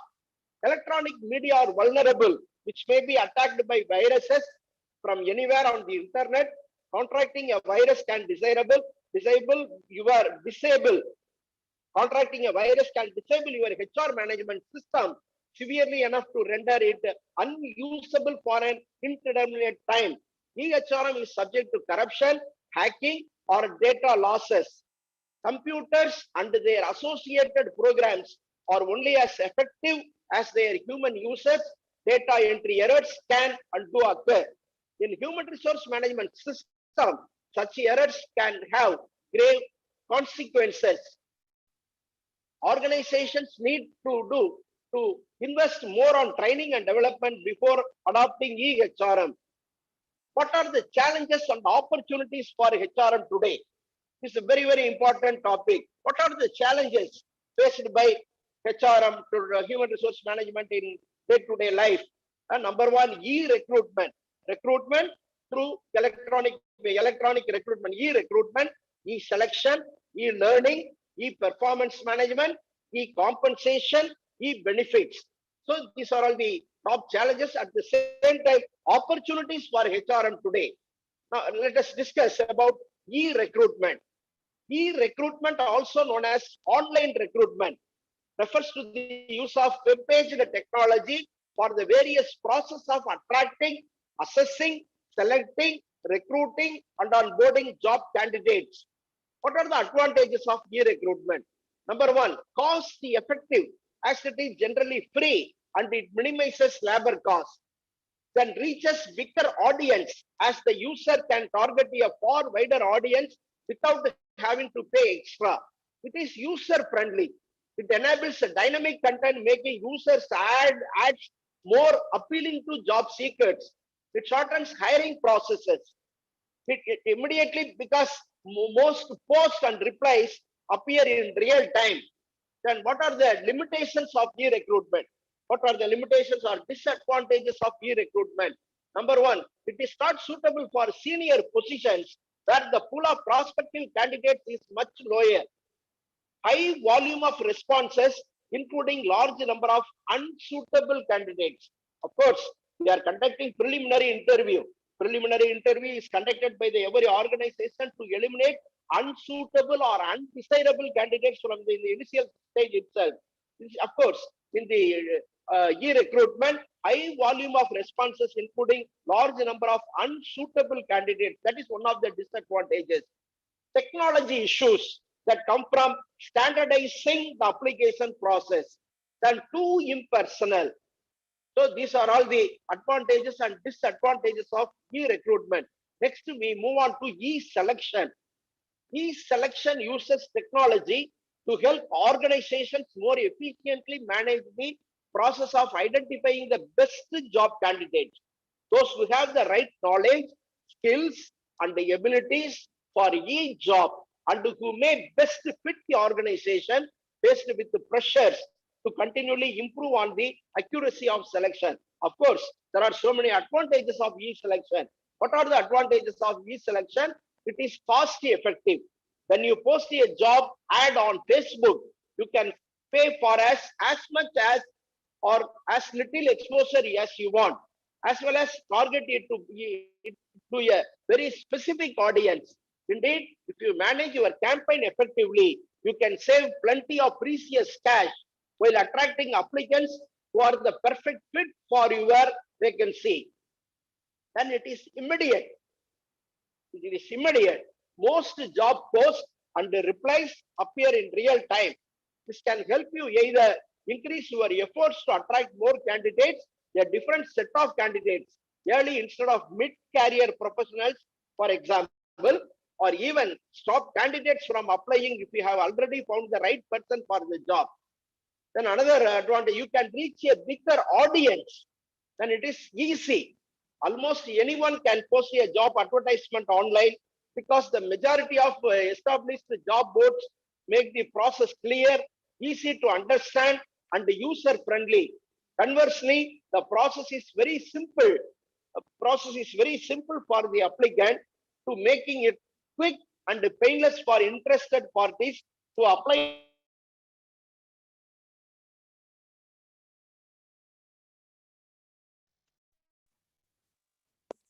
their job and more dynamic.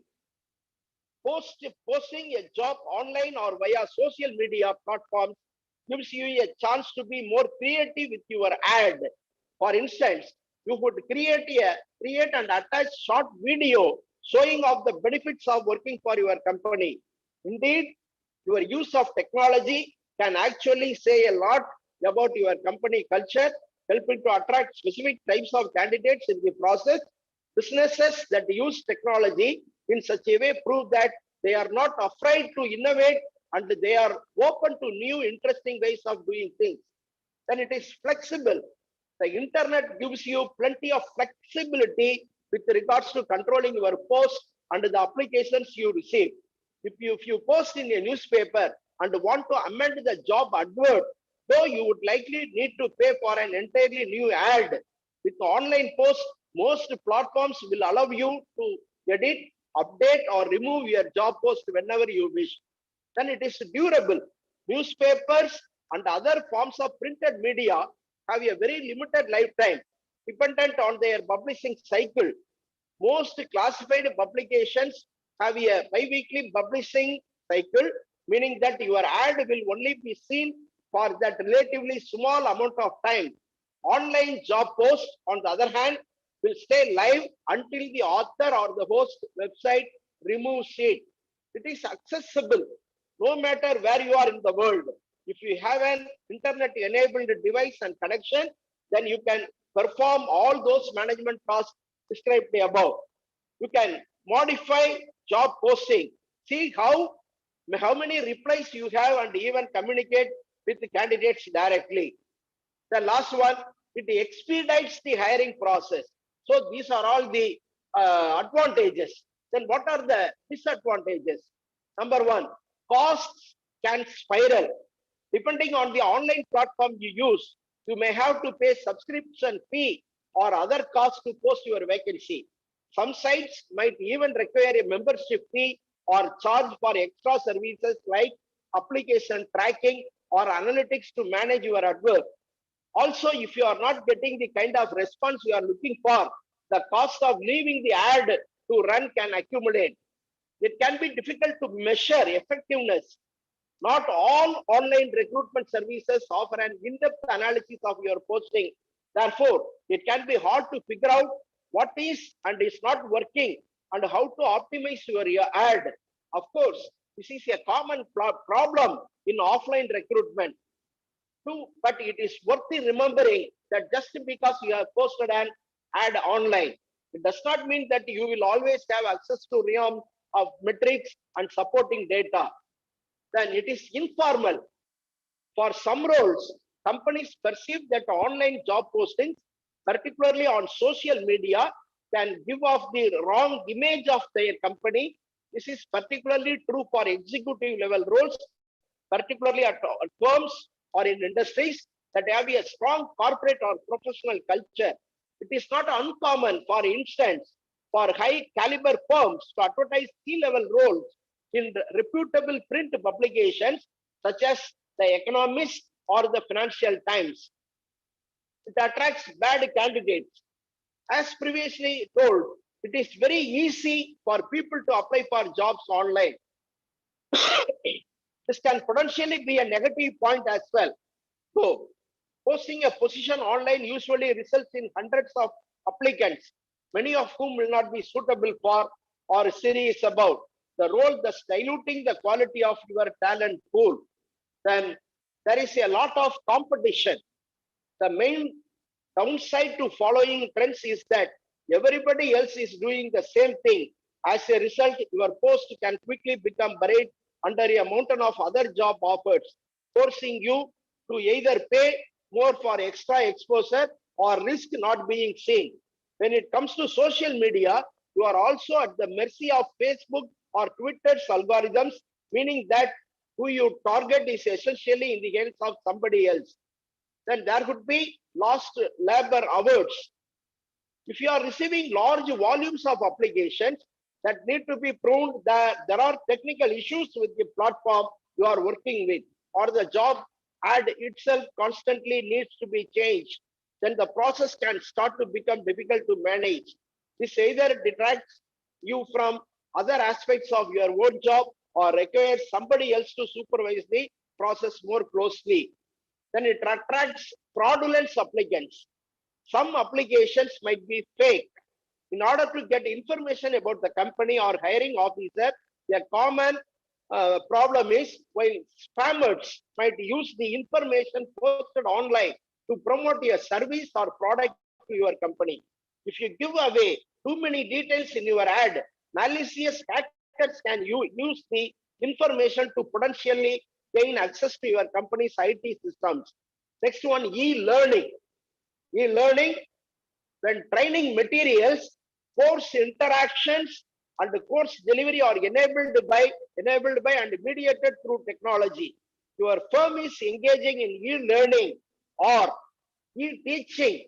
Although technology is not as widely adopted in training as in other areas of HR, nearly 60% of recently surveyed organizations indicated they have implemented e-learning or planning to do so within the next year. What are the advantages of e-learning? Advantages of e-learning: saves time and money, better retention, personalized learning, cost effective, environment friendly. Let us see one by one. Saves time and money. One of the most obvious advantages of e-learning is that you can save time and money. You can manage your schedule and take online courses at your most convenient time, whether early in the morning, late afternoon, or evening. You save money too, because you don't have to pay for transportation or worry about eating on the go. Then better retention. E-learning makes use of different platforms like Pedagogo, which provides interactive content. Also, you can share your thoughts and opinions with others. The more engaging the lessons, the more students can remember the information. Then personalized learning. You can choose your learning path and study at your own pace. You become more motivated and invested in the course. Then it is cost effective. Students are not the only ones that can save money in e-learning. Many educational institutions save money through this setup because there is no need to use a physical classroom, which translates to reduce monetary spending. It is environment friendly. E-learning is environment friendly, that is more environmentally friendly because it does not contribute to the pollution brought about by paper production. Then, of course, there are so many disadvantages. Disadvantages of e-learning: number one, lacks social interaction. E-learning is one of the causes of social isolation because you don't see your teachers and classmates face to face anymore. Interaction is very limited to none. Inaccessible to others. Consider yourself lucky if you are located in an area where the internet connection is fast and stable. Unfortunately, some have very limited access to the internet. They have to go to internet cafes or use public Wi-Fi, which is very inconvenient. Then next one, cheating is unavoidable. E-learning includes assessment, just like in a regular classroom setting. However, there are no teachers or proctors to watch over you during exams. It is easy for online students to share answers knowing there is nobody watching. It requires self-motivation and proper time management skills. You are basically on your own in e-learning. You have to motivate yourselves to study hard, take down notes, and gather more information. You should also manage your time well by learning how to juggle studying while doing other things like household chores or earning money for time. Focuses more on theory. You will spend most of your time listening to podcasts, watching videos, and looking at slide presentation. There is no hand-on experience like conducting experiments. The next one, very important one, e-performance management. E-performance management. E-performance management uses technology to automate the collection of performance data, monitor employee work, and support the development and delivery of performance appraisal. An effectively implemented e-performance management system can benefit the organization, managers, and the employees in several ways. What are the benefits to organization? Organization's benefits. It improves organizational performance, employee retention and loyalty, improved productivity, overcoming the barriers to communication, clear accountabilities. Then managers' benefits. Managers receive instant feedback on performance with a drill down to individual employee performance. With this, there is no need to rewrite performance contracts each year. Simply, they would upload and edit from a previous period, and then development the needs of emanating from performance discussions would be automatically fed into the individual development plan. Then what are the benefits to employees? Of course, we cannot forget the benefits of employees. Clarifies expectations of the employees, self-assessment opportunities, clarify the job accountabilities, and contributes to improved performance, clearly defined career paths, and promotes job satisfaction. Advantages of e-performance management. What are the advantages of e-performance management? It facilitates the process of writing reviews, greater span of control, more and cheaper feedback during a year. We are reducing biases in appraisal, linking performance information to other HR data or as to other deliverable of this system, rich variety of information,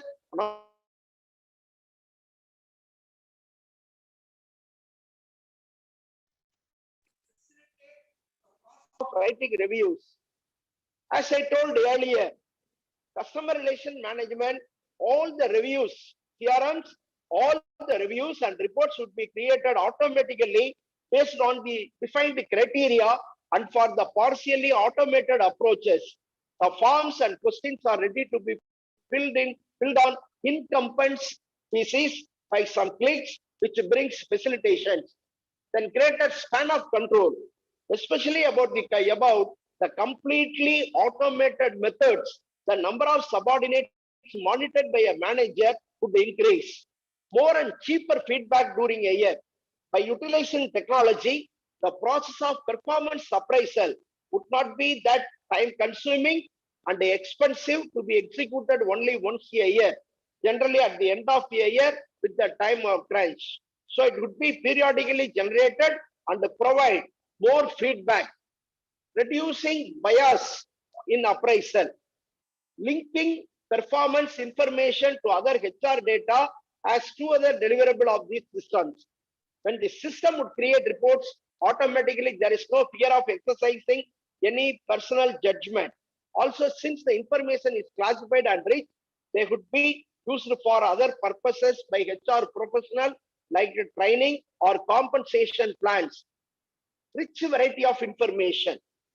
These online systems are able to capture some information about employees, which is not possible to be extracted through direct monitoring by managers, like idle time of the terminal, anonymity of the raters. In case of multi-source feedback, the raters would not be uncovered and only the results would be sent to each employee. Built-in tutorial or training. This feature inside the system would allow the user to troubleshoot problems and familiarize themselves with the system's features. Then what are the disadvantages of e-performance management? Number one, dissatisfaction to unfair appraisal. Whereas the ratings are automatically generated, there is no guarantee that the rated feel satisfied about the results. The design and details of the system should be carefully analyzed and implemented to the extent they can rely on it. Otherwise, it quickly becomes a source of demotivation. Next one, lack of intelligence on qualitative controls. However, all the activities done by the terminals would be quantitatively monitored, but the qualitative aspects of the work may not be measured accurately. Then, anonymity creates gap, whereas it seems to be, it may result in a psychological gap between superiors and subordinates, which cause a sense of unfairness or decreased trust among them. Then stresses on employees under control lead to less quality. Psychologically, when individuals think they are under control and even each of their clicks would be recorded, it may increase pressures on them and decrease the quality by creating a space for doing things which are rewarded and inattention to what is not captured by the system. Then next one, more negative evaluations than positive. But the empirical study found out evaluators provide clearer and more positive feedback in face-to-face status than in computer-based interactions. It means the raters would rate more negatively when they are not going to deliver their perceptions about others through a face-to-face interaction. Privacy concerns.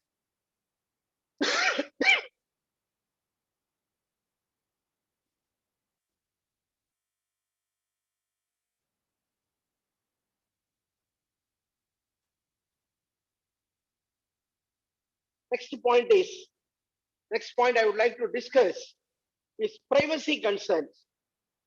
By looking at the purpose of data collection as an information factor which affects the individual's perception, concludes regardless of what organization says about the reason of monitoring, employees may feel their privacy is invaded for other purposes like reduce their autonomy, restrict their freedom, basis for layoffs, measuring email access and usage, or even timing of restroom breaks and so on.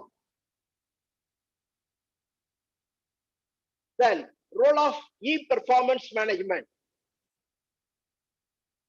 An effective e-performance management system can play a very crucial role in managing the performance in an organization by ensuring that the employees understand the importance of their contributions to the organizational goals and objectives, ensuring each employee understands what is expected from them, and equally ascertaining whether the employees possess the required skills and support for fulfilling such expectations. Next one, ensuring proper aligning or linking of objectives and facilitating effective communication throughout the organization. Next one, facilitating a cordial and harmonious relationship between an individual employee and the manager based on trust and empowerment. Next very important thing, e-compensation. E-compensation uses web-enabled technology to help managers design, implement, and administer compensation policies. As human resource information system allows organizations to streamline and automate the compensation planning process, to model proposed changes in compensation plans, to track employee compensation history, to allocate incentive pay and bonuses, and to provide higher quality information to decision makers. What are the advantages of e-compensation? Number one, organized variable pay. When employees are paid a range of salaries based on seniority, merit increases, and job titles, it can be difficult to keep everything organized. Most human resource information system software solutions allows us to create employee profiles that will allow us to see an employee's hourly rate or salary and start date at a glance. Being able to simply view all employees' compensation in one place may help you to spot discrepancies and potential opportunities. Next one, use performance management tools for decision making. Human resource information system often come with robust performance management tools that can be used to capture behavioral information and performance data. This information can be attached to the employee files and linked to peer-to-peer reviews and self-assessments.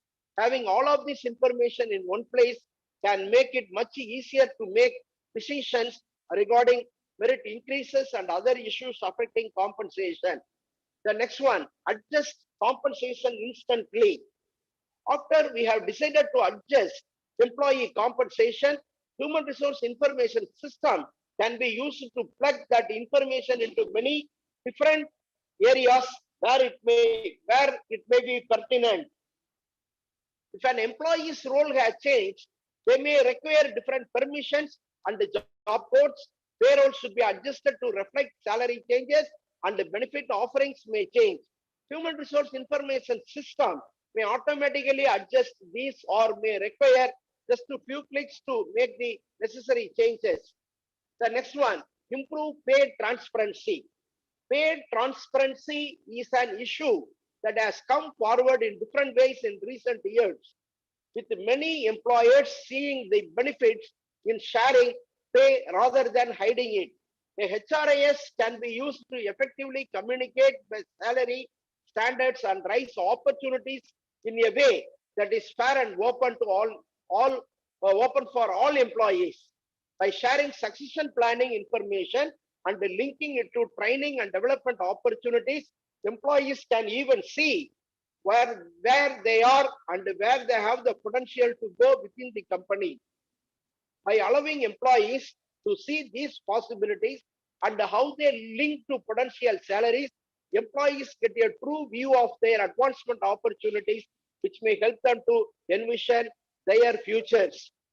The next one, use alerts to spot errors and issues. It may be possible to set up human resource information system to flag potential errors and the problems with the compensation. If an entering error places an employee at a higher salary than was intended, using alerts can help to mitigate the problem before the employee is paid at the erroneous rate or has to deal with the disappointment of being returned to the correct rate. Conversely, alerts can save employees from accidentally being paid less. Additionally, alerts may be set to make us aware of situations that would be seen as unfair or even discriminatory. Reporting would show that a disproportionate percentage of employees of a certain demographic are over or under certain rate regardless of seniority. This would allow you to review the situation in more detail to identify and correct the problem before it becomes a legal issue. Then what are the disadvantages or drawbacks of e-compensation? What are the disadvantages? Number one, e-compensation is only as good as the data stored in the system. Number two, substituting technology for judgment. Number three, letting the system or vendor determine your compensation strategy. Let us discuss one by one. E-compensation is e-compensation is only as good as the stored in the system. One of the major challenges for organizations designing an e-compensation system is accessing the most current information about employee salaries and the current data on the external market. Externally, many salary surveys can be stated by as much as 1 to 2 years. Internally, it is often time consuming to track and capture salary information for all individuals in the company. This reinforces the importance of ensuring that e-compensation solution is able to access, collect and summarize the latest wage and benefits data for both internal and external labor market. Next one, substituting technology for judgment. Compensation is as much art as science. Human resource technology can provide a useful tool for supporting compensation decisions, but the information provided should be considered advisory to managers. Systems can reduce the computational burden for managers and provide comparative data to aid decision making.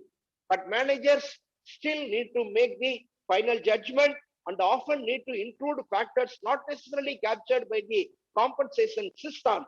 The manager might be aware that an employee is at risk of leaving for a competitor and may use discretion to award a pay rise beyond that recommended by the system.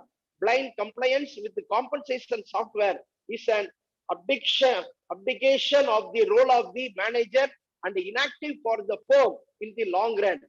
The next one, letting the system or vendor determine your compensation strategy. Any compensation system is based on assumption about what is valued by the organization. These factors and the weight placed on them are vital HR strategy decision. The mix and type of incentives must fit the organization's business model. When implementing a compensation system, make sure the vendor's product supports your firm's compensation strategy and is flexible enough to reflect the organization's values and approach to incentive compensation. The next one, e-benefits. What are the e-benefits? Benefits are a growing and expensive component of every employee's total compensation. Given the continued growth in the expense associated with the healthcare and pension plan, the cost of employee benefits likely will continue to grow as well. And the e-benefits approach uses the web communicate information on benefits to employees and allows them to select and manage their benefits online. A recent survey suggests nearly all organizations are using technology to support benefits administration. What are the advantages of e-benefits management? Enhanced administrative efficiency and flexibility, improve benefits engagement, ensures better communication, contain benefits cost, risk mitigation. Then disadvantages, websites cannot replace skilled staff members. An organization cannot depend exclusively on the website to communicate complex benefits information. So these are all the advantages and the disadvantages of e-benefits management system. Let us discuss each point in detail. Okay, due to time, let me go for the conclusion. Due to time concern, I conclude. Conclusion, EHRM is a web-based tool to automate and support HR processes. The implementation of EHRM is an opportunity to delegate the data entry to the employee. EHRM facilitates the usages of the HR marketplace and offers more self-service to the employees. EHRM, Electronic Human Resource Management, is advanced business solution which provides a complete online support in the management of all processes, activities, data, and the information required to manage human resources in a modern company. It is an efficient, reliable, easy to use the tool, accessible to a broad group of different users. EHRM is a way of implementing human resource strategies, policies, and practices in organizations through conscious and directed support of and with the full use of web technology based channels. It covers all aspects of human resource management like personnel administration, education and training, career development, corporate organization, job description, hiring process, employees, personal pages, and annual interviews with the employees. Then, key for successful EHRM. Key for successful EHRM. Number one, commitment to change management from the start of the project. Presence of an IT culture, an important precondition. Culture of knowledge management. Involvement of all the stakeholders early on to gain their buy-in. Communication of the value of any technology solution to the users. Clarity on the part of all users regarding the question, what is in it for me, adequate training to the users. So with this, let me finish the technical session 3.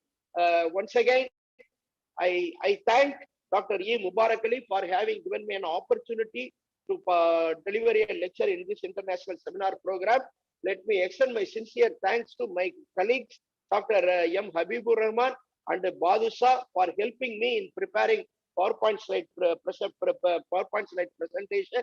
Once again, I thank you one and all. Thank you very much. Thank you for having given me this nice opportunity. Once again, I thank you.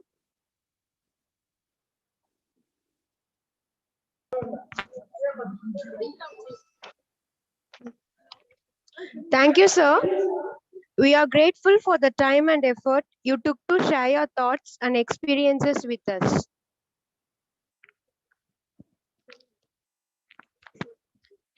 Paper presenters, kindly be ready with your topic. It's time for paper presenting.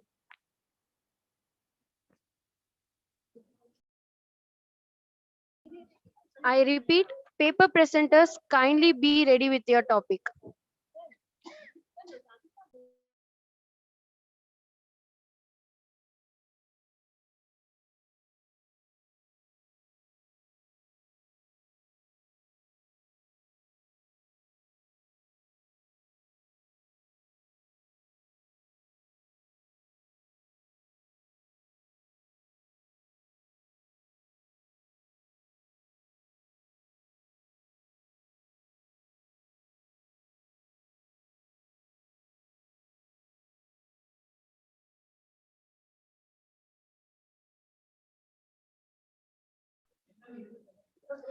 It is a privilege to have our resource person, Dr. A. Khalilur Rahman, Head and Associate Professor, PG and Research Department of Commerce, Jamal Mohammed College, Trichy, with us today. We are now ready to begin the proceedings in the topic Future Trends in HRM of Session 3. We now welcome Dr. Sajoy, PB Assistant Professor, Sacred Heart College, Tevara, to present this topic.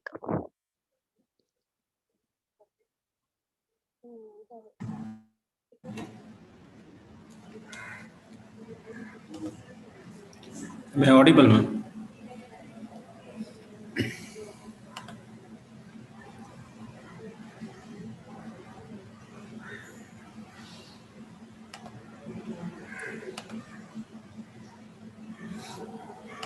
Yes, sir. Audible, sir. Thank you.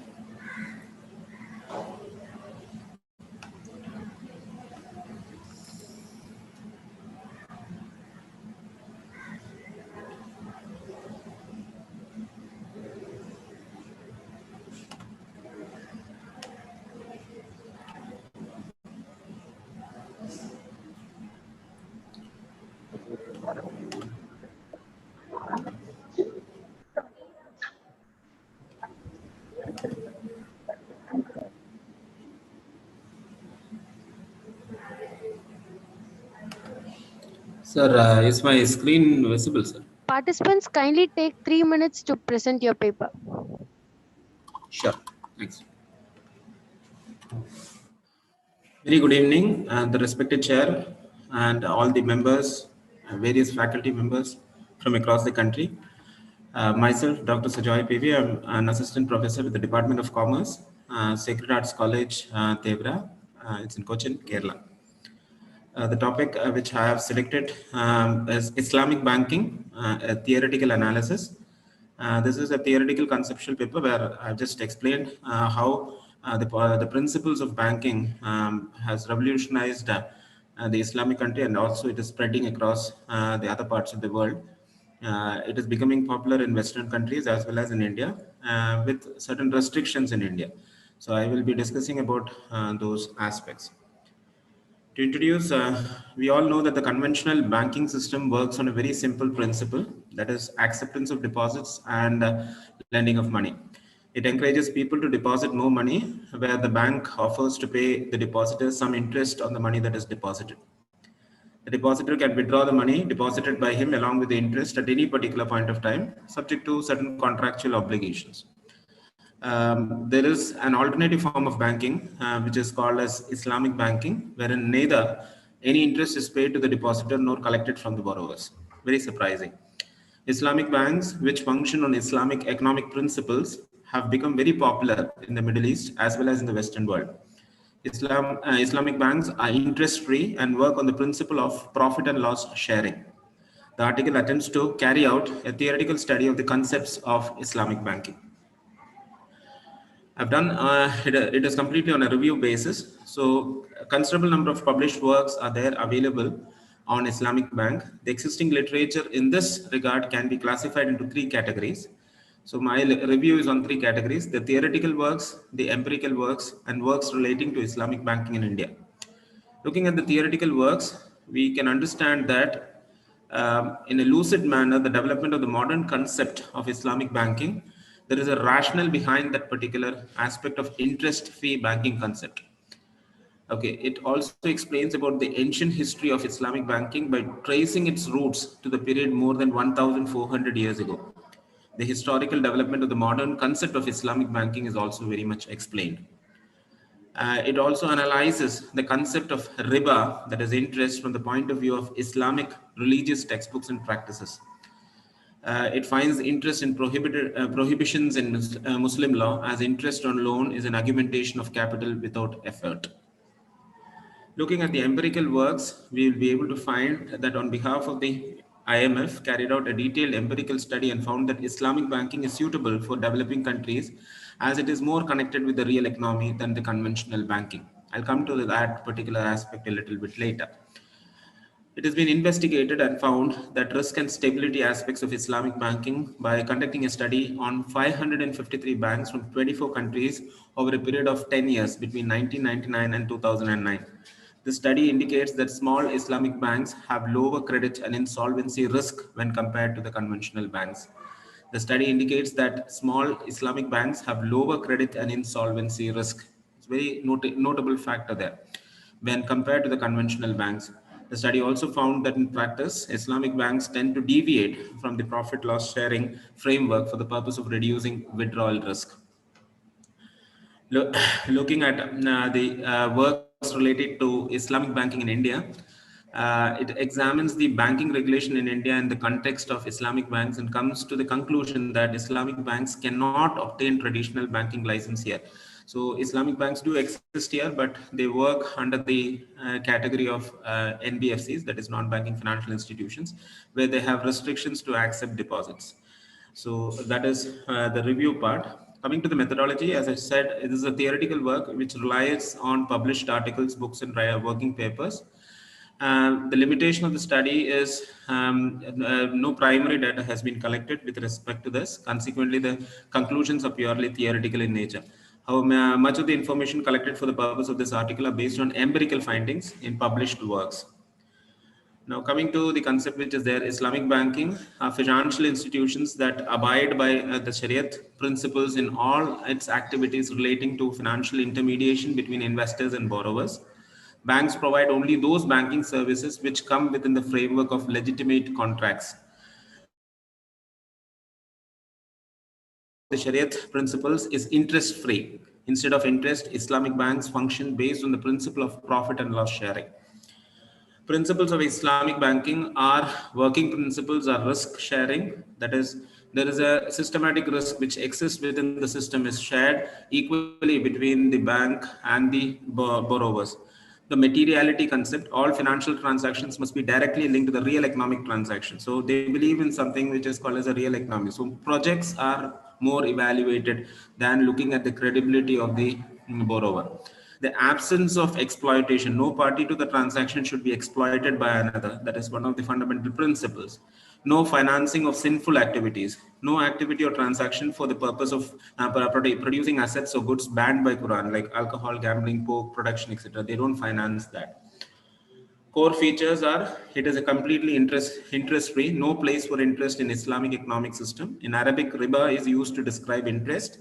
Riba is specifically prohibited in the Holy Book of Quran. Prohibition of riba is under 4 revelations in Quran. The first one is riba deprives of wealth of God's blessings. Second revelation is riba is equivalent to misappropriation of property of others. Third revelation is commands Muslim to stay away from riba for their own welfare. Fourth revelation is distinguishes between interest and trade and requires Muslims to take only the principal sum. It also requires Muslims to give up even the principal if the borrower does not have means to pay. The rationale of Islamic banking principles are, it is prohibited by Quran primarily because the main objective of Islamic economic philosophy is to achieve equitable distribution of profits between the entrepreneur and the investor. Financing techniques of Islamic banking are key concepts as money itself has no intrinsic value. Money cannot be loaned to someone for interest. Wealth can be generated only through legitimate investments of money in trade and assets. For enabling investments in legitimate trade assets, Islamic banks have developed a number of financing techniques or instruments. 4 major instruments are Mudraba, Mushraka, Muhaba, and Ijra.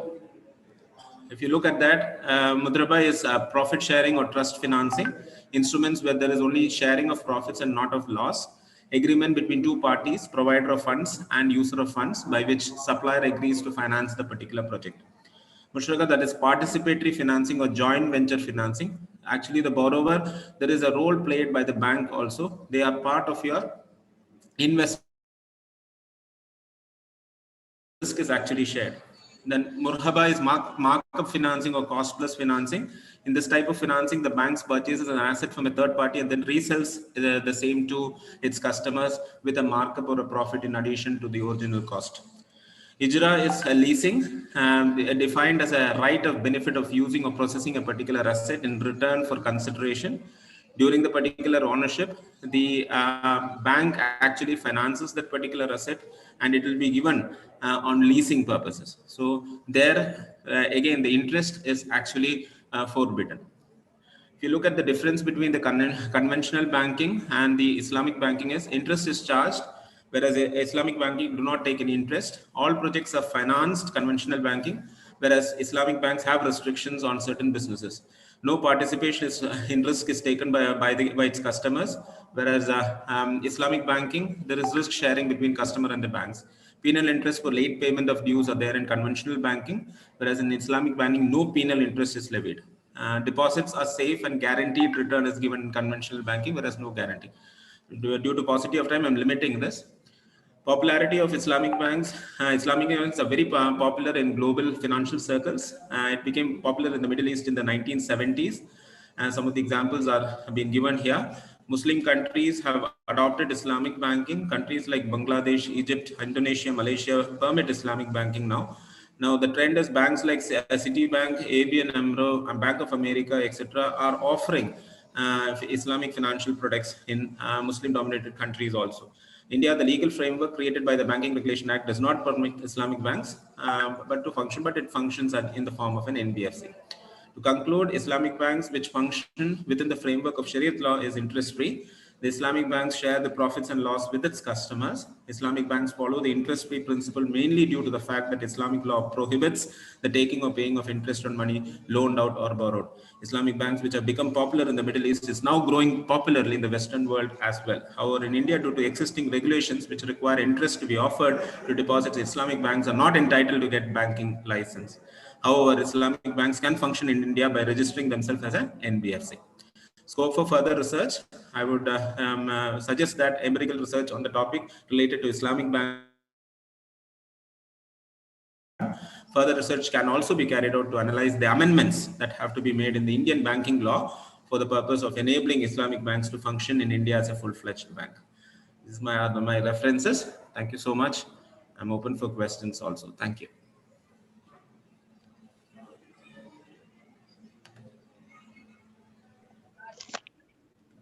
Thank you for your brief presentation, sir. Thank you. Paper presenters, kindly be brief in your presentation.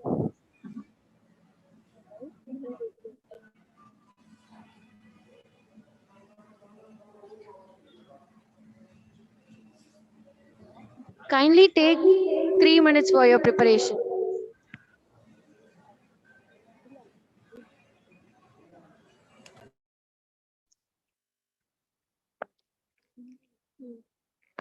We now welcome Dr. Simran, Assistant Professor, HR College of Commerce and Economics, Mumbai, to come up with the topic.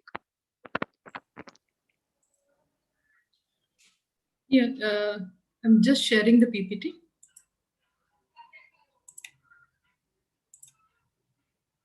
Yeah, can we see it on the screen?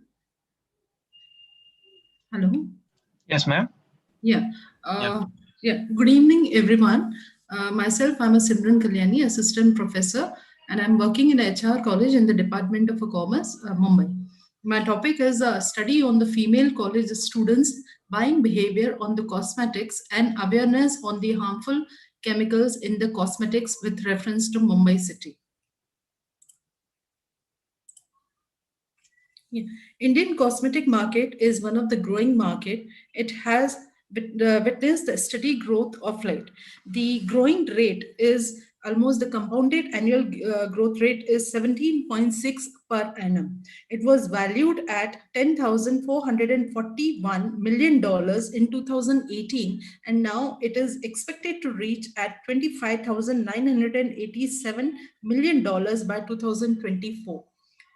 It occupies almost 22% of the consumers' packaged goods. The reason for such high growth is India being the highly populated country, increasing the income levels, changing lifestyle, easy online platforms, social media marketing, and the more percentage of the youth. These are the factors which are contributing to the growth of cosmetic market in India.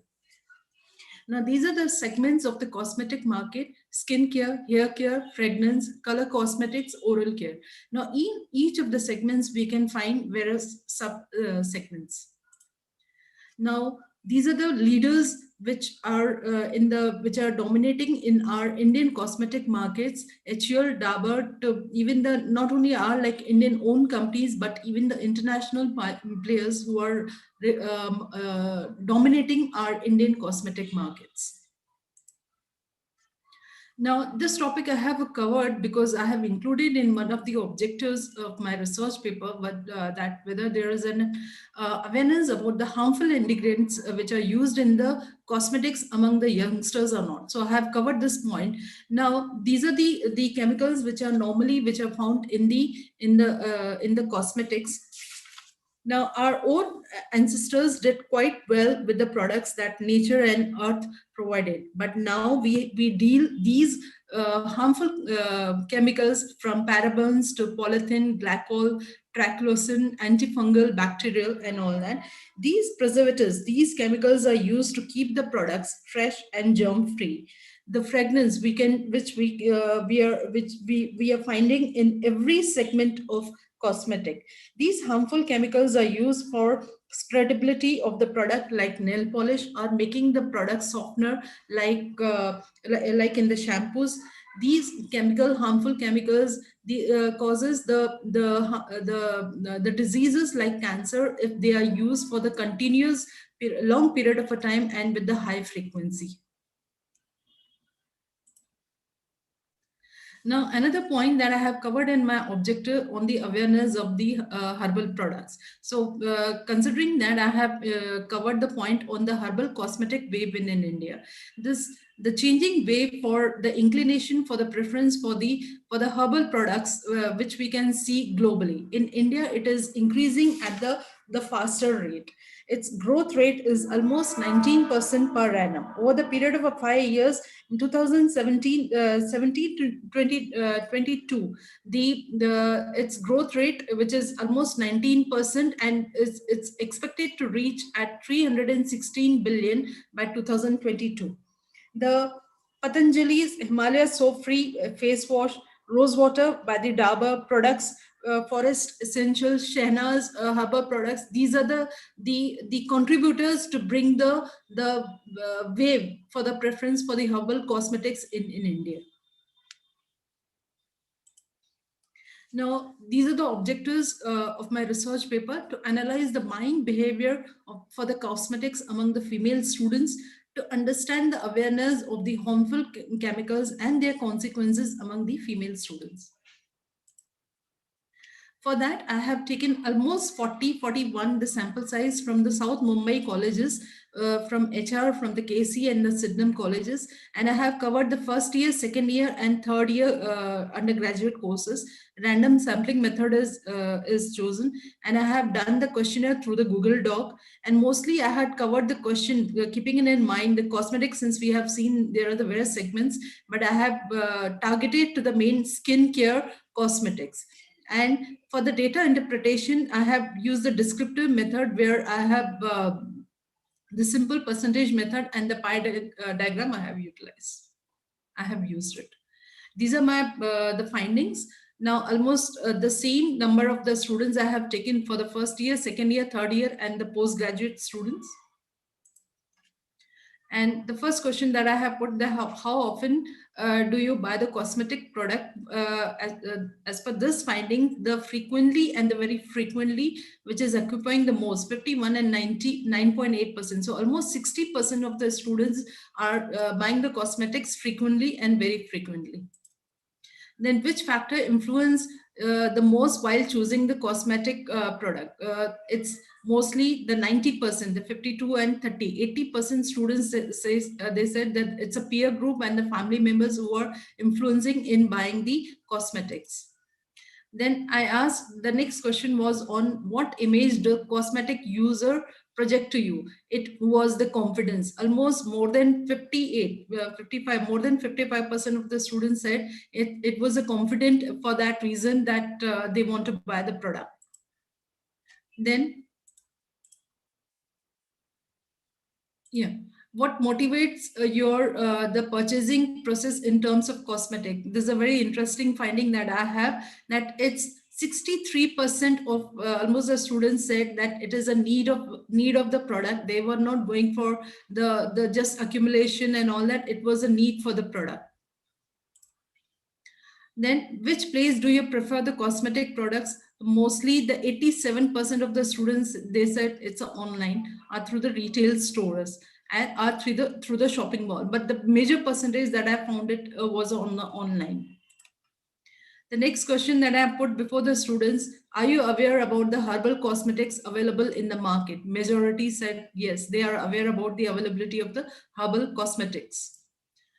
What type of the cosmetics do you prefer to buy? It's almost 71%. They said both. 26% they say herbal. So this is the kind of the preference, the inclination for the herbal products, which I can find among the youngsters who are just between the age of 18 to 21 years old. When I asked them about the top 3 cosmetic brands, then they can recall immediately. The most of the answer which I found was a Himalaya, Lakme, Nykaa, Huda Beauty, Maybelline, MAC. These were the names which they were able to recall immediately. Are you aware about the harmful chemicals used in the cosmetics? 97.5% students said yes, they are aware about it. Are you aware about the consequences of using the cosmetics containing the harsh chemicals for the long use?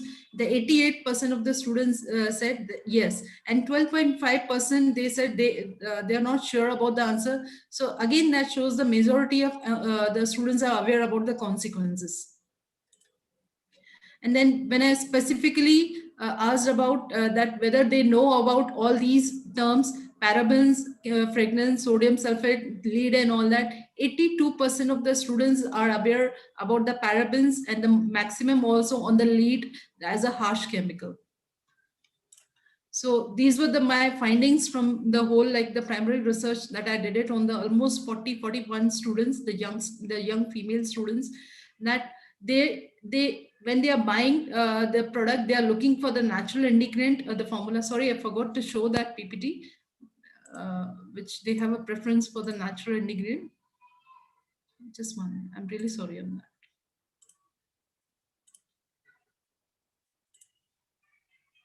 Yeah, this I forgot to show it to you. What do you look specifically when you buy the cosmetic?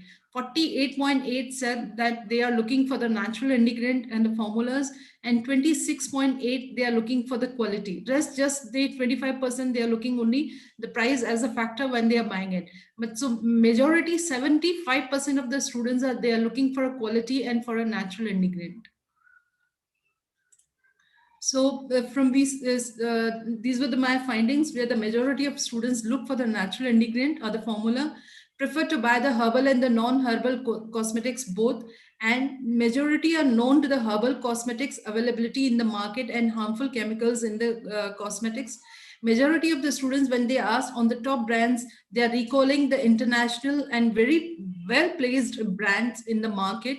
So this shows that these youngsters have the awareness about the consequences of using the harsh chemical these products. They have the awareness about the herbal cosmetics, but when I asked them to recall the products, the brands, it was mostly the well placed and the international brands. So this is something that when the herbal cosmetic sellers, that they have to really work on that, on placing their product up to bring the branding in the minds of the consumers. Otherwise, there's a good wave of the preference among even the youngsters who are between the age to 21 years old. Thank you so much. Any question? Many thanks for Many thanks for presenting your interesting topic with us today. Participants, kindly make it 3 minutes.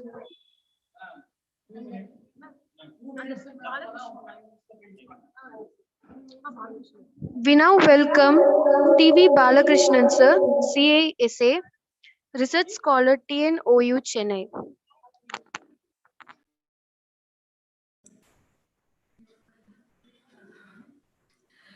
Yeah, good evening. Thanks for this opportunity. Yeah, the host has to start the window. Okay. Am I audible? Yes, sir. Audible, sir? Yeah. Okay. Thank you. I think you can, I'm sharing my PPT here. Or you can, I mean, if you can all see, then I can start it up. Please let me know. Yeah, your slide is visible, sir. Yeah, thank you so much. Yeah, but your video is not visible. Meaning? Your video is not visible. Okay, my presence. I mean, that I intentionally stopped it because I don't want to create the bandwidth issues from the originating side. Yes, sir. Yes. So since I'm sharing both, there will be a conflict happening, bandwidth issues, which we are all in a digital era. So I'm just looking for the optimization. Okay, thank you, sir. I'm getting into my topic is the data perspective model to e-governance. See, e-governance is the major one which is upcoming and which is more realized in all countries, and India being a developed country, we are looking for it. See, my paper covers various aspects of the e-governance, how data perspective will work, how unification of the data will help that e-governance. That is what the major objective of the paper is. I mean, because of the small span of time, which I need to present, I'm just looking into the highlight of it. The introduction to digital era, which I am talking about, is the earlier when compared to digital era, what is main in the digitization is, I'm not talking about all the features, but one of the feature is we are converting every data into the binary, which could be, always scalable, measurable. You can always, recordable, you can reproduce it, you can retain it, everything. So evidence is available. So that is what, because when you share the copy is not going, only the original will be there. One of the copy is going, so that you are retaining it. That is the advantage of digital era.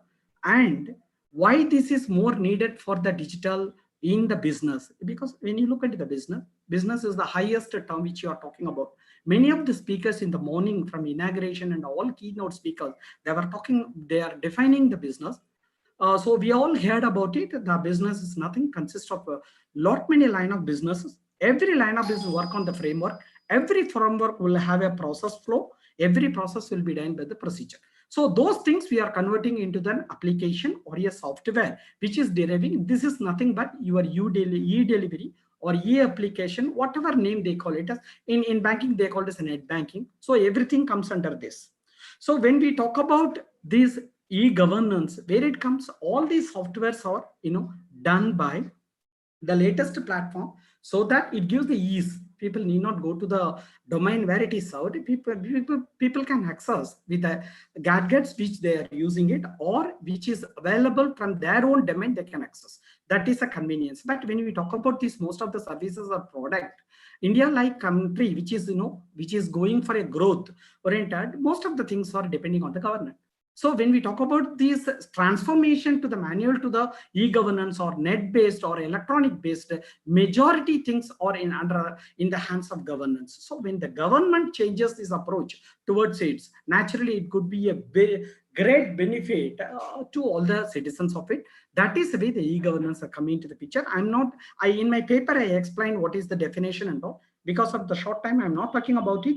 So the main part in e-governance is the public-private partnership, which is very essential, because many of the places where government cannot itself do it. So there is a understanding and partnership comes into the picture, but now public and the private partners, they do it. So that is the success of the e-governance. That e-governance, again, they are talking about in the highest level at present, we have government to government, government to citizen, and government to employees, and government to business. These are the 4 models they are working out, which is explained in my paper. And they have the 4 C's for the framework. The 4 C's, they are talking about the connectivity, then the content which they are doing it, what is the capacity and capital. This defines the framework for the e-governments, which is also talked about in the paper. So this is basically... Sorry for the interruption, sir. Kindly come to the conclusion. There are more presenters waiting behind. Yes, madam, I'll do that. So what is more important in the present model is they have departmental approach where every department collects the data and it is put it in the thing which is accessible by the user, like our income tax department, RTO department, or the ration card. All these people, they have their own database which is available. But the person is one. He has got all the linkages and other thing. But for the income tax, he has to join in one portal. He has to log in another portal for RTO. This is the silo way of e-governance happening. So my paper talks about centralization. The centralized approach is here. Every department, they will have to put all this data, but anyway, the focus area of the data collection is different. So this thing will come to a stage where they will go for a data quality management process. Then that will be pushed to the data lake. Here, when you talk about the data lake, it is a subject-oriented, because every focus of the department is different. Accordingly, the subject-oriented data over here, this particular data lake is opened up to the users in a restricted and secured manner to the departmental user as well as the customer users. This is one single point of contact where people will come and access the data. When this data comes, the more department will not ask for your KYC. They will not ask more details or documents signed by or attested by many people. Those things will not happen because everything will be available in front of them in the desktop itself. That is the ultimate this. And I already during the talking, I was talking about the benefit. Benefit is more spectrum, but because of the time limit here, I'm not talking about more of it, but one or two I will try to say about it. The major benefit is single point of contact for the data access. Again, privacy laws are coming in, and more laws in the constitutional, the parliament and SC is demanding. Those things on the application or software area, especially IT area or IT Act enhancement, those things and all, if it is going to be a single place of contact, implementing is very easy. That is one of the major advantage in this model. That is what I'm doing it. That is what I am mentioning. Thank you, sir. So with this, I will come. A sincere gratitude for the outstanding presentation. Okay, now I'm just opening up question and answers.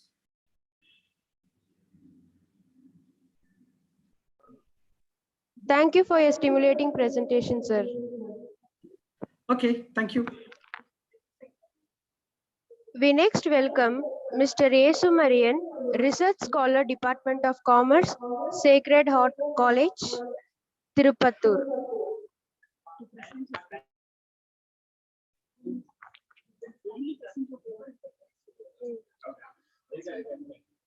Sir, kindly present your paper in 2 minutes.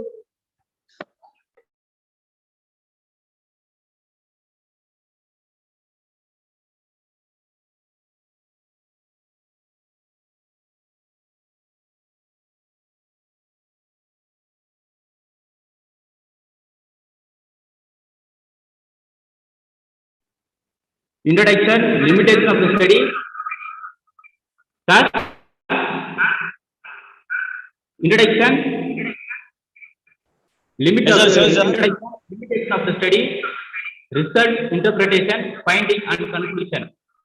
Introduction. E-commerce connects the people from all over the world because of its easy access to buy the product.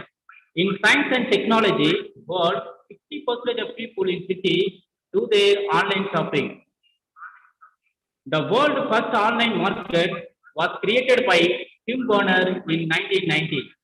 It eventually prepared the way to online banking in 1994.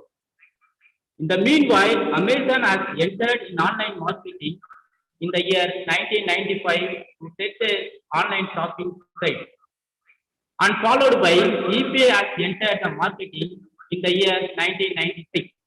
Online shopping helps the people at the greater level of reducing risk of traveling, cost, safety, cheaper cost, and time saving. It helps us all kind of people. It also enables us to keep touch to our customers and connect the people, online shoppers, by pre-booking. E-marketers give links to search, retrieve, communicate, banking, and even shopping. Limitation of the study. The study was carried out in and around Tirupattur in Tamil Nadu, in the state of Tamil Nadu. The findings of the study can be extended to cities with a smaller population and demography only. The study was carried out within the short period of time and frame and the budget outlay. In a sample size of only Kindly come to conclusion, sir. Sorry? Hello? Hello? Madam? The study has taken into the consideration Thank you for your only two delightful online presentation, marketers. sir. Thankfulness is the quick.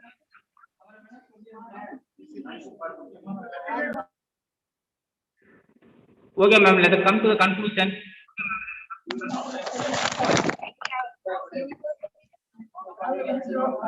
Today, online marketing, like everywhere, it saves the time from the people from all over the world. Easy cost, safety, and even discount and promo offer. So online is preferable. So I have found that the research from 28 to 13 years of people who are buying online shopping, the highest percentage is 60%. And similarly, 40 to 50%, 40 to 50 years of age group people referring to door delivery. And 60 to 70 people are seeking their product safety and well branded. Thank you, ma'am.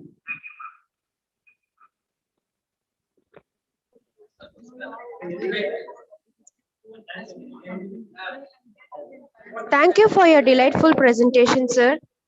Due to time constraint, we are winding up this paper presentation process. Thankfulness is the quickest path of joy.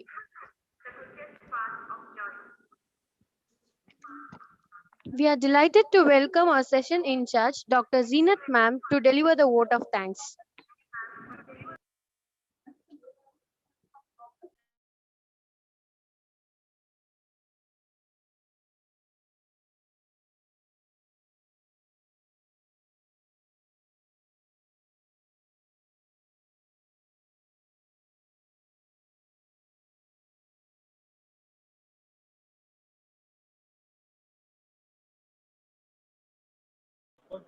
In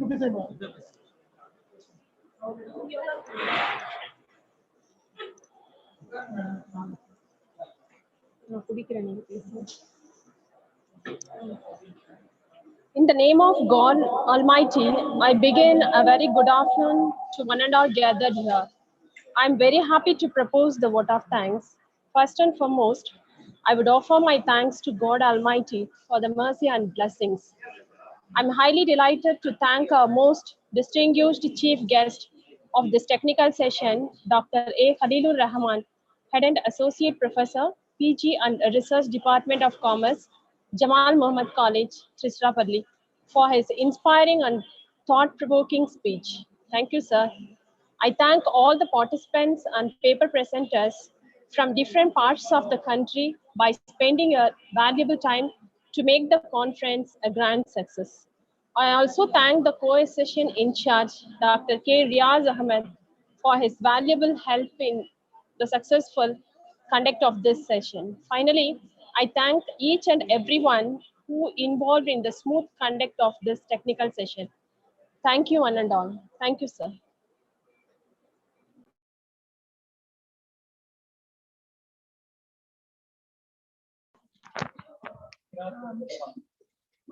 We express our sincere gratitude to everyone for investing your precious time with us. Thank you.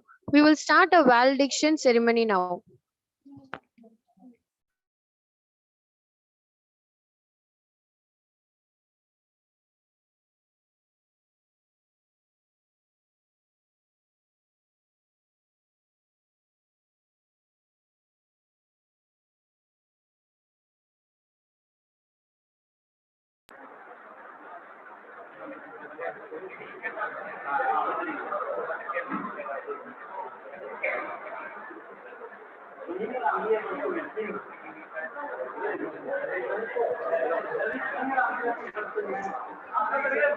Coming together is a blessing. Keeping together is progress. Working together is success. A pleasant and warm welcome to the intellectuals, invited guests, myself is Fatima, and is Samina. take the privilege of hosting this valediction of the one-day international conference on advancement in business in the digital era 2021. One smile can change a moment. One idea can change a world. One step can start a journey, but a prayer can change even the impossible. Now, I like to call upon Miss Fatima Begum, student of 2nd M.Com, to recite few verses from the Holy Quran. Assalamu alaikum wa rahmatullahi wa barakatuhu. A'udhu billahi minash shaitanir rajim. Bismillahir rahmanir rahim. Iza waqa'atil waqi'a laysa liwaqa'atiha kadhiba khafizatur rafi'a iza rujjatil ardu rajjan wa bussatil jibalu bassa fakanat haba'an munbassa وكنتم أزواجا ثلاثا فأصحاب الميمنة ما أصحاب الميمنة وأصحاب المشأمة ما أصحاب المشأمة والسابقون السابقون أولئك المقربون في جنات النعيم صدق الله العليم. Thank you, Fatima. There is no royal road to success, but after success, every road becomes royal. Let me now request a member in charge and assistant professor of commerce, Dr. G. Pasupati sir, to welcome the gathering. Good evening to all. Most respected secretary and correspondent of our college management committee, Revered Treasurer Shahid, esteemed assistant secretary, venerated member and honorary director, beloved principal, vice principal, additional vice principal, revered director of administration, director, women hostel, beloved head of the Department of Commerce, SFB, distinguished chief guest, beloved professor, research scholars, participants, and my dear student friends. At the outset, let me extend a cordial and a warm welcome to all of you for the validity function of International Conference on Advancement in Business in the Digital Era 2021. I extend my hearty welcome to our Honorable Secretary and Correspondent Sir, Treasurer Sir, Assistant Secretary Sir, Member and Honorary Director Sir, and the Principal Sir for their consistent support and encouragement for carrying out the various activities in the college in general and the Department of Commerce in particular.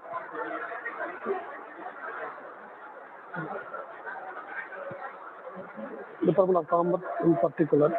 I take this opportunity to thank them for their admirable cooperation and invaluable guidance in all academic activities. I welcome you, sir. My hearty welcome to our beloved hostel, the Director of Administration, Director Women Hostel, Vice Principal, Additional Vice Principal, and the former principal. I welcome you, sir. My hearty welcome to our distinguished chief guest, Dr. T. Edwin Brain Kumar, Associate Professor, Business Studies Department, University of Technology and Applied Science, Lizwa, Sultanate of Oman. I take this opportunity to thank him for readily accepted our invitation and to deliver the validity address in spite of his tight schedule. He has presented various research papers in national and international conference conducted by central and state universities. Sir has published research articles and papers in leading journals, magazines of national and international repute. He is also associated with a number of professional bodies and associations in India and abroad. His areas of teaching and research interest are accounting and finance. Sir has alumnus of our institution. Sir is a very good academician. I thankful to you, sir, for having accepted to act as a resource person. My hearty welcome to all the faculty members, both men and women, participants to the celebrating the International Conference on Advancement in Business in the Digital Era 2021. Once again, let me extend a warm and hearty welcome to all of you. Thank you, sir.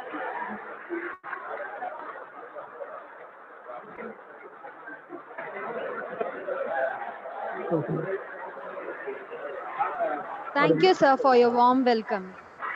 Now I request Mr. J. Mohammed Sharif, sir, Assistant Professor of Commerce and Organizing Secretary, to present the conference report. Please, sir.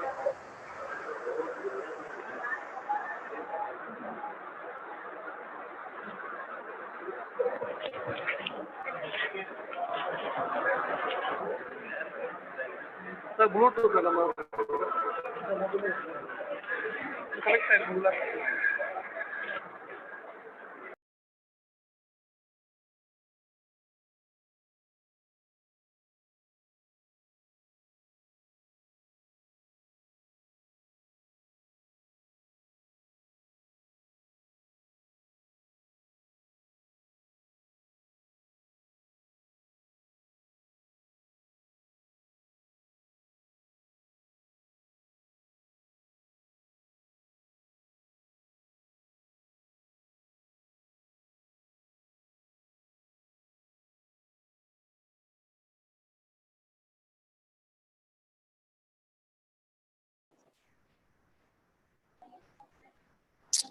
Assalamu alaikum all. With the blessings of Almighty Allah and the ever-encouraging support of our benevolent management, in the inauguration function for the one-day international conference on Advancement in Business in the Digital Era 2021, organized by PG Department of Commerce Self-Finance, was held on 17 February 2021. Dr. E. Mubarak Ali, Head PG Department of Commerce Self-Finance, welcomed the gathering, and Dr. S. Ismail Moidin, Principal of the college, presides the international conference. Janab Dr. A.K. Khaja Najimuddin Sahib, Secretary and Correspondent, offered the felicitation. Dr. C.A.M.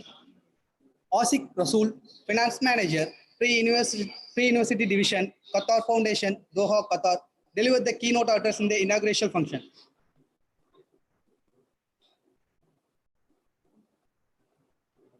And enlightened the audience upon the recent developments and advancement in the business in the digital era.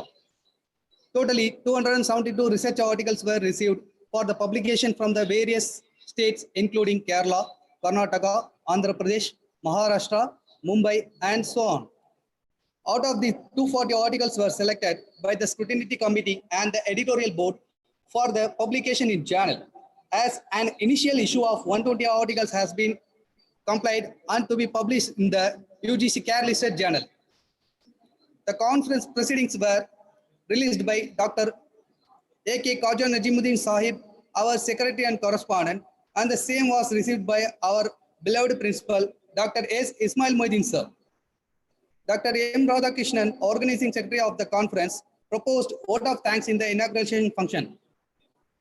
The first technical session was chaired by Dr. Pranam Dar, Professor and Head, Department of Commerce and Management, West Bengal State University, Kolkata, on the title Cryptocurrency and Bitcoin's Emerging Issues. He described how to create and manage through the issue of advanced encryption techniques in the digital currency. Dr. S. Mohammed Safi and Ms. G. Rekha coordinate the session. The second technical session was chaired by Professor Stephen Deepak, Faculty, School of Management, Christu Jayanti College Autonomous, Bangalore, on the title Future of Marketing in Industrial Revolution 4.0. He enlightened the future key technologies driving industrial revolution. Dr. M. Shahjahan and Mrs. S. Dilsatunisha coordinated the session. The post-lunch session was chaired by Dr. A. Khalilur Rahman, Head and Associate Professor, PG and Research Department of Commerce, Jamal Muhammad College Autonomous, Trichy, on the title Future Trends in HRM. He narrated the change that may take place in HRM practices in near future. Dr. K. Riaz Ahmad and Dr. A. Zeenat Aman coordinated the session. Nearly 202 participants comprise of land professors, PhD and MPhil research scholars, and academicians from various colleges situated in the different parts of India and the globe have participated in this one-day international conference. Thank you one and all.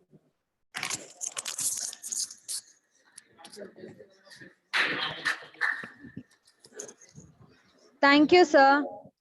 To acquire knowledge, one must study, but to acquire wisdom, one must observe. Wisdom, compassion, and courage are the three universally recognized moral qualities of man. Answer, sir. We request our chief guest, Dr. Edwin Prem Kumar, sir, Associate Professor, Business Studies Development, University of Technology and Applied Science, Nizwa, Sultanate of Oman, to present the valedictory address. Please, sir.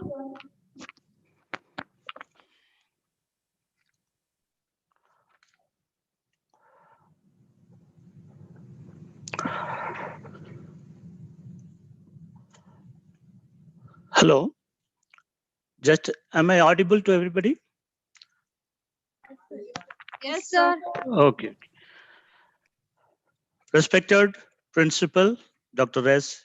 Ismail Mohideen, Honorable Secretary and Correspondent, Janab Dr. A. Khaja Nazimuddin, Honorable Treasurer, Haji M.J. Jamal Muhammad, Honorable Assistant Secretary, Janab Dr. K. Abdus Samad, Honorable Member and Honorary Director, Dr. K.N. Abdul Qadir Nihal, and respected Head of the Department, Dr. E. Mubarak Ali, and the learned professors from Jamal Muhammad College and the rest of the globe. And my dear lifetime assets, students, a very warm good evening to everybody. அனைவருக்கும் என் இனிய மாலை வணக்கங்கள். It's my great privilege and pleasure to be with you all, with the Jamal Muhammad family after a long time. And I'm very happy to be got permitted by our head of the department, Dr. Ibu Mubarak Ali, my guru and mentor and my guide throughout my life. I'm really honorable to him. So it's my great privilege to all. So today, everybody has presented paper, research article and research paper, and you might be tired physically, but mentally everybody is looking so fresh and so enthusiastic. And I'm not going to take much time in presenting. There are so many papers and brainstormed with this today's title, Advancement in Business in the Digital Era. I'm going to just pinpoint a few points which can add a value to this title of this brainstorming. Okay, so can I share the screen now?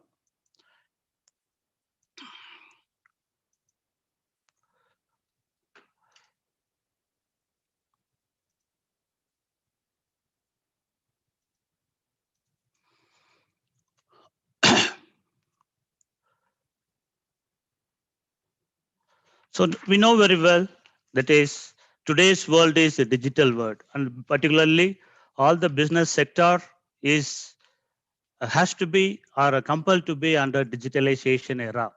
So everyone has to, not only business, every individual has to gone through that digital era. Okay, so today I'm going to take two small concepts. One is digital transformation, and another one is e-readiness. So these both have these two factors are having a very tremendous impact with the business world. So it is, I think it is suitable to discuss about these two concepts in a short time. So first one is, we will take this digital transformation. We know very well digital transformation is the adoption of digital technology to transform services or business or even government through replacing non-digital or manual process with digital process or replacing older digital technology with the newer digital technology. Then there is a saying by Richard Rohr, transformation is often more about unlearning than learning. So when I came to Oman 9 years back in 2012, the very first thing people had told me to, you have to take a driving license. So when I go to a teacher for driving, here they called like that only. So that trainer, first thing he told me that, see, you might have driven your vehicle in India, but here it is not like that. The situation is totally different. You have to unlearn those things, what you learned about driving in India. Here Oman is, everything is new. So you have to unlearn first and learn driving after that. So actually it was that type of experience only. Here getting a license, car license is getting another PhD like. So, and it's costly also. So that was the experience I got that. First I have just take out whatever I learned about driving, I have just thrown away everything from my brain. Then after that I learned things. So here he told Richard Rohr, transform is often more about unlearning than learning. So when it comes to digital transformation, the quote from Richard Rohr sums it up entirely too well. The business world is changing so quickly that it can be hard to keep up, but business who embrace a culture of change and transformation are well on the way to ensuring the future of their organization. We know very well we just crossed 1 year of this COVID-19 pandemic situation. Everybody knows very well and everybody has reflected in your research papers about this. There was a vast change in all sectors. In business, government formalities, in education, in hospital formalities, in our lifestyle, everything, there was a big transformation, big change. So for all this transformation, a leading role was taking or influencing with all transformation is this digital world or digital era, particularly in business also. So as soon as even our teaching methods and all our tools for using our teaching in college, everything has totally changed. We all, just 1 year back in last March, we all changed into our all mind setting, our job, our work, and all our day-to-day life, everything, we adopt a life of a new normal. Okay. So 1 year back, it was a new normal, but within 1 year or within 8-9 months, now at present, this is a normal. New normal become now a normal life. This is a type of transformation we are getting. There are many stages of this digital transformation is there. So first one is business as usual, status quo. That is, we need to maintain the business as it is.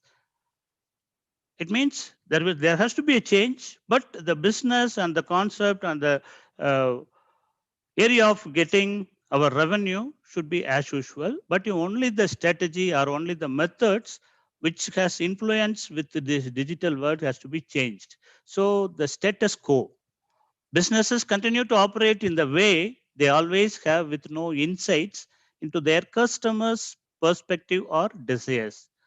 A good example is, or a prime example of this fact is a competition between Blockbuster and Netflix. You know, Blockbuster refused to make the switch to an as a service model. So what is this as a service model means?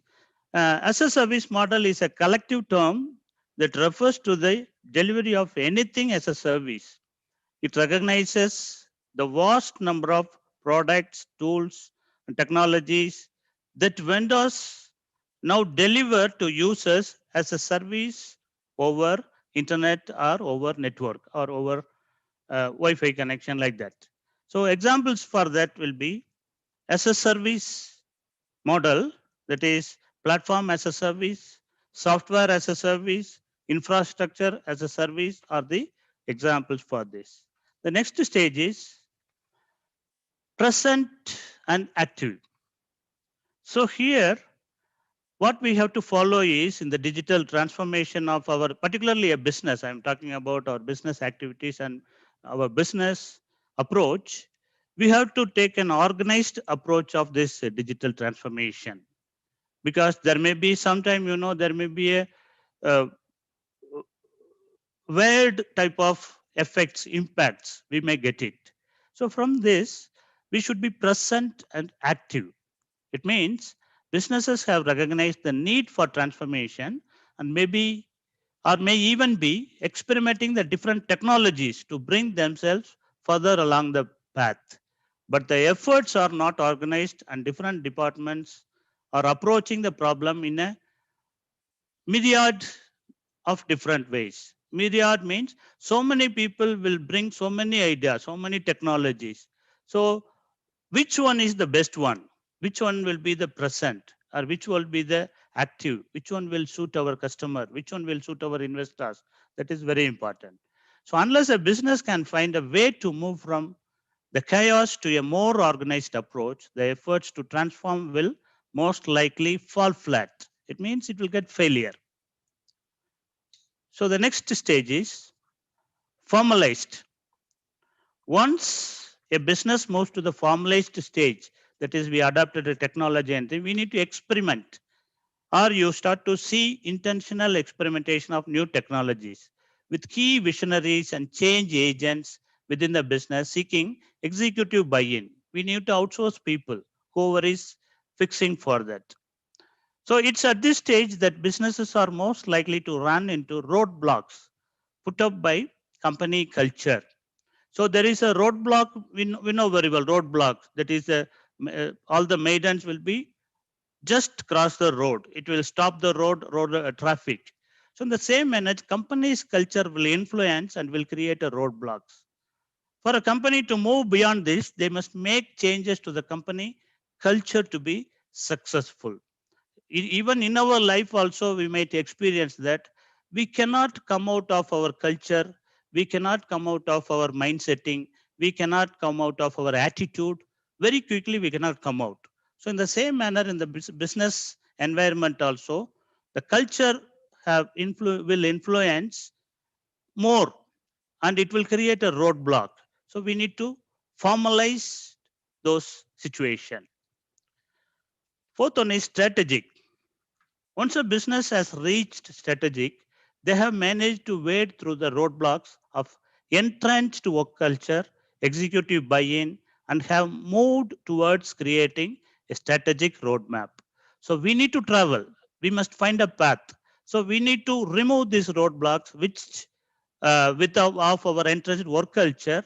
And for that, we need a people. We need a technocrats to make a way for a smooth traveling of business. So individual groups and departments have recognized the power and strength in digital collaboration and are moving towards investments in technologies that will transform the business in the new digital era. Stage 5 is converged. Convergence means two people meeting or two factors or two variables meeting at one point. The same thing here. The general definition of converged is a pair of lines that meet a point. Businesses who have made it to the converged step of digital transformation have developed a specific targeted team of innovators to guide the business down a strategic path towards transformation. So these businesses have overcome the cultural roadblocks traditionally seen when business embark in the journey towards transformation and are well on their way to success. Finally, innovative and adaptive. So the business must have this stage. Businesses who have made it to this stage have achieved the true digital transformation. It's become a way of life and organizations are well placed to continue to pursue new technological paths and adapt to the ever-changing business world with ease. So what business has to do on digital after these stages on digital transformation? One thing that stood out very strongly was that the biggest obstacle a business faces in the journey to true digital transformation was cultural. So business culture, I'm telling about business culture. It's very easy to fall into the trap of the way it's always been. That is the not changing mood or not changing mindsetting of the business executive. But at the some point, the way it's always been becomes obsolete. So it's always been also become obsolete. To truly compete and survive in this highly competitive world, businesses need to find new and alternate technologies that will help them reduce costs, attract the right talent, and enable the workforce and clientele to communicate how and when works best for them. So this is about digital transformation. And one more small point I want to just discuss.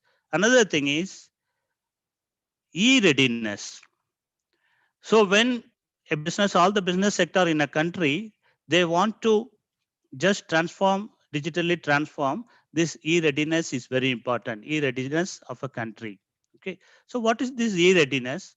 The country's capacity and ability to leverage digital channels in commerce, communication, and government in order to further economic and social development. So it's a measure of the degree to which a country or economy may be ready, willing, or prepared to obtain benefits which arises from the digital technology. This measure is often used to gauge how ready a country is to take part in digital or electronic activities such as e-governance and e-commerce. In a very simple term, I can say that that is how we are prepared with our infrastructure before adapting and applying the latest technology in a country. That is called e-readiness. So how e-readiness is represented? So this we can be calculated every country with some indices, some variables. So the e-readiness will be measured. How it is measured mean in terms of indices in a country. So it means they will take these variables, number of electronic gadgets per 100 people all over the country, the percentage of GDP spent on information technology infrastructure, then comparison between the countries, then longitudinal studies within the countries. So this is a repeating studies of the same variable many times. So with that, this is a result what we got. What is India's position in this e-readiness? So according to the survey by this firm, the Electronic Intelligence Unit Limited survey in 2014, India's rank on digital economy is 58th place. Its score is 4.11 out of 10. It is India is next to Egypt. So 57th place is Egypt. So in this e-readiness position, Denmark is in the first position scored. The score is 8.49. And very important thing is US is in 5th rank and UK in 13th rank. This study was undertaken in 2014. But even till today, even after the introduction of or the inauguration done by our Honorable Prime Minister Modi in July 1, 2015 about digital India, still we are just keeping in the same position. So this is the situation now. So need for e-readiness, it's a need for the day. For any business sector and government, it has become a vital policy tool that enhances the trust of every citizen on the roles of entrepreneur, employee, customer, investor, and technocrats through applying the principles of good governance. So e-readiness and digital India. We know very well digital India is a part of the digital world. Our economy has many competencies in terms of information technology with other countries. Already whoever is computer literate and familiar with internet, computer application, usage of electronic gadgets, etc., is considered as digitally literate. After this pandemic situation, so digitally literacy rate has a rapid increase in India. Already India has converted many of our sectors in economy, especially business sector, from analog to digital world, a digital business sector. I want to tell you one thing. It was news. Some in the early 80s. That time, during the regime of the then Prime Minister Srimati Indira Gandhi, after that our president, our people's president, our scientist, our Ayya APJ Abdul Kalam was a defense advisor to her at that time, early 80s. At that time, he was just gave one interview to the Tamil magazine we know very well, Ananda Vigadan. He gave an interview at the time. He is answering many questions about this future technology. Then he was he was informing that about after 20 years, 25 years, everybody, he was giving this interview in 80, 82, 83 during that year. He was giving that, he was informing that after 25 years, everybody is having one instrument in their palm, in their hands. So that instrument will provide all the information, communication, and all type of visuals and voices, everything about the world. You can get every information from that instrument. So for this interview, the next on the Vigadan issue, there was so many negative comments or many type of all negative impacts. The people got that. But now he was just visionary of that e-readiness after 25 years. So it was the situation. After that, now the present situation, you know very well. He was telling in 1980s itself. But at the time, he was criticized like anything. But now the situation is what vision was, it came true as in the digital world. So this e-readiness is having some positive factors and as well as negative factors. What are the positive factors? IT and industrial growth, new employment opportunities, direct connection with government and business sector units by normal individual citizens. Then negative factors are genuinity of the digital or online activities, recovery of genuinity. We can know that there are so many registered cyber crime all over the world and all over India also.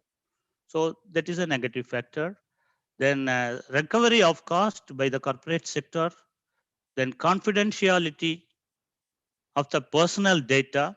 Nowadays, the personal data has been leaked out, and because so many people have just got many type of problems. Then whether digital lockers are reliable or not, like that. These are all the negative factors. So this e-readiness and digital transformation, these are the two factors which have a sizable impact on the business world, particularly which is matching our title advancement in business in the digital era. So let us concentrate on this. If you or that business units have to concentrate on these two concepts, digital transformation and e-readiness. And as an academician or as a student or as a research scholars, we also need to make use of this, or we can, it's a good area of research for making all type of findings. So with this, thank you, one and all, for your listening to this valedictory address. Thank you very much. Thank you, sir. We now proceed with the session of distribution of certificates. I humbly request our head of the department, Dr. E. Mubarak Ali, sir, to hand over the certificates. Okay.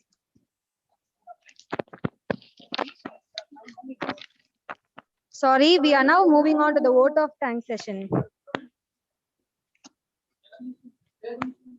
Develop an attitude of gratitude and give thanks for everything that happens to you, knowing that every step forward is a step toward achieving something bigger and better than current situation. I request Dr. G. Philomin Joan of Arc, ma'am, Associate Professor of Commerce and Organizing Secretary, to propose the vote of thanks. A pleasant evening to one and all gathered here. I deem it a great pleasure in proposing the word of gratitude, and it's wonderful to all dignitaries, both on off dais.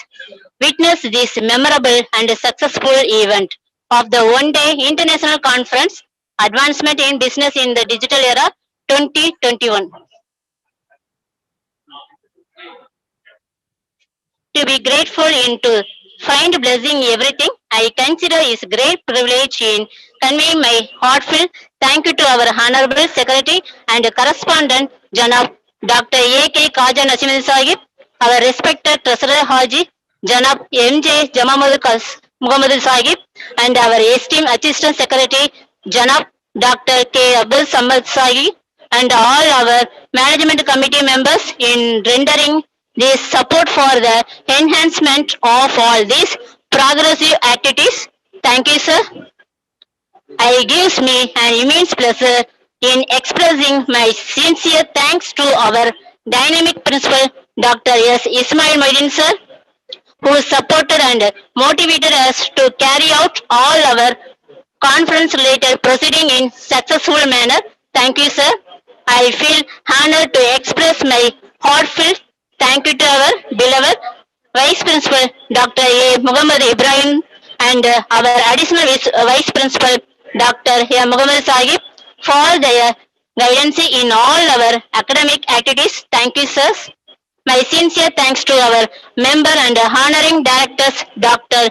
K.N. Abdul Qadir Nigal sir and Director of Hostel Administration Dr. K.N. Muhammad Fazil and Miss J. Hajara Fatima, Director Human Hostel, whose supporter made our activities to end in a great success. I feel so happy to extend my warm grant to a heartless thanks to our esteemed chief guest, Dr. Edwin Prem Kumar, Associate Professor, Business Studies, Department of University of Technology and Applied Science, NISWA, Sultanate of Oman, for his valuable and inspiring speech, which laid down the emphasis on the importance of digitalization.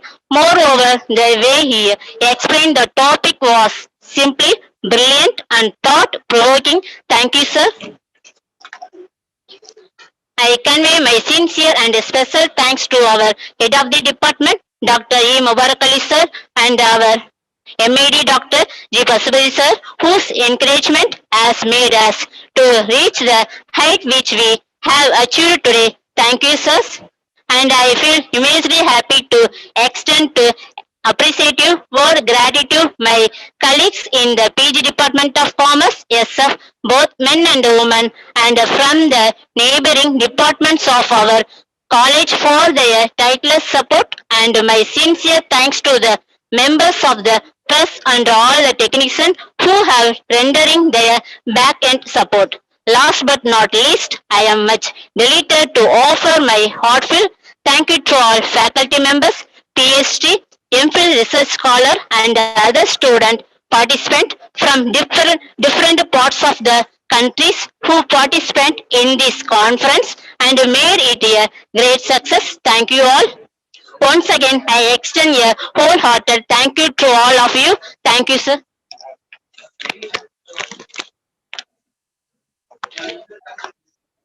We were pleased to have your participation in this outstanding conference, and we thank you for your valuable coordination and support for the smooth conduct and successful completion of this one-day international conference on advancement in business in digital era 2021. We are hopefully waiting to have your kind support in our next conference also. Thank you all.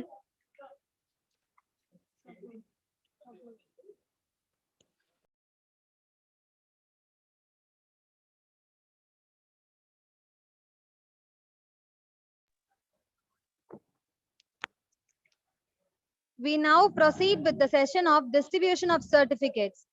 I humbly request our head of the department, Dr. E. Mubarak Ali sir, to hand over the certificates.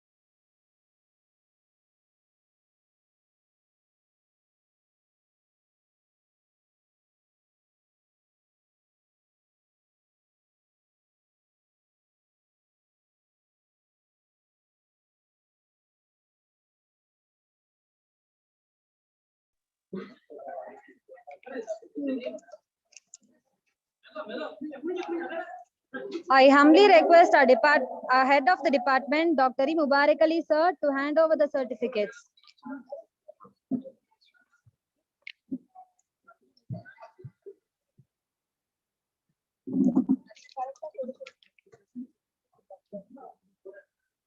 I humbly request our head of the department, Dr. E. Mubarak Ali sir, to present the certificates. Dr. G. Pasupati, Research Supervisor and Assistant Professor, Member in Charge, PG and Research, Department of Commerce, Jamal Muhammad College.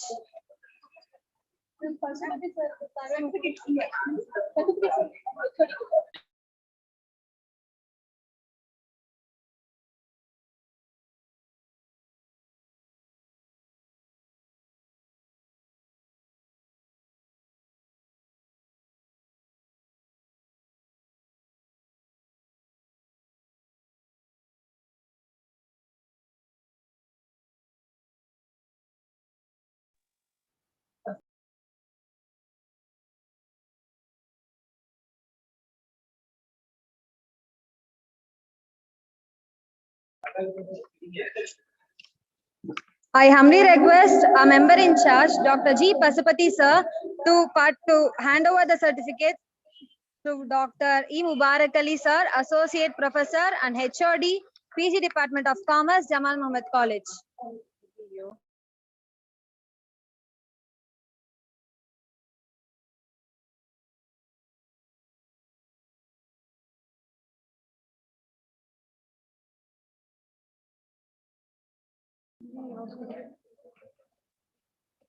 Dr. L. Asid Ahmed, Assistant Professor, PG Department of Commerce, Jamal Muhammad College.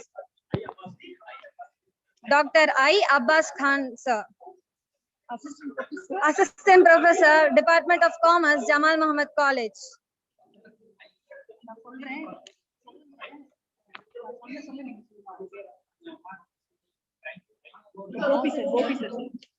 Dr. S. Gopi, Assistant Professor of Commerce, Jamal Muhammad College. Dr. S. Ganapati, Dr. S. Ganapati, Assistant Professor, Department of Commerce, Jamal Muhammad College.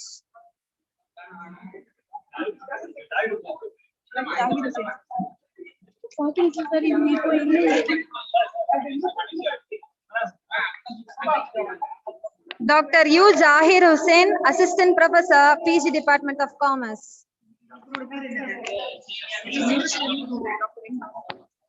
Dr. M. Radhakrishnan, Assistant Professor, PG and Research Department of Commerce, Jamal Muhammad College.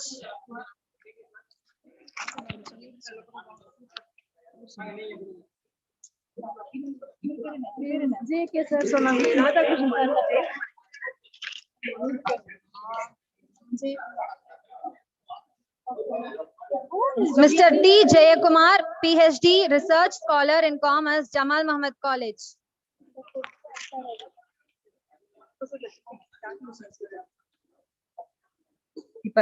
Dr. U. Jahir Hussain, Assistant Professor, PG Department of Commerce, Jamal Muhammad College.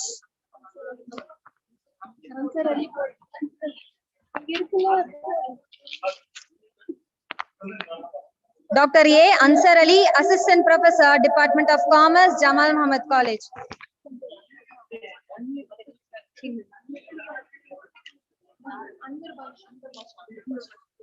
Dr. P. Anwar Basha, Assistant Professor of Commerce, Jamal Muhammad College.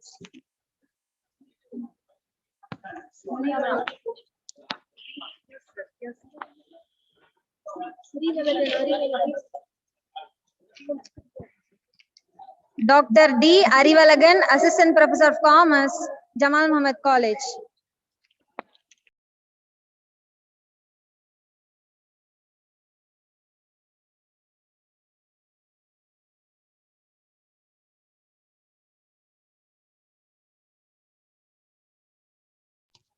Dr. S. Muhammad Safi, Assistant Professor of Commerce, Jamal Muhammad College.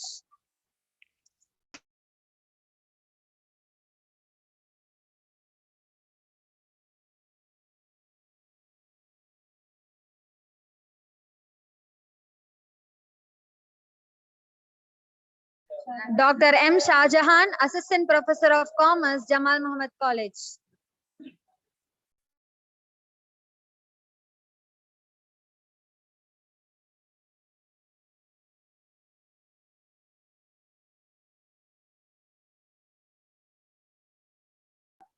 Dr. K. Riaz Ahmed, Assistant Professor, PG Department of Commerce, Jamal Muhammad College.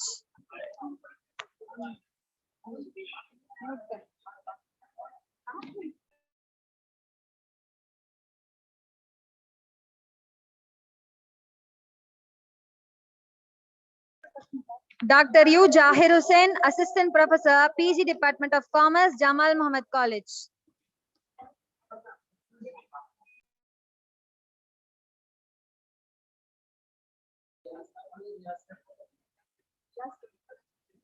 Dr. K. Riaz Ahmed, Assistant Professor, PG Department of Commerce, Jamal Muhammad College.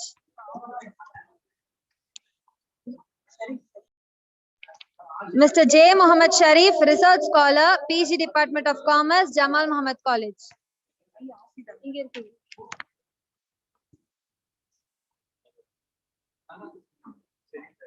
Mr. I. Ashika, PG Department of Commerce, Jamal Muhammad College, PhD, Research Scholar.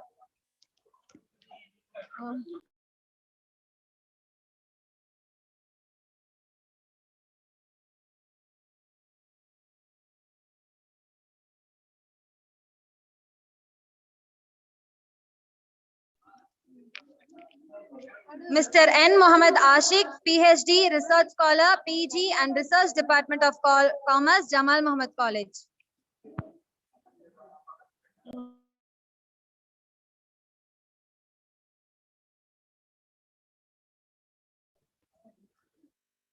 Mr. K. Bhima Rao, PhD, Research Scholar, PG and Research Department of Commerce, Jamal Muhammad College.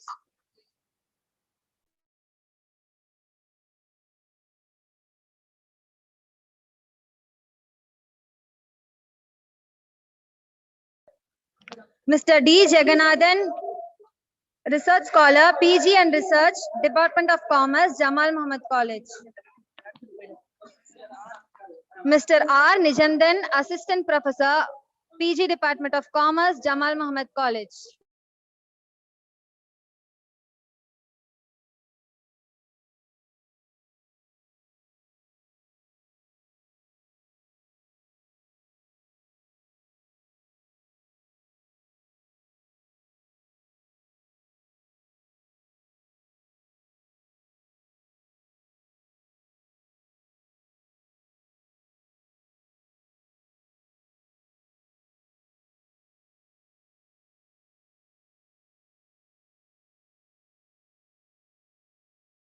Dr. K. Halimunisa, Associate Professor, Department of Commerce, Jamal Mohammed College.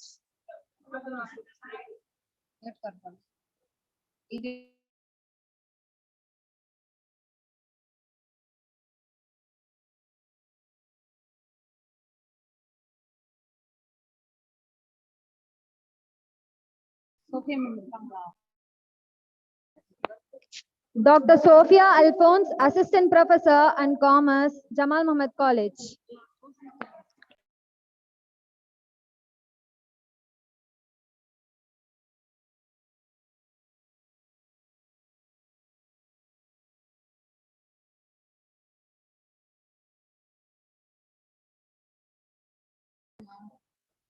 Dr. A. Mehtab Sharif, Assistant Professor of Commerce, Jamal Mohammed College.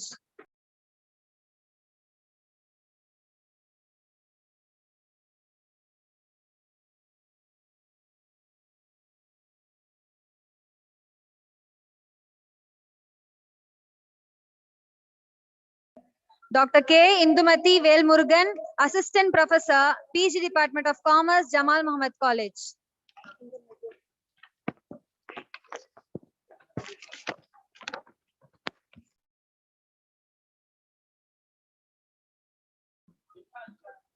Mrs. S. Minhaj Begum, PhD Research Scholar, PG Department of Commerce, Kaveri College for Women.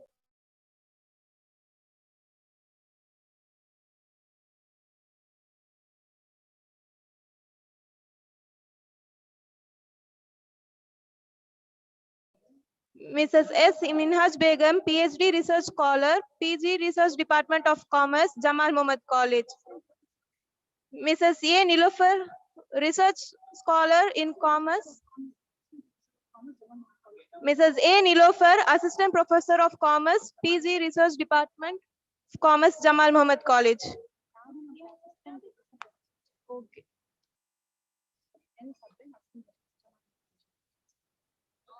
Mrs. N. Sabrin, Assistant Professor, PG Department of Commerce, Jamal Mohammed College.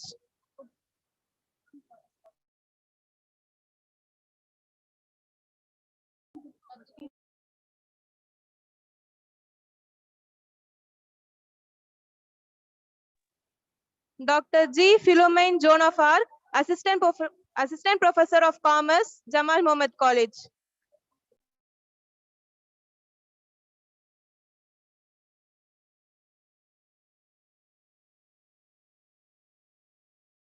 Mrs. M. Hajira Begum, Assistant Professor of Commerce, Jamal Mohammed College.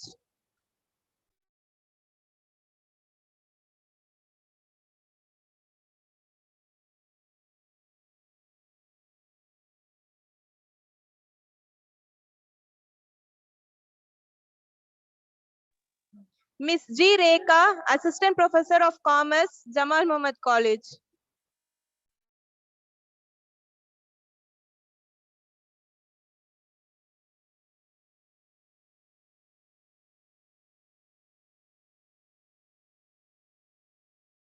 Mrs. S. Dilshat Nisha, Assistant Professor of Commerce, Jamal Mohammed College.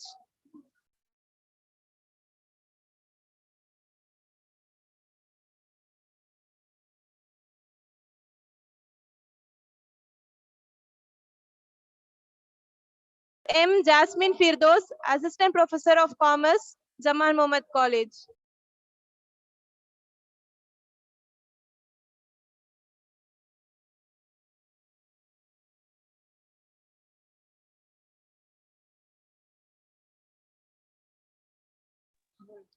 Dr. S. Maris Shainiak Clarisha, Assistant Professor of Commerce, Jamal Mohammed College.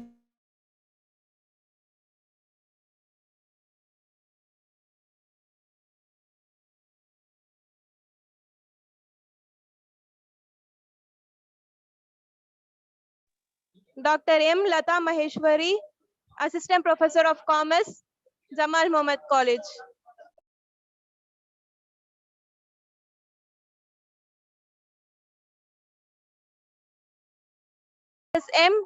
Mrs. M. Jamila Nasiba, Assistant Professor of Commerce, Jamal Mohammed College.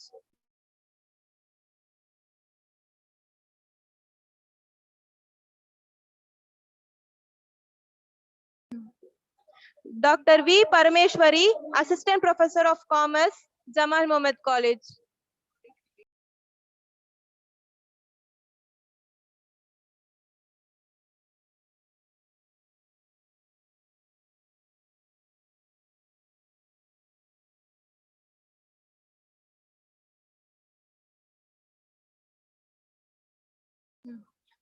Dr. A. Zeenat Aman, Assistant Professor of Commerce, Jamal Mohammed College.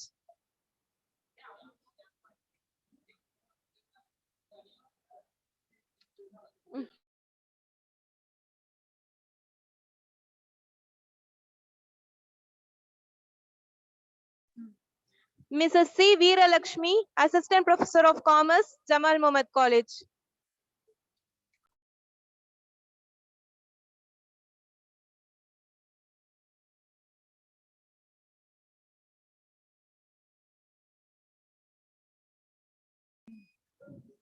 Mrs. A. Ramiza, Assistant Professor of Commerce, Jamal Mohammed College.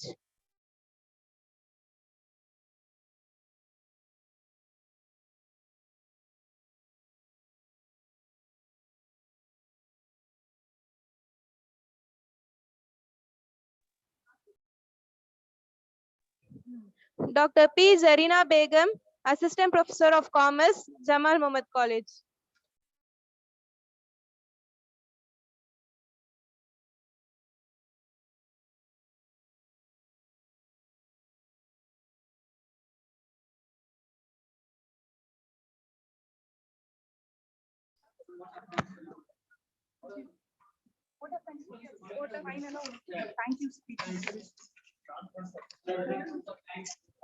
We were pleased to have your participation in this outstanding conference, and we thank you for your valuable coordination and support for the smooth conduct and successful completion of this one-day international conference on advancement in business in digital era 2021. We are awaiting to have your kind support in our next conference also. Thank you all.